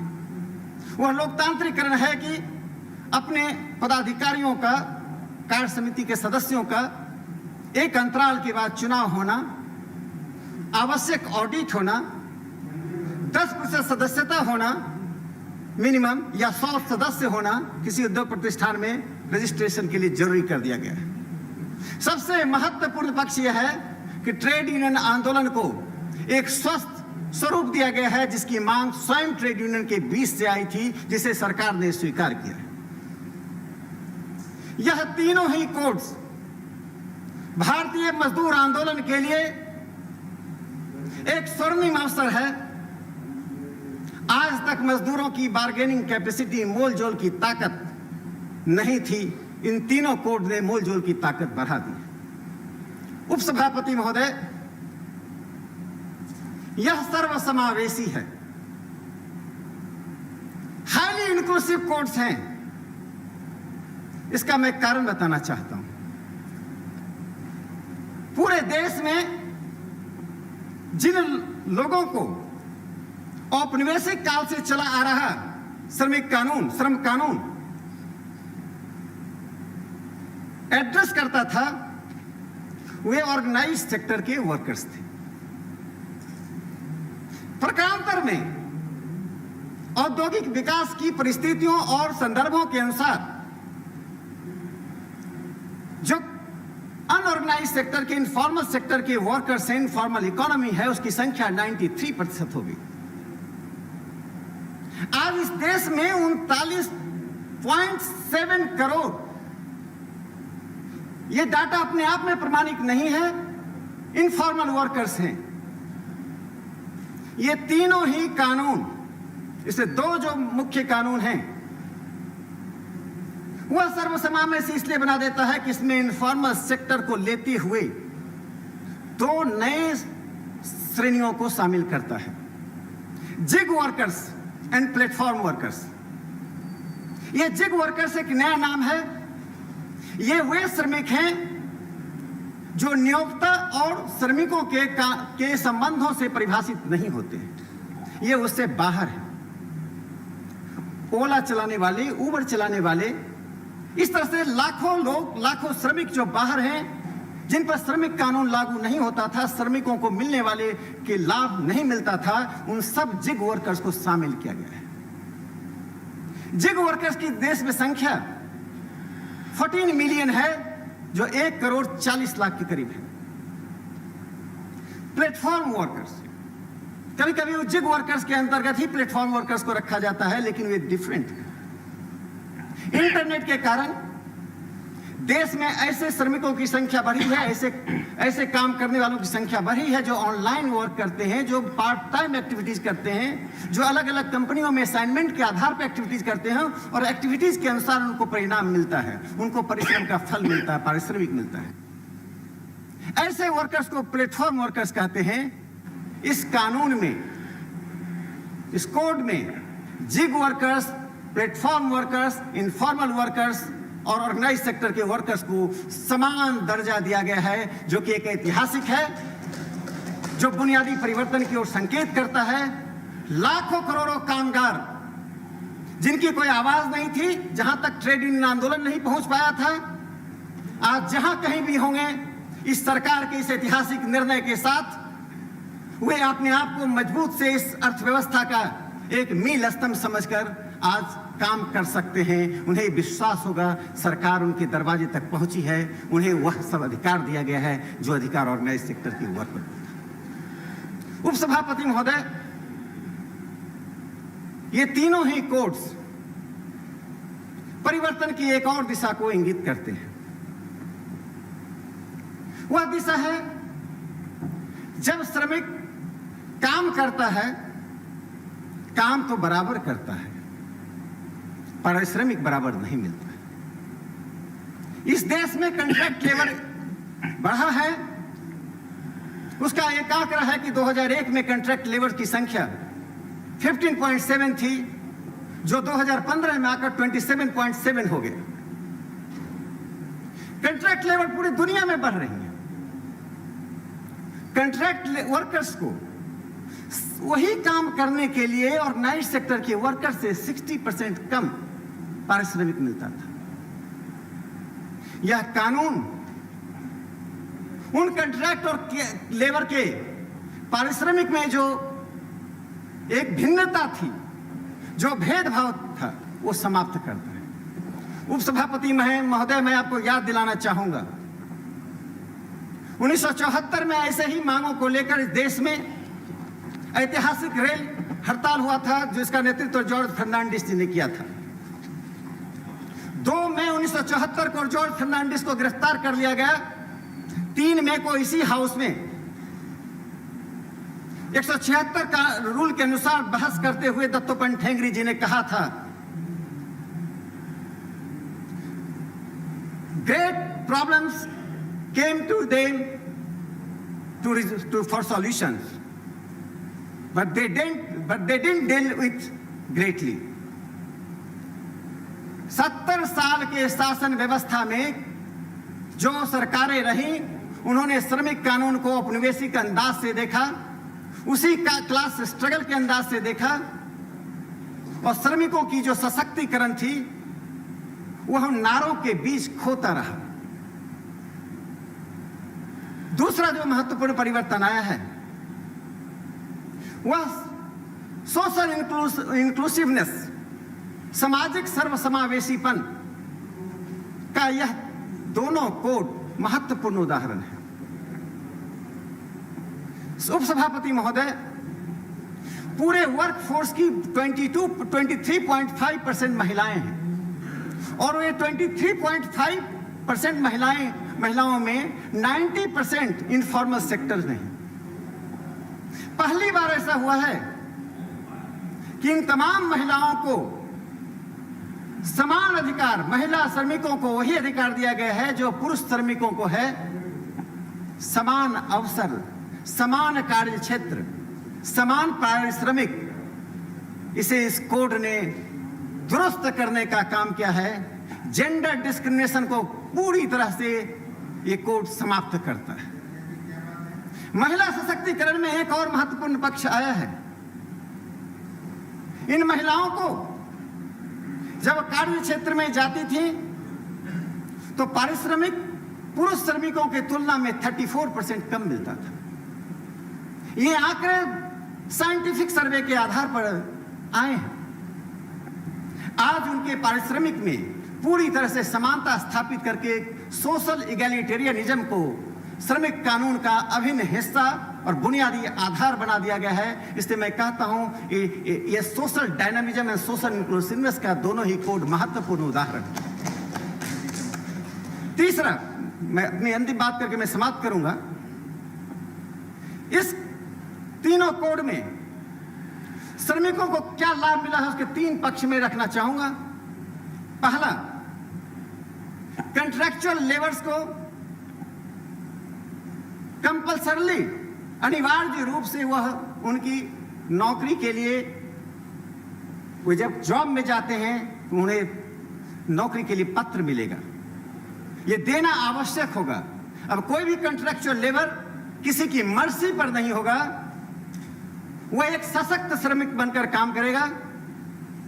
श्रमिक होने की क्वालिटी अलग होगी लेकिन उसका परिणाम समान उसके पास होगा। दूसरा, जो कैजुअल वर्कर्स हैं, आज तक कैजुअल वर्कर्स के बारे में श्रमिक संगठनों ने तो आवाज उठाई थी लेकिन उससे इतनी सशक्त आवाज नहीं उठी थी। साफ तौर पर कहा गया है कि 1 वर्ष से अधिक यानी वर्षों तक कैजुअल वर्कर्स को लगातार रखना यह अनफेयर होगा। जो अंतिम बात मैं कहूंगा, ग्रीवांस रिड्रेसल के लिए और जो इनफॉर्मल सेक्टर के वर्कर्स हैं, ये 2 बड़े महत्वपूर्ण परिवर्तन हैं। इनफॉर्मल सेक्टर्स के वर्कर्स का रजिस्ट्रेशन अब लेबर डिपार्टमेंट नहीं करेगी बल्कि स्थानीय स्तर पर बनी हुई कमेटी करेगी जो डिजिटलाइजेशन होगा। और ESI, EPF, ये दोनों ही सुविधाएं इतनी बढ़ा दी गई कि अब तक 566 डिस्ट्रिक्ट में ESI थी, अब उसको 740 डिस्ट्रिक्ट में पहुंचा दिया गया। अंत में उपसभापति महोदय, मैं इस ऐतिहासिक अवसर पर यही कहूंगा, नरेंद्र मोदी जी की सरकार ने क्रिटिकल क्वेश्चन को कंस्ट्रक्टिव रूप में देखा और कॉन्शस डिस्कशन के साथ उसको परिणाम तक पहुंचाया। जो नारा दिया गया था कि दुनिया के मजदूरों एक हो, उस नारे को बदल कर दिया गया है मजदूरों दुनिया को एक करो। इस अधिष्ठान परिवर्तन के साथ जो ये परिवर्तन हुआ है, इस परिवर्तन के लिए मैं श्रम मंत्री जी का, भारत के यशस्वी प्रधानमंत्री जी का अभिनंदन करता हूं और भारत के 60 करोड़ श्रमिकों की ओर से सरकार को धन्यवाद देता हूं कि इस महत्वपूर्ण परिवर्तन को, ऐतिहासिक परिवर्तन को अंजाम दिया। धन्यवाद। Thank you, honorable member. Honorable member and minister Shri Prakash Javadekar ji. Thank you. मुझे बहुत खुशी है कि भारत की आज़ादी के बाद 73 साल हो गए, लेकिन मजदूर जिस न्याय की प्रतीक्षा कर रहे थे वो न्याय अब मिल रहा है। वेतन सुरक्षा, सामाजिक सुरक्षा, स्वास्थ्य सुरक्षा, तीनों की गारंटी देने वाली ये बिल है। यह ऐतिहासिक कदम के लिए प्रधानमंत्री नरेंद्र मोदी और मंत्री संतोष गंगवार दोनों का बहुत बहुत अभिनंदन। केंद्रीय श्रम कानूनों की संख्या 70 थी और उसमें मजदूर उलझ गए थे, अब 4 कोड बन गए, तो ये न्याय अब जल्दी और अच्छा मिलेगा। इसकी मुख्य विशेषताएं क्या है? सभी मजदूरों को न्यूनतम मजदूरी मिलेगी, गारंटी। ये पहले गारंटी नहीं थी। सभी मजदूरों को समय पर वेतन मिलेगा। कहीं 1 तारीख को मिलता, कहीं 5 तारीख को मिलता, कहीं 7 तारीख को मिलता, कहीं 10 तारीख को मिलता, कभी महीने के अंत में मिलता। ऐसा अब नहीं कर सकते, समय पर वेतन देना ही पड़ेगा। पुरुष एवं महिला मजदूरों को समान वेतन मिलेगा, सिन्हा जी ने कहा भी। हर मजदूर को नियुक्ति पत्र मिलेगा, अब वो अनौरस नहीं रहेगा, उसको नियुक्ति पत्र मिलेगा। 2-3 नई बातें हैं। हर साल हर मजदूर का मुफ्त चेकअप किया जाएगा। ये मुफ्त चेकअप, ये बहुत महत्वपूर्ण हेल्थ का कदम है। सबसे एक क्रांतिकारी कदम है जिस पर ध्यान नहीं गया लोगों का। नौकरी छूटने पर जो ESIS और जो EPFO का सदस्य है, उसकी नौकरी जाने पर 3 महीने के लिए उसको आधा तनख्वाह मिलेगा। ये पहली दफा देश में ये बदलाव आया है। ये बहुत महत्वपूर्ण बदलाव है। रीस्किलिंग, किसी की नौकरी छूटने पर अगर उसमें काम फिर से नहीं मिलने वाला है तो रीस्किलिंग के लिए 15 दिन का उसको व्यवस्था किया है। एक तरह से तनख्वाह वाली छुट्टी देंगे। उसके साथ साथ प्रवासी मजदूर, जिसकी बहुत चर्चा इस सदन में भी पहले हुई, प्रवासी मजदूर को हर साल एक बार घर जाने के लिए प्रवास भत्ता मिलेगा और ये जो मालिक होगा उसको ये देना पड़ेगा। प्रवासी मजदूर को एक बार घर जाने का भत्ता उसको देना पड़ेगा। प्रवासी मजदूर जहां काम करेगा वहां राशन मिलेगा। असंगठित क्षेत्र के लिए सामाजिक सुरक्षा निधि का निर्माण होगा। महिला मजदूरों को रात में काम करने की इजाजत मिलेगी, लेकिन साथ में उनकी सुरक्षा और वाहन व्यवस्था भी करनी पड़ेगी मालिक को। भवन निर्माण के मजदूर कहीं भी गए तो भी उनको भवन निर्माण निधि का फायदा मिलेगा। ESIS के छोटी सी कंट्रीब्यूशन में ESIS के सभी दवाखाने और हॉस्पिटल्स में मुफ्त इलाज की सुविधा मिलेगी। ESIS के हॉस्पिटल और जिला तक विस्तार किया जा रहा है। जैसे सिन्हा जी ने कहा, नए तकनीक के जो मजदूर है उनको भी मिलेगा। बगान के मजदूरों को ESIS का लाभ मिलेगा।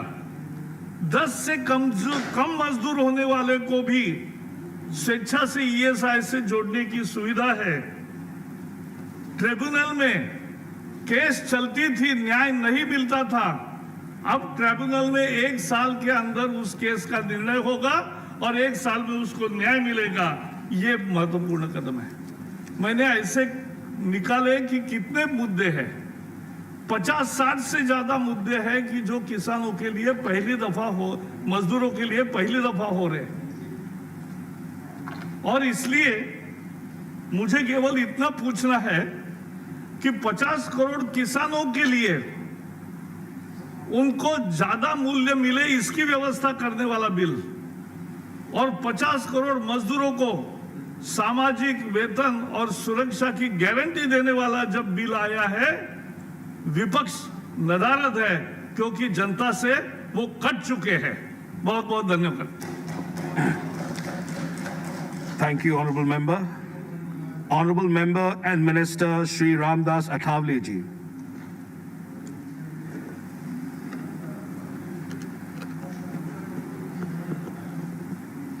आदरणीय चेयर, आज का जो बिल है ये बहुत बड़ा क्रांतिकारी बिल है और जब ये लेबर के विषय पर जब चर्चा चल रही है, बिल आ रहा है, इतने सालों में उनको न्याय नहीं मिला था, वो न्याय देने का काम नरेंद्र मोदी जी की सरकार कर रही है, तब मुझे बाबा साहब अम्बेडकर जी की याद आती है।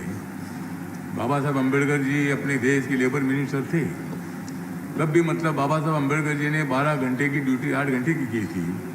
महिलाओं को भी मतलब छुट्टी देने का निर्णय ले लिया था, उनको और भी सुविधा देने का निर्णय लिया था और कांग्रेस के कार्यकाल में मजदूरों की तरफ ध्यान नहीं दिया है। लेकिन माननीय नरेंद्र मोदी जी के नेतृत्व में हमारे माननीय संतोष गंगवार जी जो लेबर मिनिस्टर हैं, अच्छे आदमी हैं, सीधे साधे आदमी हैं और उन्होंने ये बिल जो लाया है, ये बिल जो तीनों बिल है, जो occupational safety health and working conditions code, the industrial relations code 2020, the code on social security 2020, ये जो 3 बिल है तो ये मजदूरों को न्याय देने वाला एक बिल है। मेरा सुझाव इतना है कि जो कॉन्ट्रैक्ट सिस्टम है, तो सुप्रीम कोर्ट ने एक जजमेंट दिया है कि जो वर्क रेगुलर वर्क होता है उस रेगुलर वर्क को कॉन्ट्रैक्ट में नहीं लेना चाहिए। लेकिन बहुत जगह पर कंपनी के मालिक जो है वो मतलब कॉन्ट्रैक्ट रखते हैं, म्यूनसिपालिटी को कॉन्ट्रैक्ट लेबर रखते हैं और वो रिटायरमेंट तक उनको परमानेंट नहीं किया जाता है। इसीलिए कॉन्ट्रैक्ट सिस्टम बंद करने का भी एक आधा नया कानून बनाने की आवश्यकता है। जो मजदूर है उनके लिए मतलब हेल्थ की बहुत बड़ी आवश्यकता होती है। अगर कोई प्राइवेट अस्पताल में जाता है तो वहाँ 50,000 रुपये डिपॉजिट मांगते हैं।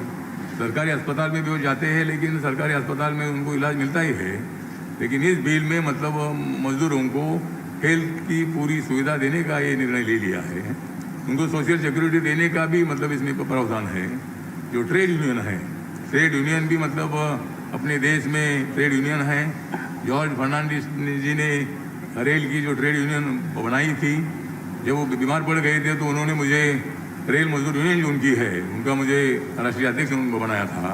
तो मतलब रेलवे में काम करने वाले मजदूरों को न्याय मिलना चाहिए, कंपनी में काम करने वाले मजदूरों को न्याय मिलना चाहिए, म्यूनसिपालिटी में काम करने वाले मजदूरों को न्याय मिलना चाहिए। इसीलिए जो बिल आया है, इसीलिए मैं बताना चाहता हूँ कि जब मजदूरों को न्याय मिलेगा, जब मजदूरों को न्याय मिलेगा तब देश गति से आगे चलेगा। अब कंपनी का मालिक हिलेगा, अब कंपनी का मालिक हिलेगा और मजदूरों को सही न्याय मिलेगा। मजदूरों के लाडले नेता है माननीय नरेंद्र मोदी, मजदूरों के लाडले नेता है माननीय नरेंद्र मोदी। इसलिए उन्होंने छीन ली है कांग्रेस की सत्ता की गद्दी। गाँव गाँव की बोल रही है मजदूर दादी, गाँव गाँव की बोल रही मजदूर दादी। प्रधानमंत्री के रूप में बहुत ही अच्छे हैं नरेंद्र मोदी। तो नरेंद्र मोदी जी एक अच्छे इंसान हैं, सब सोचने वाले इंसान हैं। इसीलिए मैं इतना ही बताना चाहता हूँ, जिनको मजदूरों का बहुत ही मिल रहा है प्यार, उनका नाम है लेबर मिनिस्टर संतोष गंगवार। नरेंद्र मोदी जी ने किया है अपने ऊपर सभी मजदूरों का भार। माननीय नरेंद्र मोदी जी ने लिया है सभी मजदूरों का अपने ऊपर भार। इसलिए मोदी साहब पर सारे देश के मजदूर करते प्यार। इसी तरह मतलब ये जो बिल है, ये बिल मतलब रखने वाले हमारे जो संतोष गंगवार जी है आदमी सोबर। संतोष गंगवार जी है आदमी सोबर, इसलिए उन्हें डिपार्टमेंट मिला है लेबर। लेबर को न्याय देने की गंगवार जी में है हिम्मत, सभी लेबर को न्याय देने की गंगवार जी में है हिम्मत। इसलिए हम सब लोग मिलकर उनको देते हैं हिम्मत। तो इसी तरह हमारे जो लेबर मिनिस्टर है, लेबर मिनिस्टर ने जो 3 बिल लाए हैं बहुत बड़े इंपॉर्टेंट है। कॉन्ट्रैक्ट लेबर को, सभी लेबर को न्याय देने का ये बिल है और इस बिल का मैं समर्थन करता हूँ और आज मेरा भर गया है मन, आज मेरा भर गया है मन, मैं तीनों बिल का करता हूँ समर्थन। तो इसलिए मैं ज़्यादा वक्त ना लेते हुए मैं तीनों बिल का सपोर्ट करता हूँ। जय भीम, जय Bharat. Thank you, honorable member. Honorable Minister, for your reply. Yes, please.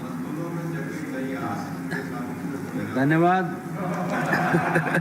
आदरणीय उपसभापति जी।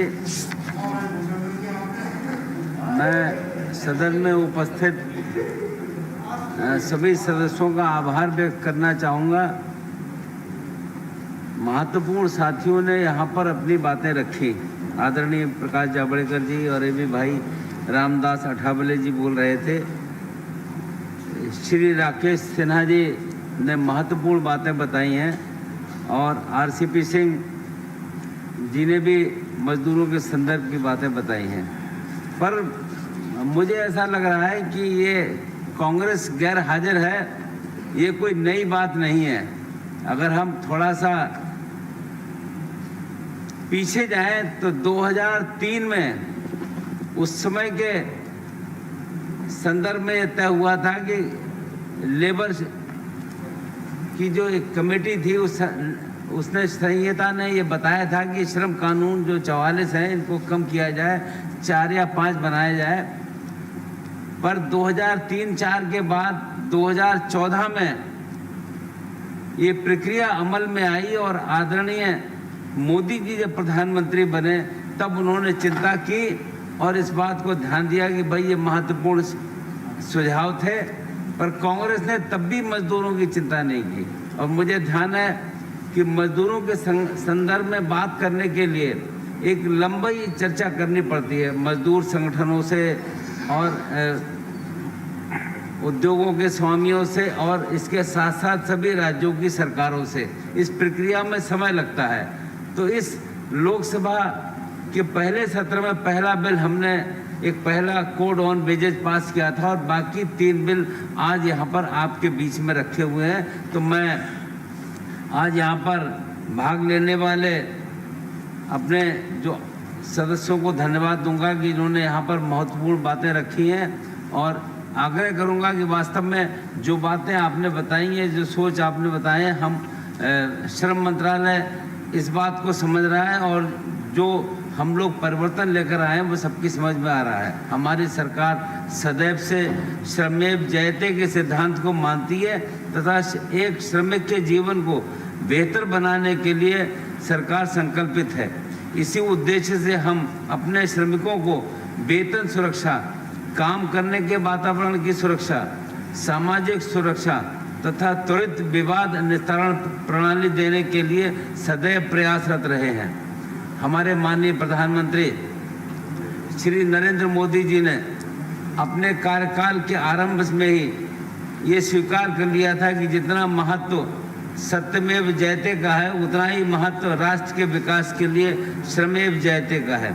इसलिए हमारी सरकार का ये प्रयास रहा है कि अपने श्रमिक को श्रमयोगी बनाते हुए उनके जीवन को सहज बनाने की कोशिश की जाए और इस उद्देश्य की प्राप्ति के लिए पिछले 6 वर्षों में जो प्रयास किए गए हैं वो हम सबकी जानकारी में है। जैसे असंगठित क्षेत्र के श्रमिकों और छोटे व्यापारियों को पेंशन देना, महिलाओं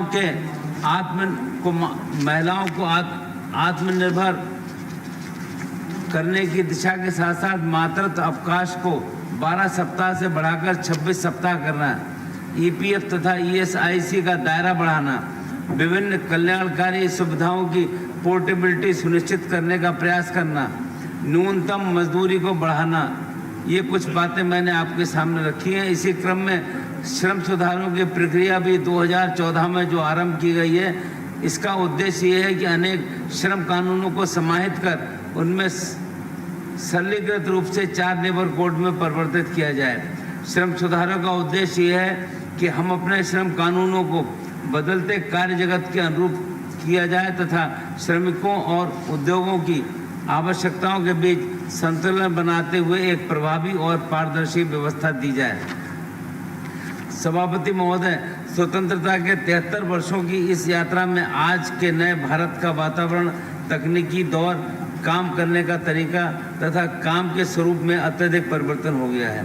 इस परिवर्तन के साथ यदि भारत अपने श्रम कानूनों में अपेक्षित परिवर्तन नहीं करता है तो हम श्रमिकों के कल्याण तथा उद्योगों के विकास दोनों ही उद्देश्यों में पीछे रह जाएंगे। आत्मनिर्भर श्रमिक के कल्याण और अधिकारों की संरचना 4 स्तंभों पर आधारित है। सर्वप्रथम आत्मनिर्भर श्रमिक का पहला स्तंभ यानी वेतन सुरक्षा की बात करें तो स्वतंत्रता के 73 वर्षों के बाद भी और 44 श्रम कानून होने के बावजूद भी भारत के 50 करोड़ श्रमिकों में से लगभग 30% श्रमिकों को ही न्यूनतम मजदूरी का कानूनी अधिकार था तथा सभी श्रमिक को समय पर वेतन नहीं दिया जाता था। इस विसंगति को पहली बार हमारी सरकार ने दूर करने का काम किया है तथा सभी 50 करोड़ संगठित एवं असंगठित क्षेत्र के श्रमिकों को न्यूनतम मजदूरी और समय पर वेतन मिलने का कानूनी अधिकार दिया है। श्रमिक सुरक्षा का दूसरा महत्वपूर्ण स्तंभ है उसे काम करने के लिए एक सुरक्षित वातावरण देना जिससे उसके स्वास्थ्य की सुरक्षा हो सके और वो एक खुशहाल जीवन जी सके। इसके लिए ओएसएच कोड में पहली बार एक निश्चित आयु के ऊपर के श्रमिकों के लिए एनुअल हेल्थ चेकअप का प्रावधान किया गया है। इसके अतिरिक्त सुरक्षा से संबंधित स्टैंडर्ड्स को प्रभावी और गतिशील रखने के लिए उन्हें national occupational safety and health board के द्वारा बदलती हुई तकनीक के साथ साथ बदला जा सकेगा। ये बोर्ड एक त्रिपक्षीय संस्था होगी जिसमें केंद्र एवं राज्य सरकार, श्रमिक संगठन, एम्प्लॉयर एसोसिएशन के प्रतिनिधि होंगे। इसके अतिरिक्त इस क्षेत्र के विशेषज्ञ भी इसमें शामिल होंगे। इस प्रक्रिया में हमारे सुरक्षा स्टैंडर्ड प्रभावी और अंतर्राष्ट्रीय स्तर के होंगे। सुरक्षित वातावरण देने के लिए श्रमिक और एम्प्लॉयर साथ मिलकर निर्णय लें। इसके लिए सभी संस्थानों में सेफ्टी कमेटी का प्रावधान किया गया है। वर्तमान श्रम कानूनों में कैंटीन, क्रेच, फर्स्ट एड तथा अन्य कल्याणकारी सुविधाओं के लिए अलग अलग थ्रेशोल्ड दिए गए हैं। अब ओएसएच कोड में हमने इन सभी के लिए यूनिफॉर्म थ्रेशोल्ड देने का कार्य किया है जिससे ज़्यादा श्रमिक कल्याणकारी प्रावधानों का लाभ उठा सकें। श्रमिकों की ये समस्या रही है कि वे कई परिस्थितियों में ये सिद्ध नहीं कर पाते हैं कि वे किस संस्थान के श्रमिक हैं। इस समस्या के निदान के लिए नियुक्ति पत्र का कानूनी अधिकार हर श्रमिक को इस कोड के माध्यम से दिया गया है। वर्तमान में किसी श्रमिक को एक वर्ष में न्यूनतम 240 दिन का काम करने के बाद ही हर दिन 20 दिन पर 1 दिन की छुट्टी पाने का अधिकार मिलता है। अब ओएसएच कोड में हमने छुट्टी की पात्रता के लिए 240 दिन की न्यूनतम अर्हता को घटाकर 180 दिन कर दिया है। कार्यस्थल पर चोट लगने या मृत्यु हो जाने पर एम्प्लॉयर के ऊपर लगने वाले जुर्माने का कम से कम 50% अन्य लाभों के अतिरिक्त पीड़ित व्यक्ति को देने का प्रावधान कानून में पहली बार किया गया। इससे पहले नहीं मिलता था। इन सभी प्रावधानों के द्वारा श्रमिकों को कार्य करने के लिए एक सुरक्षित वातावरण देने का प्रयास किया गया है। सभापति महोदय, महिलाओं को पुरुषों के समान ही कार्य करने की स्वतंत्रता होनी चाहिए, तभी हम बेहतर भारत का निर्माण कर पाएंगे। इसलिए पहली बार हमने ये प्रावधान किया है कि महिलाएं किसी भी प्रकार के संस्थान में अपने स्वेच्छा के अनुसार रात में भी काम कर सकेंगी, परंतु नियोक्ता को इसके लिए उपयुक्त सरकार द्वारा निर्धारित सभी आवश्यक सुरक्षा प्रबंध करने पड़ेंगे। श्रमिकों के लिए तीसरा महत्वपूर्ण स्तंभ है व्यापक सामाजिक सुरक्षा। हमारी सरकार का संकल्प है कि हम एक यूनिवर्सल सोशल सिक्योरिटी की प्रणाली की व्यवस्था अपने श्रमिकों के लिए करें। इसी संकल्प के अनुरूप सोशल सिक्योरिटी कोड में ईएसआईसी और ईपीएफओ के दायरे को बढ़ाया जा रहा है। ईएसआईसी के दायरे को बढ़ाने के लिए ये प्रावधान किया गया है। अब इसकी कवरेज देश के सभी 740 जिलों में होगी। इसके अतिरिक्त ईएसआईसी का विकल्प बागान श्रमिक, असंगठित क्षेत्र में काम करने वाले श्रमिक, गिग तथा प्लेटफॉर्म वर्कर्स तथा 10 श्रमिकों से कम श्रमिक वाले संस्थानों के लिए भी होगा। यदि किसी संस्थान में जोखिम कार्य होता है तो उस संस्थान को एक श्रमिक होने पर भी अनिवार्य रूप से ESIC के दायरे में लाया जाएगा। इसी प्रकार EPFO के दायरे को बढ़ाने के लिए वर्तमान कानून में संस्थानों के शेड्यूल को हटा दिया गया है और अब वे सभी संस्थान जिनमें 20 या उससे अधिक श्रमिक हैं वे EPFO के दायरे में आएंगे। इसके अतिरिक्त 20 से अधिक श्रमिक वाले संस्थान तथा स्वरोजगार वाले श्रमिकों के लिए भी EPFO का विकल्प सोशल सिक्योरिटी कोड में दिया जा रहा है। 40 करोड़ असंगठित क्षेत्र के श्रमिकों को सामाजिक सुरक्षा देने के लिए विशेष रूप से सामाजिक सुरक्षा फंड का प्रावधान किया गया है। इस फंड के द्वारा असंगठित क्षेत्र में काम करने वाले श्रमिक और गिग व प्लेटफॉर्म वर्कर्स के लिए सामाजिक सुरक्षा की योजनाएं बनाई जाएंगी। इससे इन 40 करोड़ श्रमिक भाई बहनों को सामाजिक सुरक्षा से संबंधित सभी प्रकार के लाभ जैसे मृत्यु बीमा, दुर्घटना बीमा, मातृत्व लाभ और पेंशन इत्यादि प्रदान करने के लिए योजनाएं बनाई जाएंगी। इन प्रयासों के द्वारा हमने एक यूनिवर्सल सोशल सिक्योरिटी कवरेज के अपने संकल्प को पूरा करने की दिशा में एक महत्वपूर्ण कदम उठाया है। सभापति महोदय, औद्योगिक विकास के लिए यह आवश्यक है कि हम विवाद निस्तारण की एक प्रभावी प्रणाली अपने श्रमिकों को उपलब्ध करवाएं, जिससे औद्योगिक शांति सुनिश्चित हो सके। इस चौथे स्तंभ को देने के लिए IR कोड में एक व्यवस्थित विवाद निस्तारण प्रणाली की व्यवस्था की गई है, जिसके अंतर्गत हमने इंडस्ट्रियल ट्रिब्यूनल की व्यवस्था को मजबूत बनाया है। मैं यहाँ पर ये भी माननीय सदस्यों को स्पष्ट करना चाहूँगा कि IR कोड में परिभाषाओं को वर्तमान की तुलना में और ज़्यादा सुदृढ़ किया गया है। उदाहरण के लिए वर्कर्स की परिभाषा में शामिल सुपरवाइजर की वेतन सीमा को 10,000 रुपये से बढ़ाकर 18,000 रुपये कर दिया गया है। इस बदलाव से आज के मुकाबले कहीं ज़्यादा सुपरवाइजर IR कोड की परिधि में आएंगे। मैं ये भी स्पष्ट करना चाहूँगा कि अन्य श्रेणी के श्रमिकों के लिए कोई वेतन सीमा नहीं है। फिक्स टर्म एम्प्लॉयमेंट को IR कोड में लाने पर मैं बताना चाहूँगा कि वर्तमान में भी संस्थान अपने आवश्यकता अनुसार श्रमिकों को कम समय के लिए कॉन्ट्रैक्ट लेबर के रूप में रखते हैं, लेकिन उन्हें नियमित कर्मचारी की भांति सेवा शर्तें, छुट्टी, वेतन, सामाजिक सुरक्षा, ग्रेच्युटी इत्यादि नहीं मिल पाती है। एक संतुलन बनाते हुए हमने ये भी सुनिश्चित किया है कि फिक्स टर्म एम्प्लॉयमेंट की सेवा शर्तें, वेतन, छुट्टी एवं सामाजिक सुरक्षा भी एक रेगुलर एम्प्लॉई के समान ही होंगी। माननीय मंत्री जी, एक मिनट रुकिए। माननीय मंत्री जी, माननीय मंत्री जी, माननीय मंत्री जी, एक मिनट रुके। माननीय मंत्री जी, एक मिनट रुके। अभी एक बज चुका है और मैं माननीय मंत्री जी को रिक्वेस्ट करूंगा अपना opinion they. Vice Chairman sir, I propose that the House may be extended to dispose of the today's business until it is disposed. We may extend.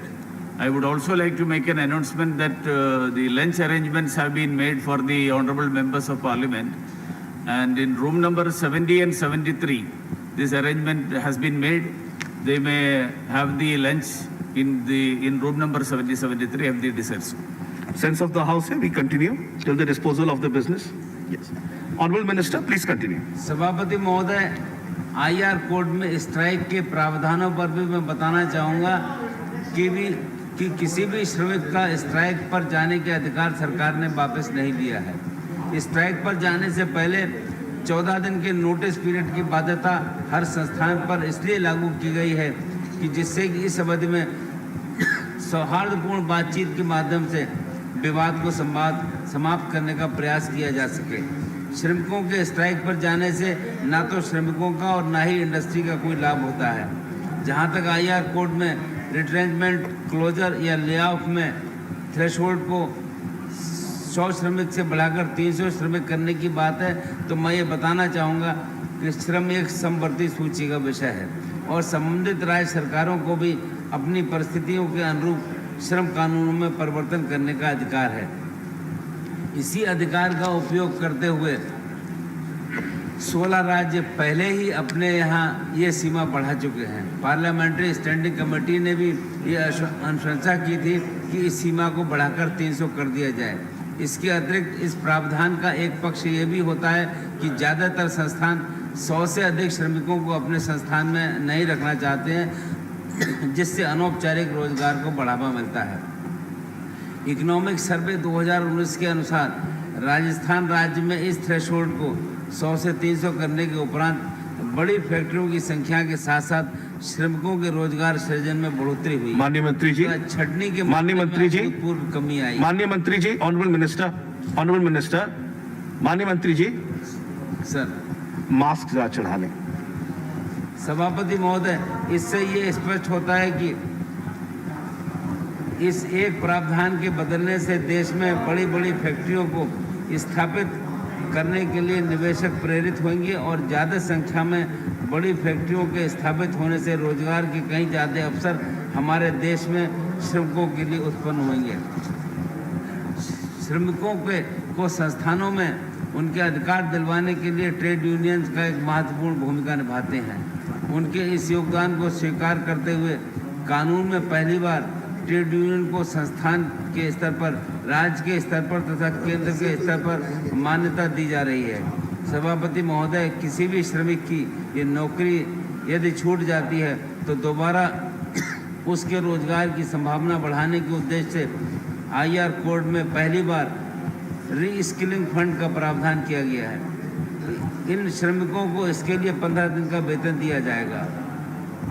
सभापति महोदय, कोविड-19 के परिदृश्य में प्रवासी श्रमिकों के अधिकारों को सुदृढ़ करने के लिए विशेष प्रावधान किए गए हैं। प्रवासी श्रमिकों की परिभाषा को व्यापक बनाया गया है। अब सभी मजदूर जो एक राज्य से दूसरे राज्य में आते हैं उनका वेतन 18,000 रुपये से कम है तो वे प्रवासी श्रमिक की परिभाषा के दायरे में आएंगे और उन्हें सरकार की कल्याणकारी योजनाओं का लाभ मिल पाएगा। इसके अतिरिक्त प्रवासी श्रमिकों के लिए एक डाटा बेस बनाने का प्रावधान, उनकी कल्याणकारी योजनाओं को पोर्टेबिलिटी, एक अन्य हेल्पलाइन की व्यवस्था तथा उन्हें साल में एक बार अपने मूल स्थान पर जाने के लिए एम्प्लॉयर द्वारा यात्रा भत्ता दिए जाने का प्रावधान किया गया है। सभापति महोदय, क्योंकि श्रमिक और उद्योग दोनों एक दूसरे के पूरक हैं, इसलिए बदलते परिवेश में हमारे श्रमिक और उद्योगों की आवश्यकताओं में संतुलन होना चाहिए।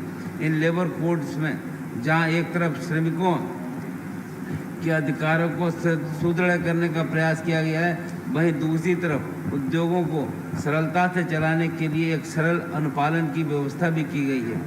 अब उद्योग लगाने के लिए विभिन्न श्रम कानूनों के अंतर्गत अलग अलग कई रजिस्ट्रेशन या कई लाइसेंस लेने की आवश्यकता नहीं होगी। जहां तक संभव है अब हम रजिस्ट्रेशन, लाइसेंस इत्यादि को समयबद्ध सीमा में और ऑनलाइन प्रक्रिया के अंतर्गत प्रदान करने की व्यवस्था करने जा रहे हैं। आदरणीय सभापति महोदय, हमने कई विस्तृत विषयों पर कानून न रखकर नियम बनाने का प्रावधान किया है। मैं स्पष्ट करना चाहूँगा कि बदलते हुए समय के साथ साथ Honorable members, let's keep silence in the house. कि कानून में Honorable members, उदाहरण के लिए आज फैक्ट्री एक्ट तथा building and other construction act में छोटे से छोटे स्पेसिफिकेशन को भी एक्ट में ही रखा गया है, जिसके कारण समय के साथ साथ उनका बदलाव कठिन हो जाता है। उसी प्रकार कई परिभाषाओं में वेतन सीमा को कानून में होने के कारण कई वर्षों तक आर्थिक स्थिति बदलने के बावजूद भी आसानी से बदला नहीं जा सका है। इसलिए कानून में बदलते परिदृश्य के सापेक्ष फ्लेक्सिबिलिटी रखना उचित है। सभापति महोदय, मैं ये भी स्पष्ट करना चाहूँगा कि अप्रोप्रिएट गवर्नमेंट की परिभाषा में किसी भी प्रकार राज्य सरकार के अधिकारों को सीमित नहीं किया गया है, बल्कि कई प्रावधानों में राज्य सरकारों को ये फ्लेक्सिबिलिटी दे दी गई है कि वे अपने राज्य की स्थिति के अनुसार विभिन्न प्रावधानों में सरलता से परिवर्तन ला सकें। सभापति महोदय, इस प्रकार इन 4 लेबर कोड्स के माध्यम से हम एक तरफ श्रमिकों का कल्याण सुनिश्चित कर रहे हैं, वहीं दूसरी तरफ ये प्रयास भी है एक सरल अनुपालन व्यवस्था के माध्यम से नए उद्योगों का विकास हो, जिससे हमारे कार्यबल के लिए रोजगार के नए अवसर पैदा हों। मैं आशा करता हूं सरकार के इस प्रयासों में आप सभी माननीय सदस्य सर्वसम्मत समर्थन देने की कृपा करेंगे और ये एक ऐतिहासिक बिल जो हम पार करने जा रहे हैं उसमें हम सब मिलकर भागीदार बनेंगे। आप सबका बहुत बहुत धन्यवाद। Thank you, Honorable Minister.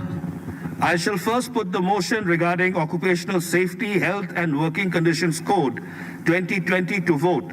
The question is that the Occupational Safety, Health and Working Conditions Code 2020 as passed by Lok Sabha be taken into consideration. Those in favor will please raise their hands and say aye. Aye. Those against will please raise their hands and say no. I think the ayes have it, the ayes have it, the ayes have it. The motion is adopted.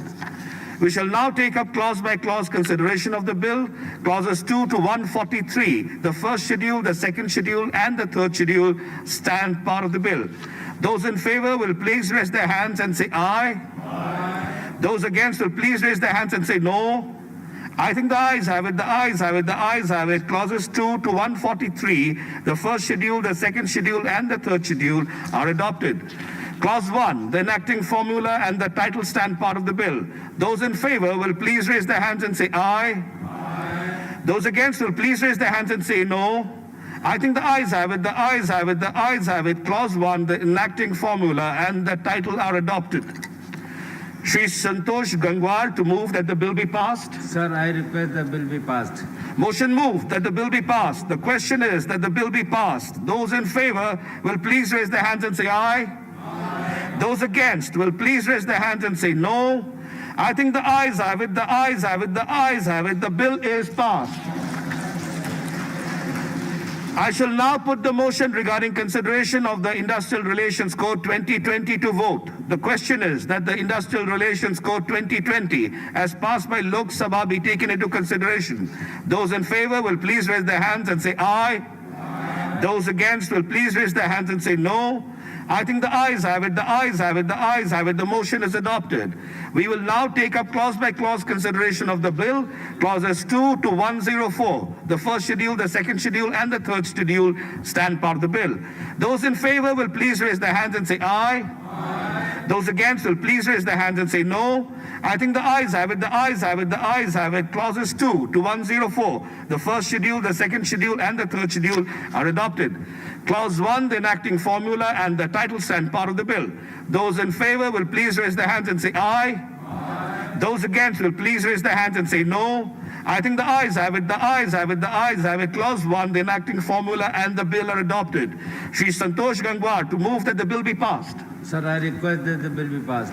Motion moved that the bill be passed. Question is that the bill be passed. Those in favor will please raise their hands and say aye. Aye. Those against will please raise their hands and say no. I think the ayes have it, the ayes have it, the ayes have it. The bill is passed. I shall now put the motion regarding consideration of the Code on Social Security 2020 to vote. The question is that the Code on Social Security 2020 as passed by Lok Sabha be taken into consideration. Those in favor will please raise their hands and say aye. Aye. Those against will please raise their hands and say no. I think the ayes have it, the ayes have it, the ayes have it. The motion is adopted. We shall now take up clause by clause consideration of the bill. Clauses 2 to 164, the first to seventh schedule stand part of the bill. Those in favor will please raise their hands and say aye. Aye. Those against will please raise their hands and say no. I think the ayes have it, the ayes have it, the ayes have it. Clauses 2 to 164, the first to seventh schedules are adopted. Clause 1, the enacting formula and the title stand part of the bill. Those in favor will please raise their hands and say aye. Aye. Those against will please raise their hands and say no. I think the ayes have it, the ayes have it, the ayes have it. Clause 1, the enacting formula and the title are adopted. Shri Santosh Gangwar to move that the bill be passed. Sir, I move that bill be passed. Motion moved that the bill be passed. Question is that the bill be passed. Those in favor will please raise their hands and say aye. Aye. Those against will please raise their hands and say no. I think the ayes have it, the ayes have it, the ayes have it. The bill is passed. The next business is the Jammu and Kashmir Official Languages Bill 2020. Shri G. Kishan Reddy to move a motion for consideration of the Jammu and Kashmir Official Languages Bill 2020.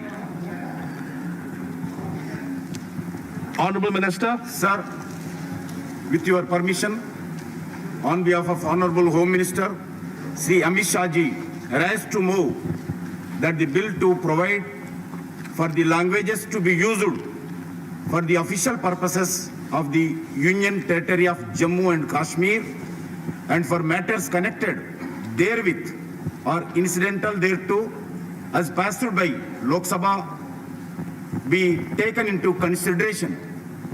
Honorable Minister, motion moved. Would you like to say something, Honorable Minister, or towards the conclusion? Towards the conclusion. Honorable Member Shri Shamsher Singh Manhas to speak in Dongri. Honorable Member, please start. आदरणीय प्रधानमंत्री जी द्वारा और गृह मंत्रालय द्वारा यानी कि ये बिल जो विधेयक यानी कि इत्थे लियांदा दा खासकर जम्मू कश्मीर च उर्दू और अंग्रेजी की भाषा का यानी कि बोलचाल हा वो दो लैंग्वेज जड़ियाँ दो भाषा जड़ियाँ उत्थे इस्तेमाल की गई ही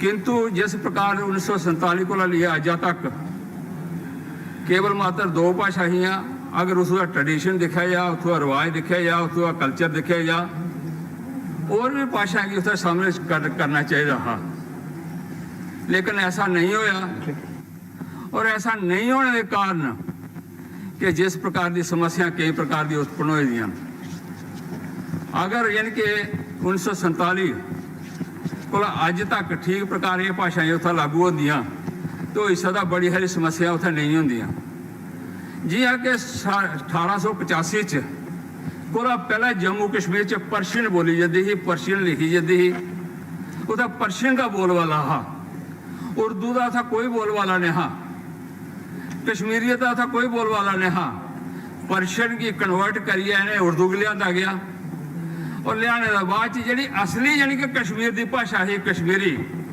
उसी बिल्कुल इग्नोर किया गया अगर कश्मीर की इग्नोर करने के बाद उर्दू की यानी कि अरबी और ईरानी भाषा यानी कि कन्वर्ट किया या विदेशी भाषा की इतने यानी कि लागू किए गया जिसकी वजह कन्नै समस्या जड़ियाँ उत्पन्न हुई जिसका कारण अज जम्मू कश्मीर च समस्या का बने का थोड़ा सामने है अगर ये नहीं होता अगर कश्मीर च ठीक प्रकार कश्मीरीयत बोली जाती कश्मीरी जाने कि अगर बढ़ते तो उन्हें लगता है कि मेरी अपनी भाषा है मेरी मातृभाषा है मैं इसकी बोलना चाहता मैं लिखना चाहता और खासकर 8th शेड्यूल से इनके शामिल हुई है उसी सारी स्क्रिप्ट जिनके बनी जाती अगर वो नहीं किया तो उसका कारण है कि वो बड़ा बड़ा रोष उत्पन्न होया और रोष उत्पन्न होने के बाद ये सारी चीज़ें साढ़े सामने ले आईयां और दूई जन की वजह बाद जम्मू की भाषा डोगरी भाषा है डोगरे कम से कम बोलने वाले 50 लाख को ऊपर लोग होने जो डोगरी बोलते होंगे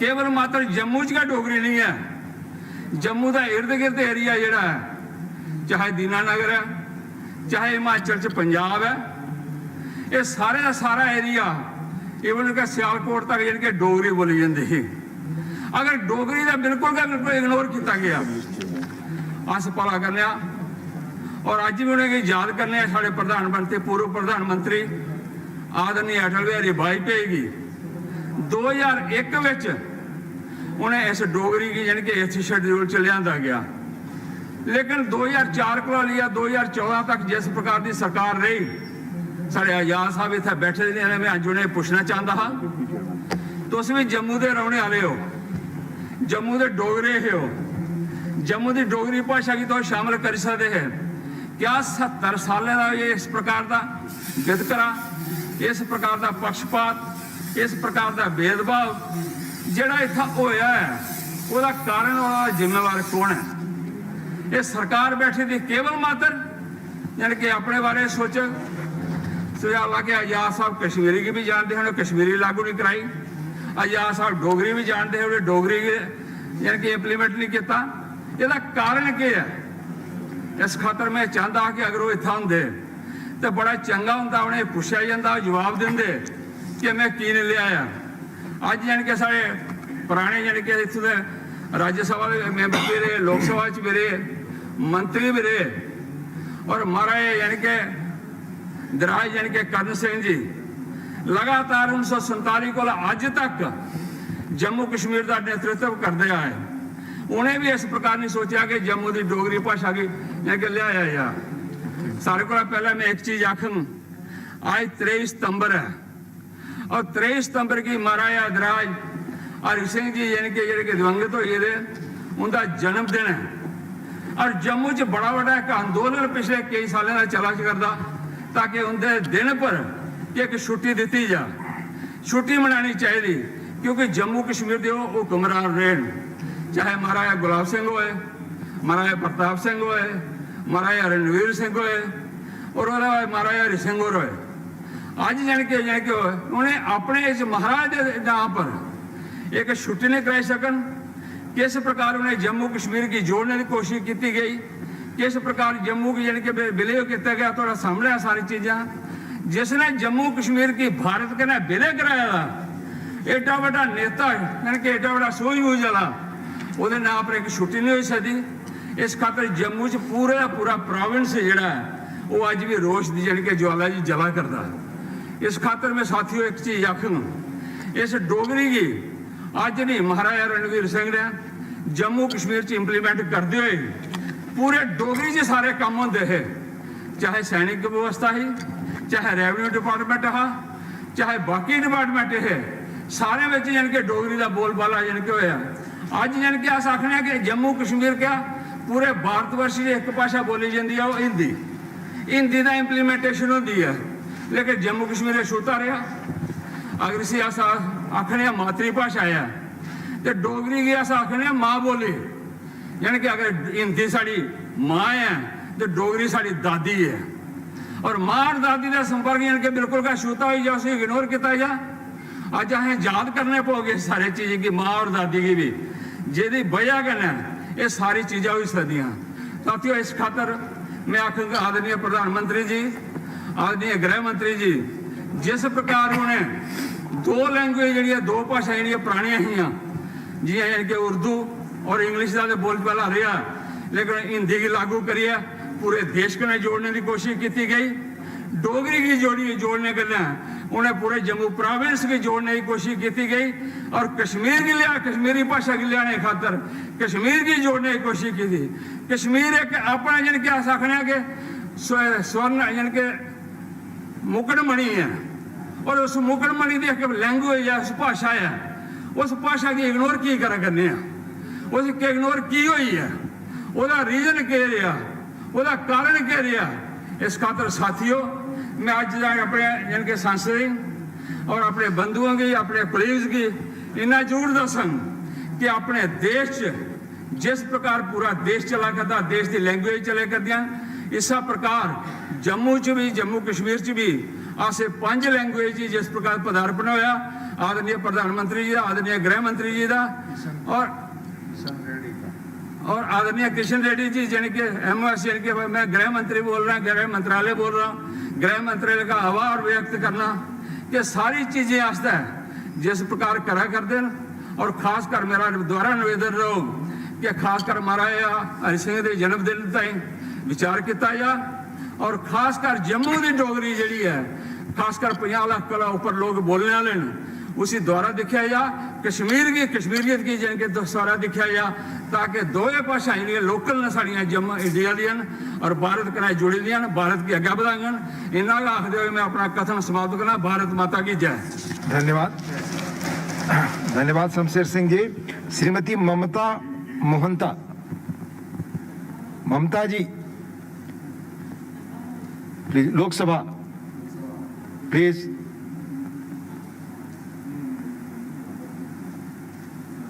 आप बोले प्लीज, आवाज नहीं आ रही, माइक प्लीज।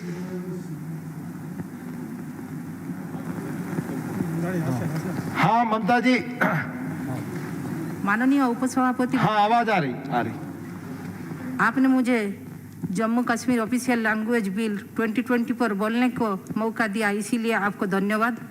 इस बिल के माध्यम से कश्मीरी डोगरी, उर्दू, हिंदी एवं इंग्लिश भाषाओं को जम्मू कश्मीर की ऑफिशियल लैंग्वेज घोषित किया जाएगा। अब तक प्रदेश में उर्दू एवं इंग्लिश को ही ऑफिशियल लैंग्वेज का दर्जा मिला था, परंतु इस बिल में 3 भाषा हिंदी, कश्मीरी, डोगरी जोड़ा गया है। जम्मू कश्मीर में कश्मीरी हिंदी एवं डोगरी बड़ी संख्या में लोग बोलते हैं। जम्मू कश्मीर के लोग बहुत लंबी समय का डिमांड को सरकार फुलफिल करने जा रहे हैं। पिछले 1 वर्ष में केंद्र सरकार ने केंद्र शासित प्रदेश के रूप में संचालित जम्मू कश्मीर को विकास की मुख्य धारा में लाने के लिए अनेक कदम उठाए हैं। सर, जम्मू कश्मीर हमारा भारत देश का शान है और हमारा अखंड भारत का एक अटूट अंग है। ये 3 भाषा निश्चित रूप में जम्मू कश्मीर को राष्ट्रीय मुख्य धारा में और करीब लाने का जरिया बन सकता है। इस बिल को लाने के लिए माननीय प्रधानमंत्री जी को धन्यवाद देती हूँ और मैं इस बिल को समर्थन करती हूँ। धन्यवाद। जय हिंद। धन्यवाद। माननीय नरेश गुजराल जी। Sir, it is unfortunate that Punjabi is not being included in this bill as an official language in J&K. Sir, Punjabi is the richest and oldest language of North India with its own script, Gurumukhi. The House will recall that Jammu and Kashmir was a part of Maharaja Ranjit Singh's empire, and even after him, the first Dogra Maharaja, he was a general of Maharaja Ranjit Singh. And from that time onwards, lakhs of Punjabis have settled in Jammu and Kashmir. Sir, in the constitution of J&K, Punjabi was there as an official language. And in fact, the House would be surprised to know that the first Chief Minister of J&K was Mir Chand Mahajan, a Punjabi. Sir, in the census of 1971, there were 13 lakhs Punjabis settled in J&K. And this language was being taught in schools there along with Urdu and Hindi.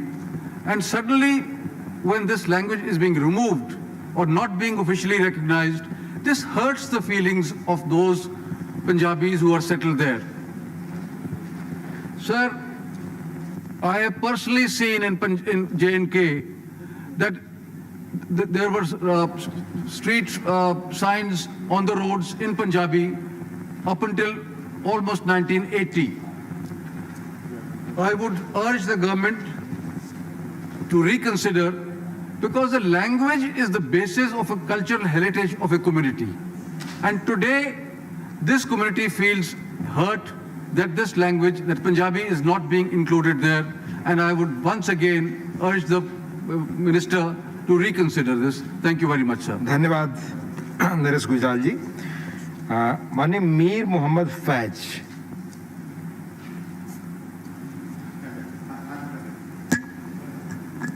Thank you sir. Sir, इस सरकार का एक नारा है sir, सबका साथ, सबका विकास और सबका विश्वास। देश में जिस तरह से हम देख रहे हैं सर, पिछले 2 इलेक्शन जो हो गए सर, तो उसका रिजल्ट आ गया, विकास भी हुआ, विश्वास भी हुआ और सबका साथ भी। लेकिन जहां तक सर हमारे जम्मू कश्मीर का सवाल है, मुझे लगता है सर इन 3 चीजों की कमी कहीं न कहीं जम्मू कश्मीर में है। एक तो जम्मू कश्मीर के लोगों का जो विश्वास, विकास और विश्वास, इसको जीतने की जरूरत है। ये जो आज बिल लाया गया सर, इसमें कोई शक नहीं है सर कि कश्मीरी जो तकरीबन 52% है सर, या डोगरी, इसके साथ साथ जिस तरह अभी सर गुजराल साहब ने कहा, वहां पे 14% जो है सर गुजरी लोग भी रहते हैं सर। इसी तरह पहाड़ी भी सर। मैं जिस डिस्ट्रिक्ट से आता हूं सर, बारामूला कुपवाड़ा में सर, उसमें तकरीबन सर 2 लाख के करीब जो है सर हमारे गुजरी और पहाड़ी लोग रहते हैं सर। और पंजाबी सर। मेरी एक ही रिक्वेस्ट है सर कि विश्वास और विकास सबका साथ, इसमें ये 3 और जोड़े जाए, पंजाबी, गुजरी और पहाड़ी सर, ताकि सब लोगों का विश्वास हम जीते। तो आगे चल के सर इससे भी वहाँ ठीक जिस तरह से ये बिल लाया गया, हमारे भाई ने यहाँ पे कहा कि बहुत टाइम हुआ सर, चाहे डोगरी थे वहाँ पे, कश्मीरी लोग थे, तो डिमांड हर एक जितने भी लोग वहाँ रहते हैं सर। तो मेरी यही रिक्वेस्ट है सर, मैं ज़्यादा भाषण ना देते हुए सर, कि ये 3 पंजाबी, गुजरी और पहाड़ियों को भी इसमें शामिल किया जाए। शुक्रिया। धन्यवाद फैज जी। माननीय रामदास अठावले जी। डिप्टी चेयरमैन सर, जिस तरह 370 कलम हटाने के बाद जम्मू कश्मीर में, लद्दाख में अच्छी प्रगति हो रही है, तो भी माननीय नरेंद्र मोदी सरकार ने वहाँ की जो लोकल भाषा है डोगरी, कश्मीरी, उनको मतलब ऑफिशियल दर्जा देने का ये जो बिल है, इस बिल का सपोर्ट करने के लिए मैं यहाँ बोल रहा हूँ। तो हमें अच्छी लगती है डोगरी और कश्मीरी भाषा, हमें अच्छी लगती है डोगरी और कश्मीरी भाषा। पाक व्याप्त कश्मीर भारत में आएगा, ये है हमें आशा। पाकिस्तान का हम बजा देंगे ताशा, पाकिस्तान का हम बजा देंगे ताशा, क्योंकि हमें अच्छी लगती है डोगरी और कश्मीरी भाषा। तो इस बिल का समर्थन करने के लिए मैं यहाँ आपके सामने बोल रहा हूँ, और मुझे दुख भी हो रहा है कि सामने वाला पूरा खाली है। ये सामने वाले जो ये गड़बड़ करते हैं, मतलब जो दिन उसी दिन हो गया था वो अच्छा नहीं है। उन्होंने हाउस में आना चाहिए था, जिनको सस्पेंड किया उन्होंने बाहर रहना है, बाकी ने अंदर आना चाहिए, और ये नहीं आएंगे तो उनको भी सस्पेंड करना होगा। ऐसा भी कुछ जगह कानून बनने की आवश्यकता है, तो ठीक बात है, तो वो इसे नहीं है। लेकिन ये डोगरी भाषा और कश्मीरी भाषा का हम पूरा समर्थन करते हैं। जय भीम, जय भारत। Thank you. माननीय सुरेंद्र सिंह नागर जी।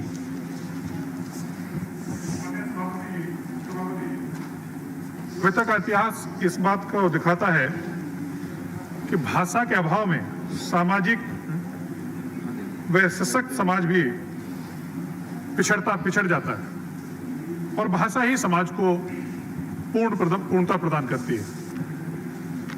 आज जो जम्मू कश्मीर राजभाषा विधेयक 2020, इसमें जहां राजभाषा के रूप में 5 भाषाओं को शामिल किया गया है, इसके साथ साथ इस बिल में क्षेत्रीय भाषाओं को बढ़ावा देने की भी बात कही गई, और खासतौर से आबादी के लिहाज से वहां गुजरी, पहाड़ी और पंजाबी जो आसपास के भाषा समझने वाला क्षेत्र जो उसके बॉर्डर से लगता है, उनको बढ़ावा देने का भी इसमें बात की गई है।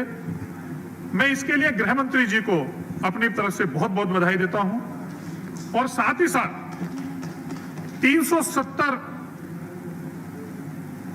धारा के हटने के बाद जहां एससी और एसटी खासतौर से जो गुजर बकरवाल से, उनको जहां राजनीतिक आरक्षण का लाभ मिलने का काम केंद्र सरकार ने किया है, साथ ही साथ फॉरेस्ट एक्ट जैसे कानून का भी लाभ इस वर्ग को मिलने का काम धारा 370 के हटने के बाद हुआ है।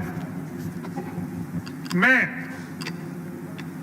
गुजरी, पहाड़ी और पंजाबी भाषा को विशेष रूप से जो प्रोत्साहन की बात इस बिल के माध्यम से की गई है, मुझे उम्मीद है इसके माध्यम से इन तीनों समाजों का और खासतौर से गुजर बकरवाल जो लोग हैं उनका सशक्तिकरण का ये आधार बनेगा। बहुत बहुत धन्यवाद। धन्यवाद मंत्री जी। कहाँ है किशन रेड्डी? जो अभी हमारा माननीय सदस्यों ने बोला, नरेश जी,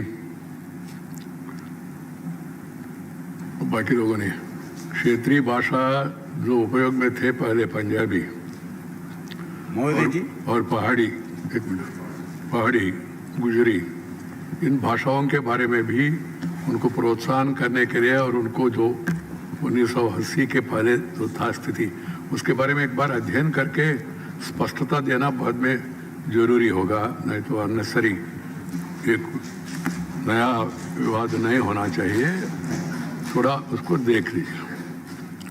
I just told him to keep in mind what was there before 1988 and before, and then how this change has come with regard to usage of Gujari, then Pahadi, and also the Punjabi languages, which were spoken by good number of people in that state, as was mentioned by Sri Naresh Gujarat and our other friends also. Minister, please reply. महोदय जी, मैं आपको धन्यवाद देना चाहता हूँ, सुझाव दिया है। Jammu Kashmir official languages bill 2020 क्षेत्र के लोगों को, आकांक्षाओं को और दशकों के रही मांगों को आदा करते हुए प्रस्तावित किया गया है। इस प्रस्ताव से कश्मीर, डोगरी, उर्दू, हिंदी और इंग्लिश भाषाओं को जम्मू कश्मीर यूनियन टेरिटरी में ऑफिशियल लैंग्वेजेस के रूप में घोषित किया जाना क्षेत्र के लोगों के लिए एक बड़ा कदम साबित होगा। महोदय जी, क्षेत्र के लोगों को आकांक्षाओं को दर्शाते हुए union territory of Jammu Kashmir के लेफ्टिनेंट गवर्नर ये सूचित किया है कि यूनियन टेरिटरी जम्मू कश्मीर की जनता की उर्दू और इंग्लिश के साथ साथ कश्मीर, डोगरी और हिंदी को भी ऑफिशियल लैंग्वेजेस के रूप में घोषित करने का मांग रखी है। यह महत्वपूर्ण तत्व है कि यूटी के जम्मू कश्मीर के मेजॉरिटी लोगों को इन भाषाओं को बोलते हैं, समझते हैं। अध्यक्ष जी, 1954 से लेकर जम्मू कश्मीर में 2 ऑफिशियल लैंग्वेजेस थी। एक उर्दू ऑफिशियल लैंग्वेज का दर्जा प्राप्त था, दूसरा इंग्लिश को आधिकारिक व्यवहार ऑफिशियल वर्क्स के लिए प्रयोग किया जाता था। वर्ष 2011 सेंसस के जनगणना के अनुसार यूनियन टेरिटरी के जम्मू कश्मीर में उर्दू भाषा बोलने वालों की संख्या 19,112, जनसंख्या 0.16% है। उसको लगभग 1954 से आज तक ऑफिशियल लैंग्वेज था 0.16%। इंग्लिश को ऑफिशियल लैंग्वेज का दर्जा लीगल तथा लेजिस्लेटिव क्षेत्रों में भी इसका प्रयोग करते थे। यहाँ दिलचस्प बात यह है कि पिछले 7 दशकों में जम्मू कश्मीर में स्थापित ऑफिशियल लैंग्वेज को बोलने वालों की संख्या, कुल जनसंख्या बहुत कमी थे। जम्मू कश्मीर प्रांत में 74% जनता कश्मीर और डोगरी भाषा बोलती है। जम्मू कश्मीर के कश्मीर बोलने वाले जनसंख्या 53.26, डोगरी भाषा बोलने वालों की जनसंख्या 20% 64 है। ये 2 भाषाओं को बोलने वाले जनसंख्या अगर हम 74% है। जम्मू कश्मीर स्टेट के जनता के पुराने मांग है कि कश्मीर और डोगरी भाषा को राजभाषाओं के रूप में घोषणा करना है। जनता की भावनाओं को देखते हुए अध्यक्ष जी, इस संसद के बाहर, जम्मू कश्मीर के अंदर, जम्मू कश्मीर के बाहर, जम्मू कश्मीर के असेंबली के अंदर बाहर समय समय पर ये मांगा आते रहे, मगर 70 साल से 74% भाषा बोलने वाले जम्मू कश्मीर जनता को वंचित किया है। दुख की बात है, परिवार राज करने वाले कभी भी जनता को आवाज को, जनता का आकांक्षा को गौरव नहीं दिया है, उसके बात को कभी भी सुना नहीं। इसी बात के लिए अन्याय किया है वर्गों के साथ और भाषा के पर जनता, जम्मू कश्मीर के जनता के लिए 2000 सेंसस के आधार पर 1% बोलने वाले के उर्दू भाषा को साथ ही साथ दर्जा दिया है। और कश्मीर में हर मजहब के लोग, हिंदू हो, मुस्लिम हो, अन्य मजहब के लोग भी कश्मीर में भाषा बोलते हैं। कश्मीरियत, इंसानियत बोल के एक नारा भी है, मगर भाषा के राजभाषा का दर्जा ना देते हुए अपमान किया है। और 70 साल का ये गलती, ये अन्याय सुधार करने के लिए मोदी सरकार जी ने आज इस प्रस्ताव के द्वारा बदलते काम वो आज लाए हैं। अध्यक्ष जी, Jammu Kashmir official languages bill 2020 इस असंतुलन के दूर करने के एक प्रयास है, जिसके पारित होने से union territory and Jammu Kashmir की 98% आबादी को भाषा संबंधित अपना अधिकार आज के बाद प्राप्त होगा। ये बहुत खुशी की बात है। अध्यक्ष जी, आज कश्मीर भाषा मैं बताया हूँ और डोगरी भाषा बताया हूँ, उर्दू भाषा के बारे में बताया हूँ और हिंदी भाषा के बारे में भी मैं बताऊंगा। वर्ष 2011 जनगणना के अनुसार वर्तमान union territory Jammu and Kashmir में हिंदी भाषा बोलने वाला संख्या भी 2.30% है। आर्टिकल 343(1) के अनुसार भारत संघ के राज्य भाषा देवनागरी लिपि से हिंदी होगी, क्योंकि भारत की संपूर्ण संविधान अभी जम्मू कश्मीर संघ के राज्य क्षेत्रों के लागू होती है। इसलिए हिंदी को प्रस्तावित Jammu Kashmir official language bill में 2020 में हिंदी को भी शामिल किया गया। अध्यक्ष जी, भारत के संविधान के आर्टिकल 348 अनुच्छेद अनुसार सुप्रीम कोर्ट, हाई कोर्ट, संसद में प्रस्तुत किए जाने वाले विधेयकों को आदि में भी सभी कार्यवाही इंग्लिश भाषा में होती है। इसीलिए इंग्लिश भाषा को प्रस्तावित विधेयक में एक भाषा के रूप में शामिल किया जाना आवश्यक है। अतः इंग्लिश भाषा के प्रयोग इन यूनियन टेरिटरी में उन प्रशासक और वैधानिक प्रयोजनों के लिए जारी निर्णय हुआ है। इसके लिए हिंदी भाषा को भी इस प्रस्ताव में रखा है। अध्यक्ष जी, आप जो सुझाव दिया है उसका भी सरकार सोचे है। जम्मू कश्मीर में 5 आधिकारिक भाषाओं के अतिरिक्त अन्य क्षेत्रीय भाषाओं को विकास करने के लिए भारतीय भाषाओं को केंद्रीय संस्थान से जानकारी प्राप्त हुआ है। प्राप्त के जानकारी के आधार पर जम्मू कश्मीर में आधिकारिक भाषाओं को साथ साथ अन्य क्षेत्रीय भाषाओं को भी बढ़ावा देना तथा उनके विकास के लिए वर्तमान संस्थागत ढांचे जैसे जम्मू कश्मीर अकादमी और कल्चर एंड लैंग्वेजेस मजबूत करने के लिए प्रावधान इस प्रस्ताव में पहली बार लाए। महोदय, मैं सदन को सूचित करना चाहूंगा, जम्मू और कश्मीर में 5 ऑफिशियल भाषाओं के अतिरिक्त अन्य रीजनल भाषाओं को विकास के लिए जम्मू कश्मीर में ऑफिशियल भाषाओं के साथ साथ अन्य रीजनल भाषाओं को बढ़ावा देना तथा उनके विकास के लिए खास प्रावधान इस बिल में रखी गई है। महोदय, मैं इस दिशा में ठोस कदम बढ़ाने के लिए कुछ खास इंस्टीट्यूशनल स्ट्रक्चर्स जैसे जम्मू कश्मीर में कला, संस्कृति तथा भाषाओं को आने वाले दिन में काम करने के लिए अकादमी को और मजबूत करने और इस संस्थाओं के द्वारा पंजाबी, गोजरी, पहाड़ी भाषाओं को विकास करने के लिए विशेष कदम उठाने के लिए प्रावधान सम्मिलित किया है। मैं केंद्र सरकार की तरफ से आदरणीय प्रधानमंत्री नरेंद्र मोदी जी की ओर से पूरा विश्वास देता हूं, पंजाबी, गोजरी, पहाड़ी भाषा को पूरा रूप से विकास करने के लिए कोई भी कमी नहीं होने देंगे। इस बिल के द्वारा इन 3 भाषाओं को प्रोत्साहन करने के लिए पूरे प्रावधान दिया है।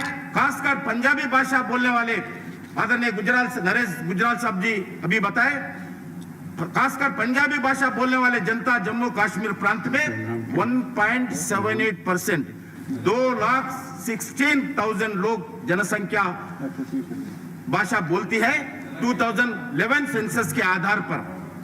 इसलिए पंजाब भाषा को प्राथमिकता देते हुए गोजरी, पहाड़ी भाषा को भी साथ साथ हर विषय पर साथ आगे ले जाने के लिए मोदी सरकार कमिटमेंट है। मोदी जी सरकार पंजाब लोगों के साथ, पंजाबी भाषा बात करने वाले के साथ सिर्फ राजनीति के साथ नहीं जोड़ती है, मगर दिल के साथ, कमिटमेंट के साथ जोड़ती है। पंजाब लोगों के साथ समर्पित भाव से सेवा करने के लिए तैयार है। अध्यक्ष जी, और मैं इसी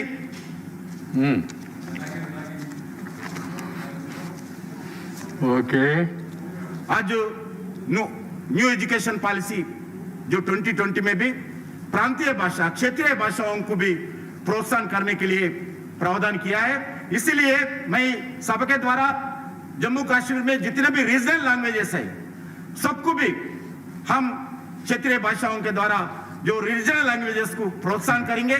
मैं इस बात के साथ ये जो Jammu Kashmir official languages bill 2020 को समर्थन करने के लिए मैं आपके द्वारा सभी सांसद महानुभावों को मैं रिक्वेस्ट करता हूं। Right, the question is that the Jammu Kashmir Official Language Bill 2020 as passed by Lok Sabha be taken into consideration. Those in favor will please raise their hands and say aye. Those against will please raise their hands and say no. I think the ayes have it, ayes have it, ayes have it. The motion is adopted. We shall now take up class by class consideration of the bill. Class 2 to 4 stand part of the bill. Those in favor will please raise their hands and say aye. Those against will please raise their hands and say no. I think the ayes have it, the ayes have it, the ayes have it. Class 2 to 4 are adopted. Class 1, the enacting formula on the title stand part of the bill. Those in favor will please raise their hands and say aye. Those against will raise their hands and say no. I think the ayes have it, ayes have it, ayes have it. Class 1, the enacting formula on titles are adopted. The Mantriji move that the bill be passed. You have to move that the bill be passed. महोदय, मैं प्रस्ताव करता हूं कि विधेयक को पारित किया जाए. Motion moved that the bill be passed. The question is that the bill be passed. Those in favor will please raise their hands and say aye. Those against will please raise their hands and say no. I think the ayes have it, the ayes have it, the ayes have it. The bill is passed. Now, before going to the final remarks by the chairman, we have one item that is there, appropriation number 3 bill 2020, appropriation number 4 bill 2020. They're all finance bills. They can be taken up together. If there is anybody who is interested, I don't have any names. Okay. The motion, madam, please move. Move the motion for consideration. Sir, with your permission, I wish to move that the bill to provide for the authorization of appropriation of monies out of the Consolidated Fund of India to meet the amount spent on certain services during the financial year ended 31st day of March 2017 in excess of the amounts granted for those services and for that year as passed by the Lok Sabha be taken into consideration. Motion moved. Motion for consideration of appropriation number 3 bill and the appropriation number 4 bill are now for discussion because members said we'll pass it without discussion. We'll go ahead. Yes. I shall put the motion regarding consideration of the appropriation number 3 bill 2020 to vote. The question is that the appropriation number 3 bill 2020 as passed by Lok Sabha be taken into consideration. Those in favor will please raise their hands and say aye. Aye. Those against will raise their hands and say no. Ramdas ji. Those in favor please raise their hands and say appropriation number 3 bill as passed by Lok Sabha be taken into consideration. Those in favor will please raise their hands and say aye. Aye. Those against will raise their hands and say no. I think the ayes have it, the ayes have it, the ayes have it. The motion is adopted. We shall now take up class by class consideration of the bill. Class 2, 3 and the schedule stand part of the bill. Those in favor will please say aye. Aye. Those against will please say no. I think the ayes have it, ayes have it, ayes have it. Class 2 to 3 and schedule are adopted. Class 1, the enacting formula and the title stand part of the bill. Those in favor please raise their hands and say aye. Aye. Those against will please say no. Raise their hands if any. I think the ayes have it, ayes have it, ayes have it, ayes have it. Class 1, the enacting formula and the titles are adopted. Mantriji Srimati Nirmala Sitaraman ji to move. I seek your permission to move that the bill be returned. Motion moved that the bill be returned. The question that the bill be returned, those in favor will please raise their hands and say aye. Aye. Those against will please raise their hands and say no. I think the ayes have it, ayes have it, ayes have it. The bill is returned. I shall put the motion regarding consideration of the appropriation number 4 bill to vote. The question is that appropriation number 4 bill as passed by the Lok Sabha be taken into consideration. Those in favor will raise their hands and say aye. Aye. Those against will please raise their hands and say no. I think the ayes have it, the ayes have it, the ayes have it. The motion is adopted. We shall now take up class by class consideration of the bill. Class 2, 3 and schedule stand part of the bill. Those in favor will please raise their hands and say aye. Aye. Those against will please raise their hands and say no. I think the ayes have it, the ayes have it, the ayes have it. Class 2, 3 and the schedule are adopted. Class 1, the enacting formula and the title stand part of the bill. Those in favor will please raise their hands and say aye. Aye. Those against will please raise their hands and say no. I think the ayes have it, the ayes have it, the ayes have it. Class 1 and enacting formula and title are adopted. Srimati Nirmala Sitharamanji to move that the bill be returned. Sir, I seek your permission to move that the bill be returned. Motion moved that the bill be returned. The question is that the bill be returned. Those in favor will please raise their hands and say aye. Aye. Those against will please raise their hands and say no. I think the ayes have it, the ayes have it, the ayes have it. The bill is returned.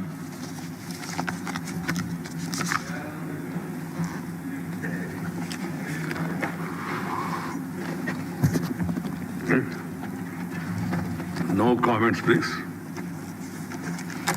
I think around 12:20, I have received a letter from Sri Ghulam Nabi Azad ji and some other members. Of course, some of them are under suspension.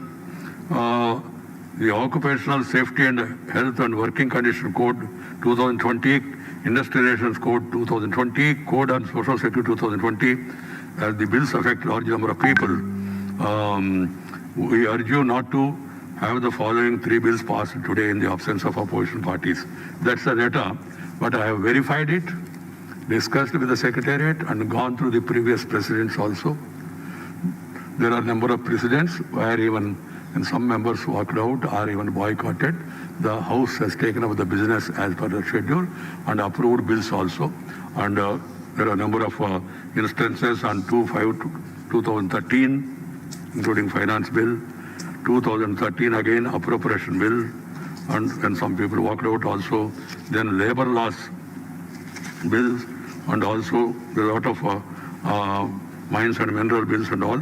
So keeping that in mind, if I have received a letter saying at least they would like to attend and then postpone the bill, I would have discussed at least with the government. There is no such assurance. On the other hand, we read in the newspaper some of the people were justifying what they have done and all. So I have considered and then decided to go ahead with the bills, and I told the Deputy Chairman to go ahead with the bills. And as per Article 122, validity of any proceedings of Parliament cannot be questioned. That's everybody's knowledge.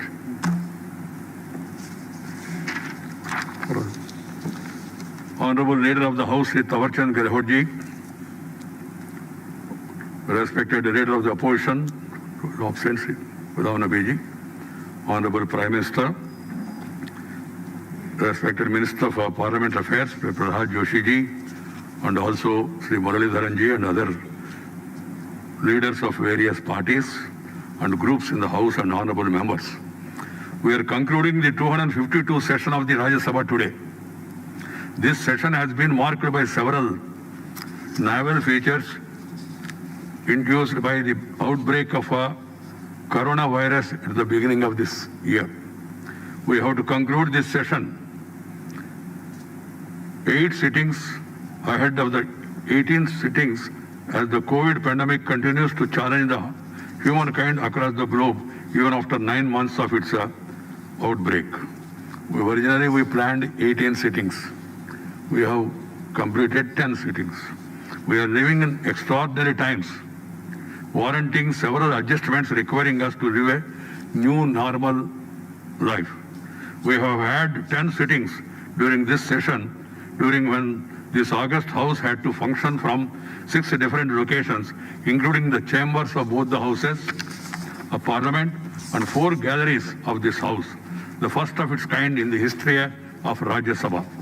In another first, we have functioned on Saturday and Sunday of the last week without taking the usual break.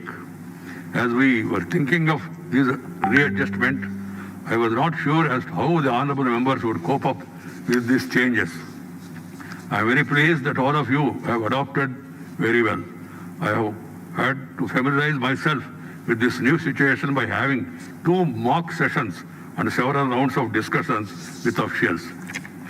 I wholeheartedly compliment all of you for making this success of this novel experiment. Honorable members, let me give a brief account of this session. During the 10 sittings, total of 25 bills have been passed and 6 bills have been introduced. The productivity of the House during this session has been 100% 0.47% as against the scheduled available time of 38 hours and 30 minutes. The actual functional time of the House has been 38 hours and 41 minutes. While 3 hours and 15 minutes time of the House has been lost unfortunately due to disruptions, the House sat for an extra time of 3 hours and 26 minutes. I am happy to inform you that the new normal of high productivity witnessed during the last 3 sessions has continued during this session as well.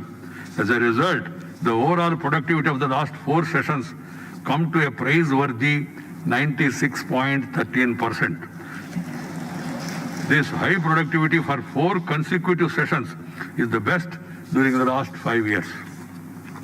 22 hours 3 minutes time has been spent on discussing government legislative proposals during these 10 sittings.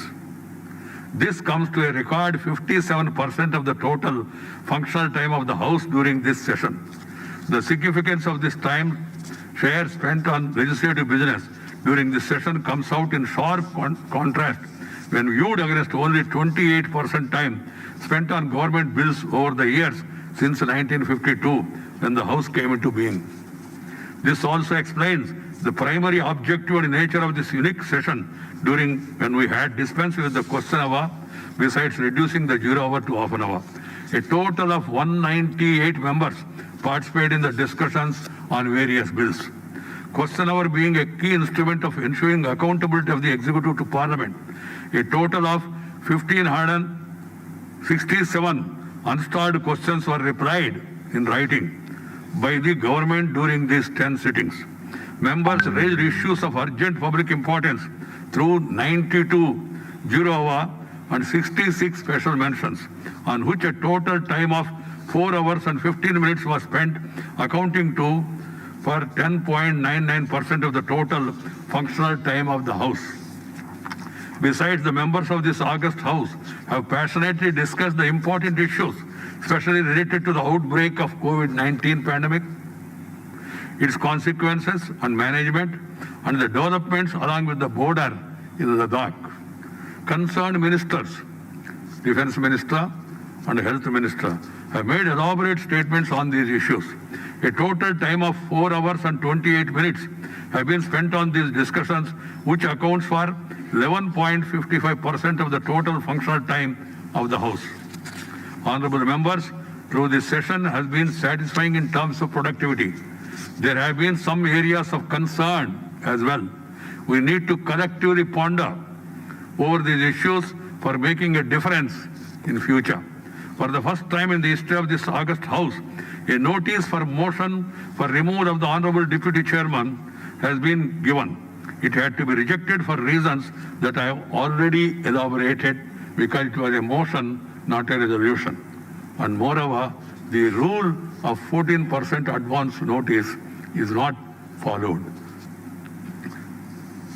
The developments in the House surrounding this unprecedented move have been deeply painful for all those who hold the stature and dignity of this August House dearer to their hearts. I don't want to go into the details of those unpleasant turn of events. All that I like to do is appeal to all of you and all of the other members who are not here from the depth of my heart to kindly ensure that such unseemly behavior is not repeated in future.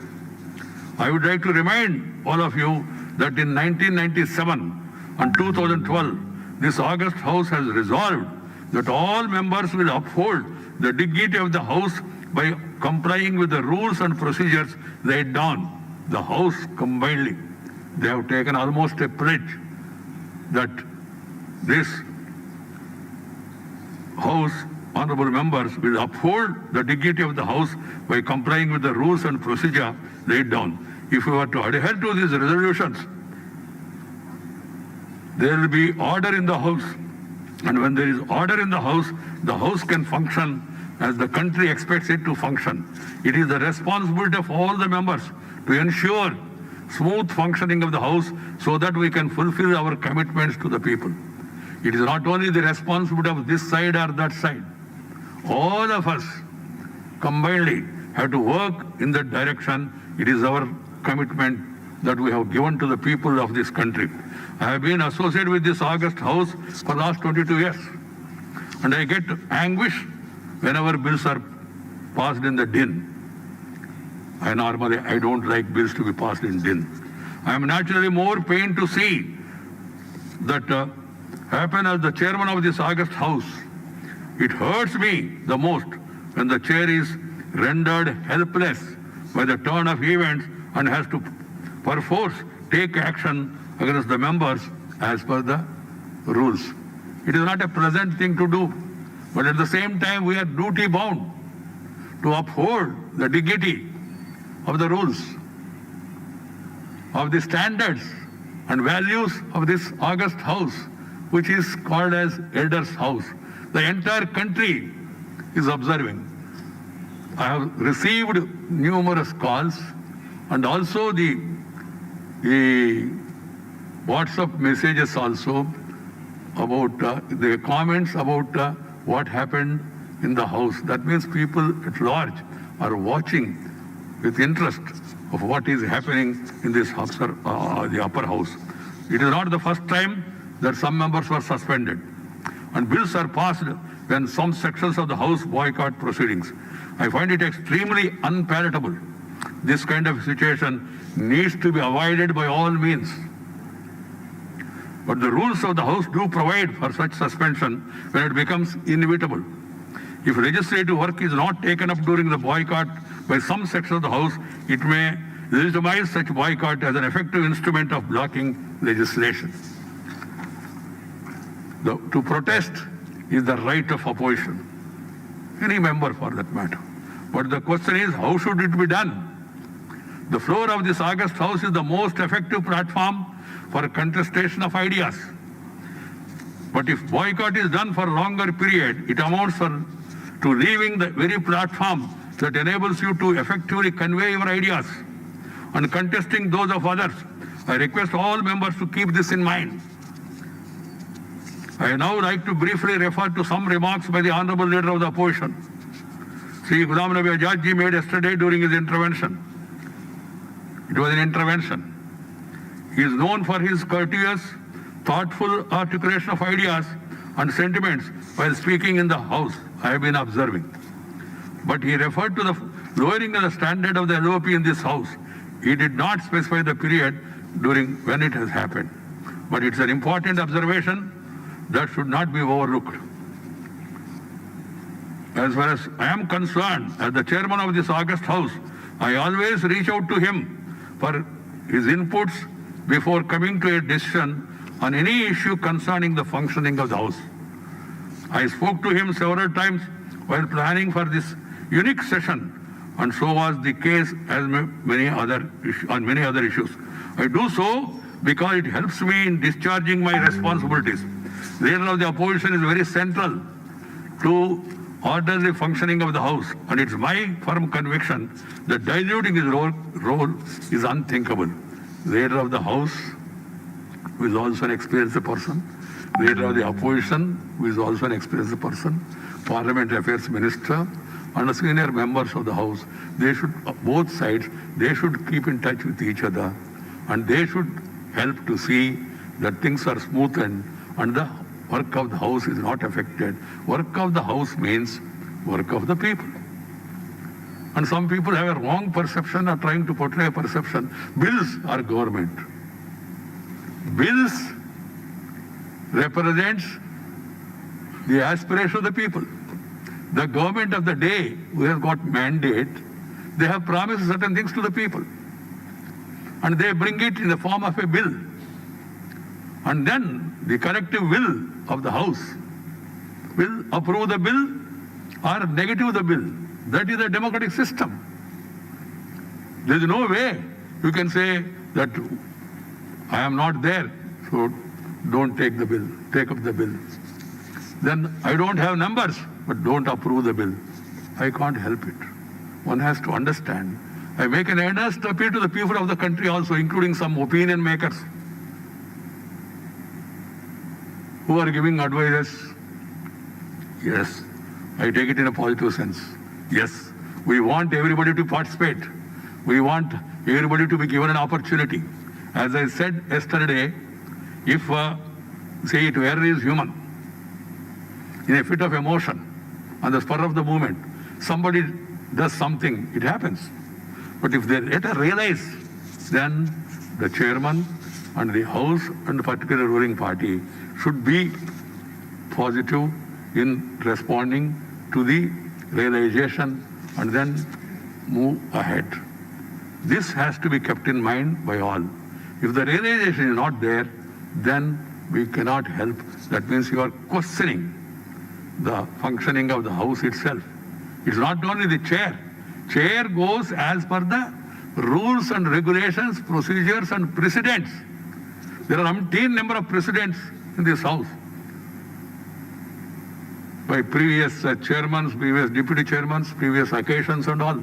One is the rules, other is precedents, and also the third one is about analyzing what exactly happened and all. As I told you, I don't want to get into details of what has happened on that day in the House, which has been witnessed by millions of the people across the country. Unfortunately, I would like to caution people, unfortunately, it is not the live telecast alone. Some honorable members, in their over enthusiasm, thinking that they are wise, they have taken video of their acts and circulated without understanding that they got themselves exposed. So please avoid using phone or the other instruments, because as per the rules, it is not allowed. I would like to thank honorable members for attending this session despite all difficulties during these difficult times. I hope that when you get back to your respective states and constituencies, you will be available for consultation and guidance that is required by the people to contain the spread of coronavirus and cope up with the socio-economic consequences. This session has been unique in several respects and a challenging one too. All of us, we rose to the occasion except that unfortunate incident admirably. It was preceded by several rounds of extensive discussions between me and the Honorable Speaker of Lok Sabha and the Secretary Generals and officials of both the Secretariat of Lok Sabha as well as Rajya Sabha. I have also held discussion with the top officials of the Ministry of Home Affairs and Health, Family Welfare, ICMR, DRDO and CPWD. All their valuable inputs, suggestions were kept in mind, and we tried our best, and members to the best of their ability have also cooperated in following that. Holding Parliament session during this pandemic required some innovative thinking and elaborate planning. Well in advance, Secretary General Rajya Sabha and his team in the Secretariat, as also the Parliament Security Service, Rajya Sabha TV, Lok Sabha TV, and other agencies, including the Public Works Department, who worked behind the scene, did not fail me in this regard. I am very happy about it. I would like to put on record my appreciation of the efforts made by all these people. I would also like to thank the members of the media for their uninterrupted transmission of the parliamentary proceedings to the people. Previous session was also cut short on account of the pandemic. We are still to come up with grips with this situation. I hope that when we meet next time, we shall do so without the present limitations and restrictions. Some people question why this session. In this COVID times, one is constitutional requirement, and also the leader of the government, the Prime Minister. When I discuss larger issues with the leader of the opposition, leader of the House, and also certain senior members of the opposition and other parties, and at times Prime Minister also. Prime Minister told me, others are all doing duties during these crucial times. We members of Parliament, we should not fail in our responsibility because we have been mandated to do certain things. And then that has convinced me. And of course, the constitutional requirement also is very much there. I urge all of you to stay safe and stay connected. Let us win the battle against the pandemic at the earliest.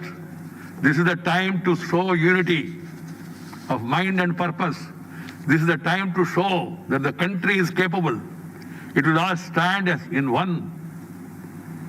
And whatever instructions and guidance are given by the central government and the state governments, it is not only the Prime Minister who is heading it here at the center, giving guidelines, advices, taking steps, but also the chief ministers of various states. They have also done their best. And there always is scope for improvement. If there are shortcomings, they have to be brought to the notice in a positive manner because this is an extraordinary time. And the focus of attention should be to ameliorate the sufferings of the people and take effective steps to see that they are not put to hardship to the extent possible. That's my appeal to all members of parliament, irrespective of parties, and also people at large. This is not a normal time. If there are any shortcomings, you have got every right in democracy, and we are a functional democracy. India, the largest parliamentary democracy in the world, and we have shown to the world also how we are able to manage this and what are the steps that have been taken. So, honorable members, on behalf of all of you and on my own, I once again place on record our deep and sincere appreciation for all the frontline warriors, those who are ensuring our physical well-being like the doctors. Some of them have sacrificed their life. Nurses, paramedical staff, sanitation workers, very important role played by them. And scientists who are working day and night to come out with solutions to this problem. As well as those who are ensuring our food security in this hour of crisis, the farmers and the providers of the essential goods. Equally important is the national security, both internal security as well as protection of our borders. We gratefully acknowledge the dedication of the police and armed forces in keeping us and our country safe when this crisis is on.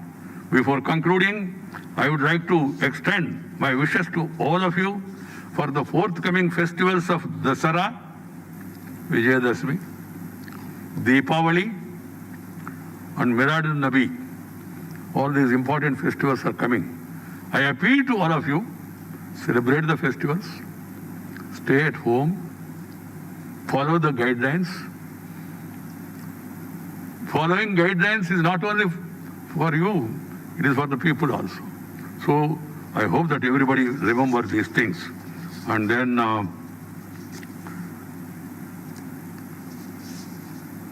have nothing more to add. Jai Hind.